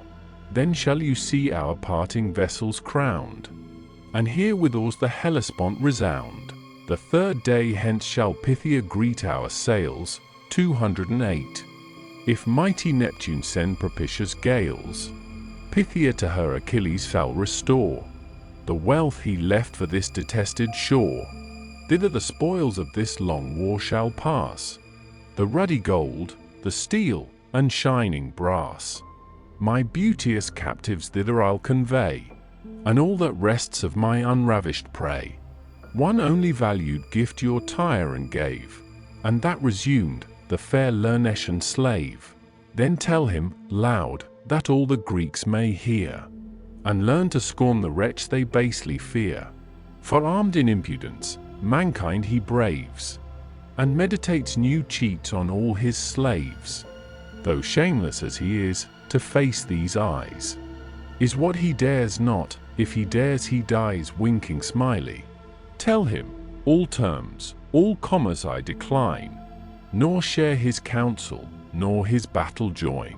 For once deceived was his, but twice were mine. No, let the stupid prince, whom Jove deprives of sense and justice, run where frenzy drives. His gifts are hateful, kings of such a kind stand but as slaves before a noble mind. Not though he proffered all himself possessed, and all his rapine could from others wrest. Not all the golden tides of wealth that crown the many-peopled Orchomenian town, winking sad smiley 209. Not all proud Thebes' unrivaled walls contain the world's great empress on the Egyptian plain, that spreads her conquests o'er 1,000 states, and pours her heroes through 100 gates, 200 horsemen and 200 cars, from each wide portal issuing to the wars, winking sad smiley 210. Though bribes were heaped on bribes, in number more than dust in fields, or sands along the shore. Should all these offers for my friendship call, 'tis he that offers, and I scorn them all. Atride's daughter never shall be led, an ill-matched consort, to Achilles' bed. Like golden Venus though she charmed the heart, and vied with Pallas in the works of art, some greater Greek let those high nuptials grace. I hate alliance with a tyrant's race. If heaven restore me to my realms with life, the reverend Peleus shall elect my wife. Thessalian nymphs there are of form divine, and kings that sue to mix their blood with mine. Blessed in kind love, my years shall glide away, content with just hereditary sway.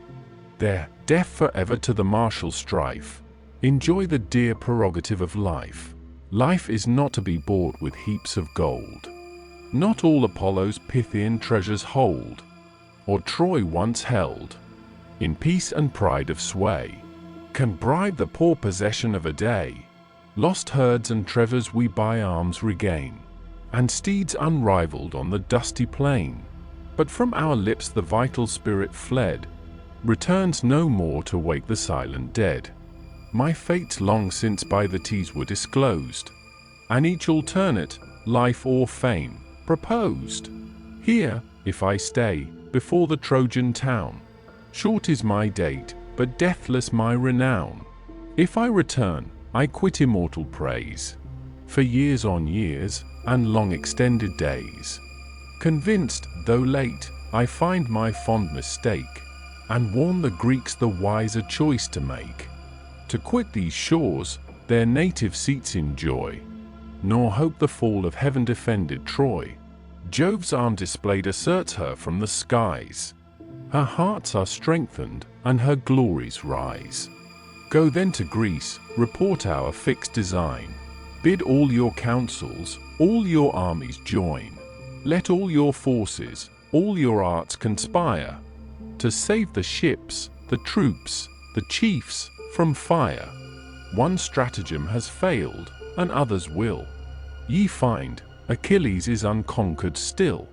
Go then, digest my message as ye may. But here this night let reverend Phoenix stay. His tedious toils and hoary hairs demand a peaceful death in Pythia's friendly land. But whether he remain or sail with me, his age be sacred, and his will be free. Illustration, Greek galley. The son of Peleus ceased, the chiefs around, in silence wrapped, in consternation drowned. Attend the stern reply. Then Phoenix rose. Down his white beard a stream of sorrow flows, winking smiley. And while the fate of suffering Greece he mourned, with accent weak these tender words returned. Illustration, Proserpine. Divine Achilles, wilt thou then retire, and leave our hosts in blood, our fleets on fire?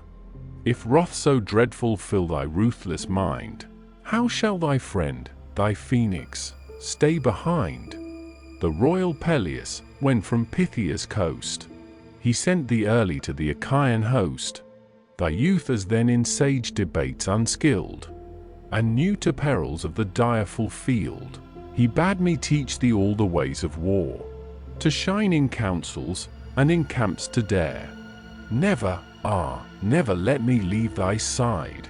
No time shall part us, and no fate divide. Not though the God, that breathed my life, restore the bloom I boasted, and the port I bore, when Greece of old beheld my youthful flames. Delightful Greece, the land of lovely dames. My father faithless to my mother's arms, old as he was, adored a stranger's charms. I tried what youth could do, at her desire, to win the damsel, and prevent my sire. My sire with curses loads my hated head, and cries, ye furies, barren be his bed. Infernal Jove, the vengeful fiends below, and ruthless Proserpine, confirmed his vow. Despair and grief distract my laboring mind. Gods, what a crime my impious heart designed! I thought, but some kind god that thought suppressed, to plunge the poniard in my father's breast. Then meditate my flight, my friends in vain, with prayers entreat me, and with force detain. On fat of rams, black bulls, and brawny swine, they daily feast, with draughts of fragrant wine. Strong guards they placed, and watched 9 nights entire. The roofs and porches flamed with constant fire. The 10th, I forced the gates, unseen of all, and, favoured by the night, o'erleaped the wall. My travels thence through spacious Greece extend. In Thyas' court at last my labours end. Your sire received me, as his son caressed, with gifts enriched, and with possessions blessed. The strong Dolopians thenceforth owned my reign, and all the coast that runs along the main. By love to thee his bounties I repaid, and early wisdom to thy soul conveyed. Great as thou art, my lessons made thee brave. A child I took thee, but a hero gave. Thy infant breast a like affection showed. Still in my arms, an ever-pleasing load. Or at my knee, by Phoenix wouldst thou stand. No food was grateful but from Phoenix' hand. 211. I pass my watchings o'er thy helpless years, the tender labors, the compliant cares. The gods, I thought, reversed their hard decree, and Phoenix felt a father's joys in thee. Thy growing virtues justified my cares, and promised comfort to my silver hairs. Now be thy rage, thy fatal rage, resigned. A cruel heart ill suits a manly mind. The gods, the only great and only wise, are moved by offerings, vows, and sacrifice. Offending man their high compassion wins, and daily prayers atone for daily sins. Prayers are Jove's daughters of celestial race. Lame are their feet, and wrinkled is their face. With humble mien, and with dejected eyes, constant they follow, where injustice flies. Injustice swift, erect, and unconfined, sweeps the wide earth, and tramples on mankind. While prayers, to heal her wrongs, move slow behind. Who hears these daughters of Almighty Jove? For him they mediate to the throne above. When man rejects the humble suit they make, the sire avenges for the daughter's sake. From Jove commissioned, fierce injustice then descends to punish unrelenting men. O let not headlong passion bear the sway. These reconciling goddesses obey.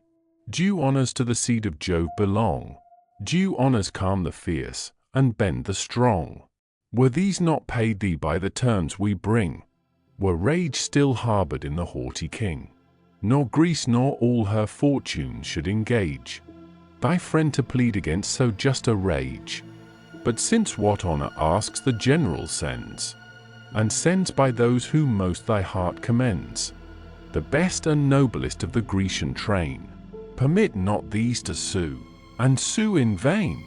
Let me hear, my son, an ancient fact unfold, a great example drawn from times of old. Hear what our fathers were, and what their praise, who conquered their revenge in former days. Where Calydon on rocky mountain stands, 212, once fought the Aetolian and Curtian bands. To guard it those, to conquer, these advance, and mutual deaths were dealt with mutual chance. The silver Cynthia bade contention rise, in vengeance of neglected sacrifice. On Aeneas' field she sent a monstrous boar, that levelled harvests, and whole forests tore. This beast, when many a chief his tusks had slain, great Meleager stretched along the plain. Then, for his spoils, a new debate arose. The neighbour nations thence commencing foes. Strong as they were, the bold Curetes failed, while Meleager's thundering arm prevailed, till rage at length inflamed his lofty breast. For rage invades the wisest and the best. Cursed by Althea, to his wrath he yields, and in his wife's embrace forgets the fields. She from Marpessa sprung, divinely fair, and matchless Idas, more than man in war. The god of day adored the mother's charms. Against the god the father bent his arms.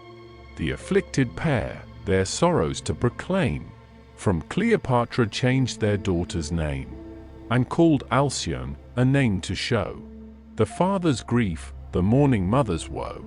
To her the chief retired from stern debate, but found no peace from fierce Althea's hate. Althea's hate the unhappy warrior drew, whose luckless hand his royal uncle slew. She beat the ground, and called the powers beneath on her own son to wreak her brother's death. Hell heard her curses from the realms profound. and the red fiends that walk the nightly round. In vain Aetolia her deliverer waits. War shakes her walls, and thunders at her gates. She sent ambassadors, a chosen band, priests of the gods, and elders of the land, besought the chief to save the sinking state. Their prayers were urgent, and their proffers great. Full 50 acres of the richest ground, half pasture green, and half with vineyards crowned. His suppliant father, aged Aeneas, came. His sisters followed, even the vengeful dame. Althea, Zeus, his friends before him fall. He stands relentless, and rejects them all. Meanwhile the victor's shouts ascend the skies. The walls are scaled, the rolling flames arise.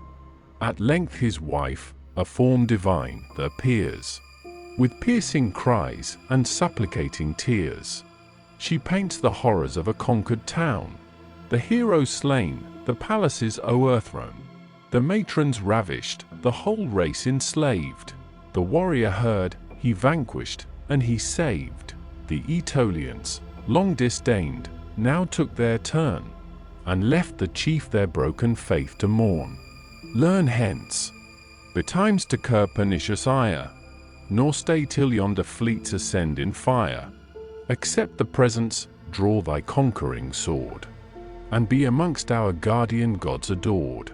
Thus he, the stern Achilles, thus replied: My second father, and my reverend guide, thy friend, believe me, no such gifts demands, and asks no honors from a mortal's hands. Jove honors me, and favors my designs. His pleasure guides me, and his will confines. And here I stay, if such his high behest, while life's warm spirit beats within my breast. Yet hear one word, and lodge it in thy heart. No more molest me on Atrides' part. Is it for him these tears are taught to flow? For him these sorrows? For my mortal foe? A generous friendship no cold medium knows. Burns with one love, with one resentment glows. One should our interests and our passions be. My friend must hate the man that injures me. Do this, my phoenix, 'tis a generous part, and share my realms, my honors, and my heart. Let these return, our voyage, or our stay. Rest undetermined till the dawning day. He ceased, then ordered for the sage's bed a warmer couch with numerous carpets spread. With that, stern Ajax his long silence broke, and thus, impatient, to Ulysses spoke: Hence let us go, why waste we time in vain? See what effect our low submissions gain. Liked or not liked, his words we must relate. The Greeks expect them, and our heroes wait. Proud as he is, that iron heart retains its stubborn purpose, and his friends disdains. Stern and unpitying, if a brother bleed, on just atonement we remit the deed. A sire the slaughter of his son forgives. The price of blood discharged, the murderer lives. The haughtiest hearts at length their rage resign, and gifts can conquer every soul but thine. 213. The gods that unrelenting breast have steeled, and cursed thee with a mind that cannot yield. One woman slave was ravished from thy arms. Lo, 7 are offered, and of equal charms.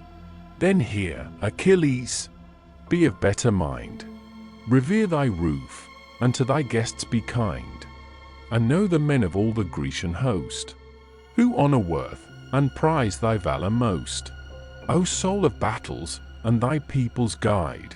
To Ajax thus the first of Greeks replied: Well hast thou spoke, but at the tyrant's name my rage rekindles, and my soul's on flame.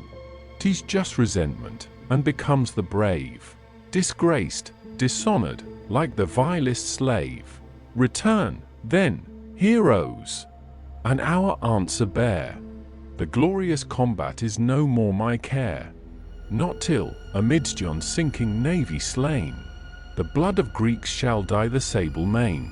Not till the flames, by Hector's fury thrown, consume your vessels, and approach my own. Just there, the impetuous homicide shall stand. There cease his battle, and there feel our hand.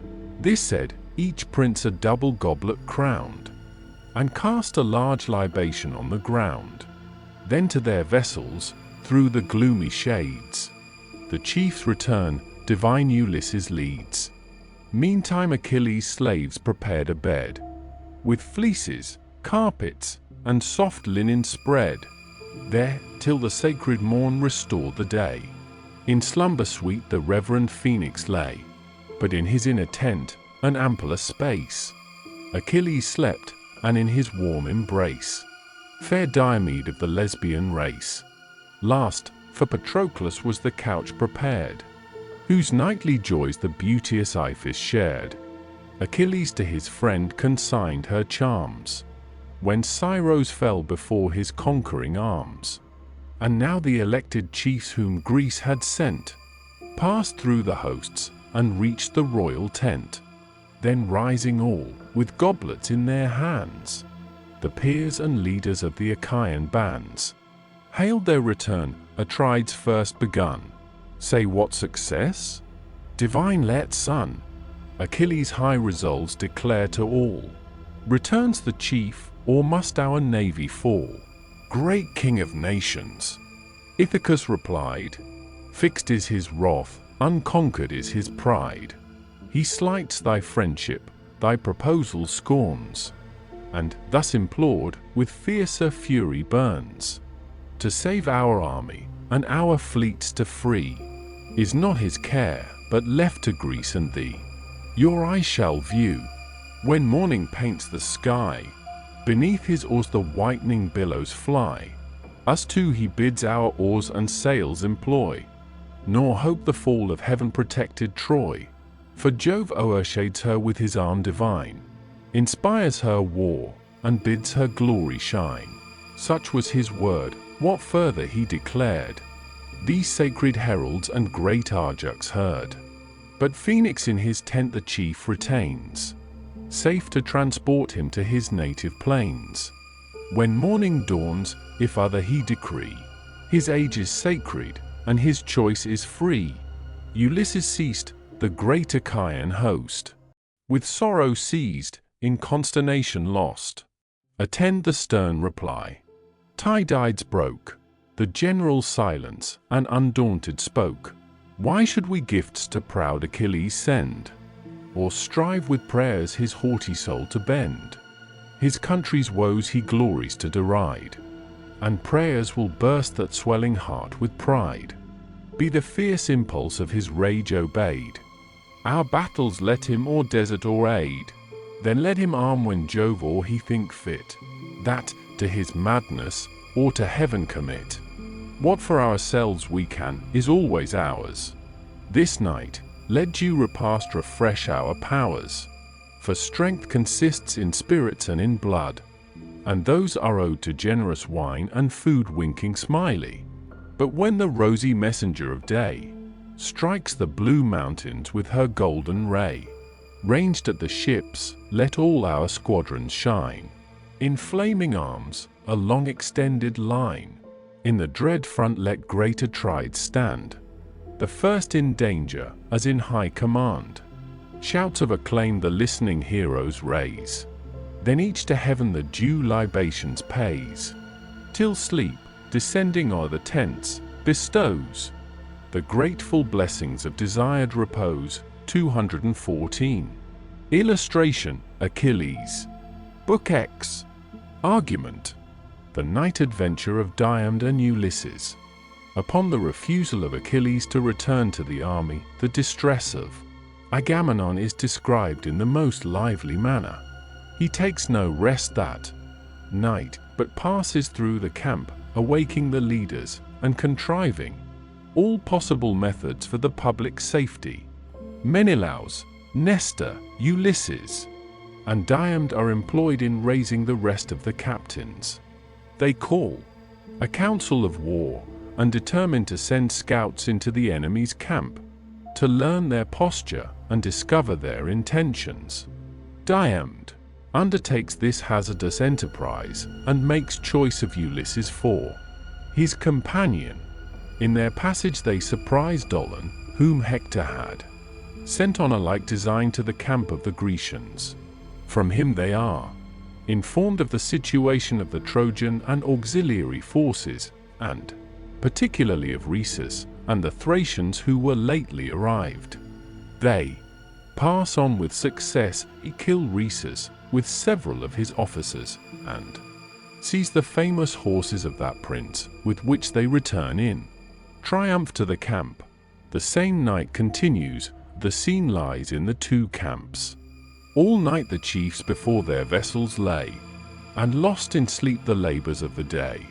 All but the king, with various thoughts oppressed, 215. His country's cares lay rolling in his breast, as when by lightnings Jove's ethereal power foretells the rattling hail or weighty shower, or sends soft snows to whiten all the shore, or bids the brazen throat of war to roar. By fits one flash succeeds as one expires, and heaven flames thick with momentary fires, so bursting frequent from Atride's breast. Sighs following sighs his inward fears confessed. Now o'er the fields, dejected, he surveys from thousand Trojan fires the mounting blaze, hears in the passing wind their music blow, and marks distinct the voices of the foe. Now looking backwards to the fleet and coast, anxious he sorrows for the endangered host. He rends his hair in sacrifice to Jove, and sues to him that ever lives above. Inly he groans, while glory and despair divide his heart and wage a double war. 1,000 cares his laboring breast revolves. To seek sage Nestor now the chief resolves, with him, in wholesome counsels, to debate what yet remains to save the afflicted state. He rose, and first he cast his mantle round, next on his feet the shining sandals bound. A lion's yellow spoils his back concealed, his warlike hand a pointed javelin held. Meanwhile his brother, pressed with equal woes, alike denied the gifts of soft repose. Laments for Greece, that in his cause before so much had suffered and must suffer more. A leopard spotted hide his shoulders spread, a brazen helmet glittered on his head. Thus, with a javelin in his hand, he went to wake Atrides in the royal tent. Already waked, Atrides he descried, his armor buckling at his vessel's side. Joyful they met, the Spartan thus begun, "Why puts my brother his bright armor on?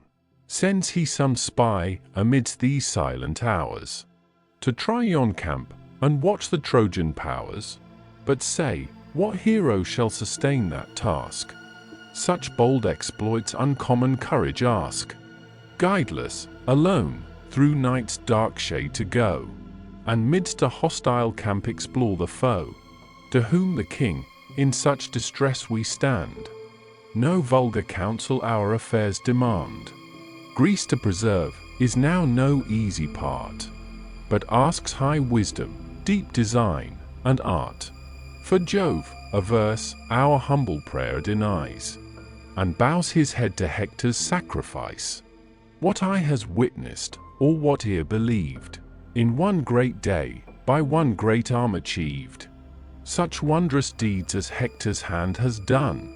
And we beheld the last revolving sun? What honors the beloved of Jove adorn, sprung from no god, and of no goddess born? Yet such his acts, as Greeks unborn shall tell, and curse the battle where their fathers fell. Now speed thy hasty course along the fleet, there call great Ajax, and the prince of Crete. Ourself to hoary Nestor will repair, to keep the guards on duty be his care. For Nestor's influence best that quarter guides, whose son with Merion o'er the watch presides. To whom the Spartan these thy orders borne, say, shall I stay, or with despatch return? There shall thou stay, the king of men replied, else may we miss to meet, without a guide, the paths so many, and the camp so wide. Still, with your voice the slothful soldiers raise, urged by their fathers' fame their future praise. Forget we now our state and lofty birth. Not titles here, but works, must prove our worth. To labor is the lot of man below. And when Jove gave us life, he gave us woe. This said, each parted to his several cares. The king to Nestor's sable ship repairs. The sage protector of the Greeks he found, stretched in his bed with all his arms around. The various-colored scarf, the shield he rears, the shining helmet, and the pointed spears, the dreadful weapons of the warrior's rage, that, old in arms, disdained the peace of age. Then, leaning on his hand his watchful head, the hoary monarch raised his eyes and said, "What art thou, speak, that on designs unknown, while others sleep, thus range the camp alone? Seekest thou some friend or nightly sentinel? Stand off, approach not, but thy purpose tell."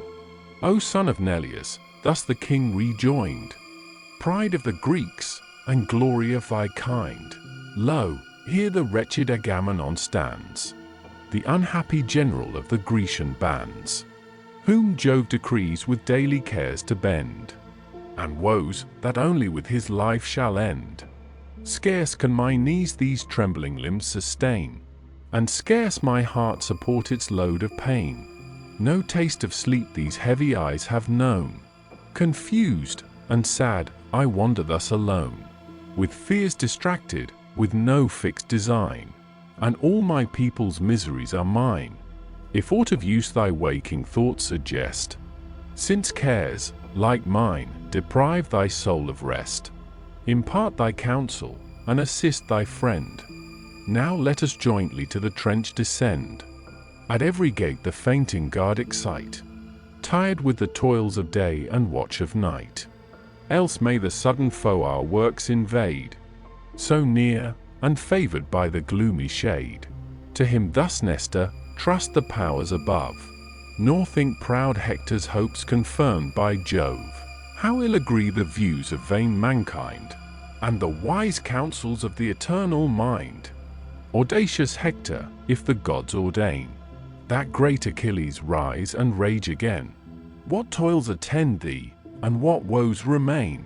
Lo, faithful Nestor thy command obeys.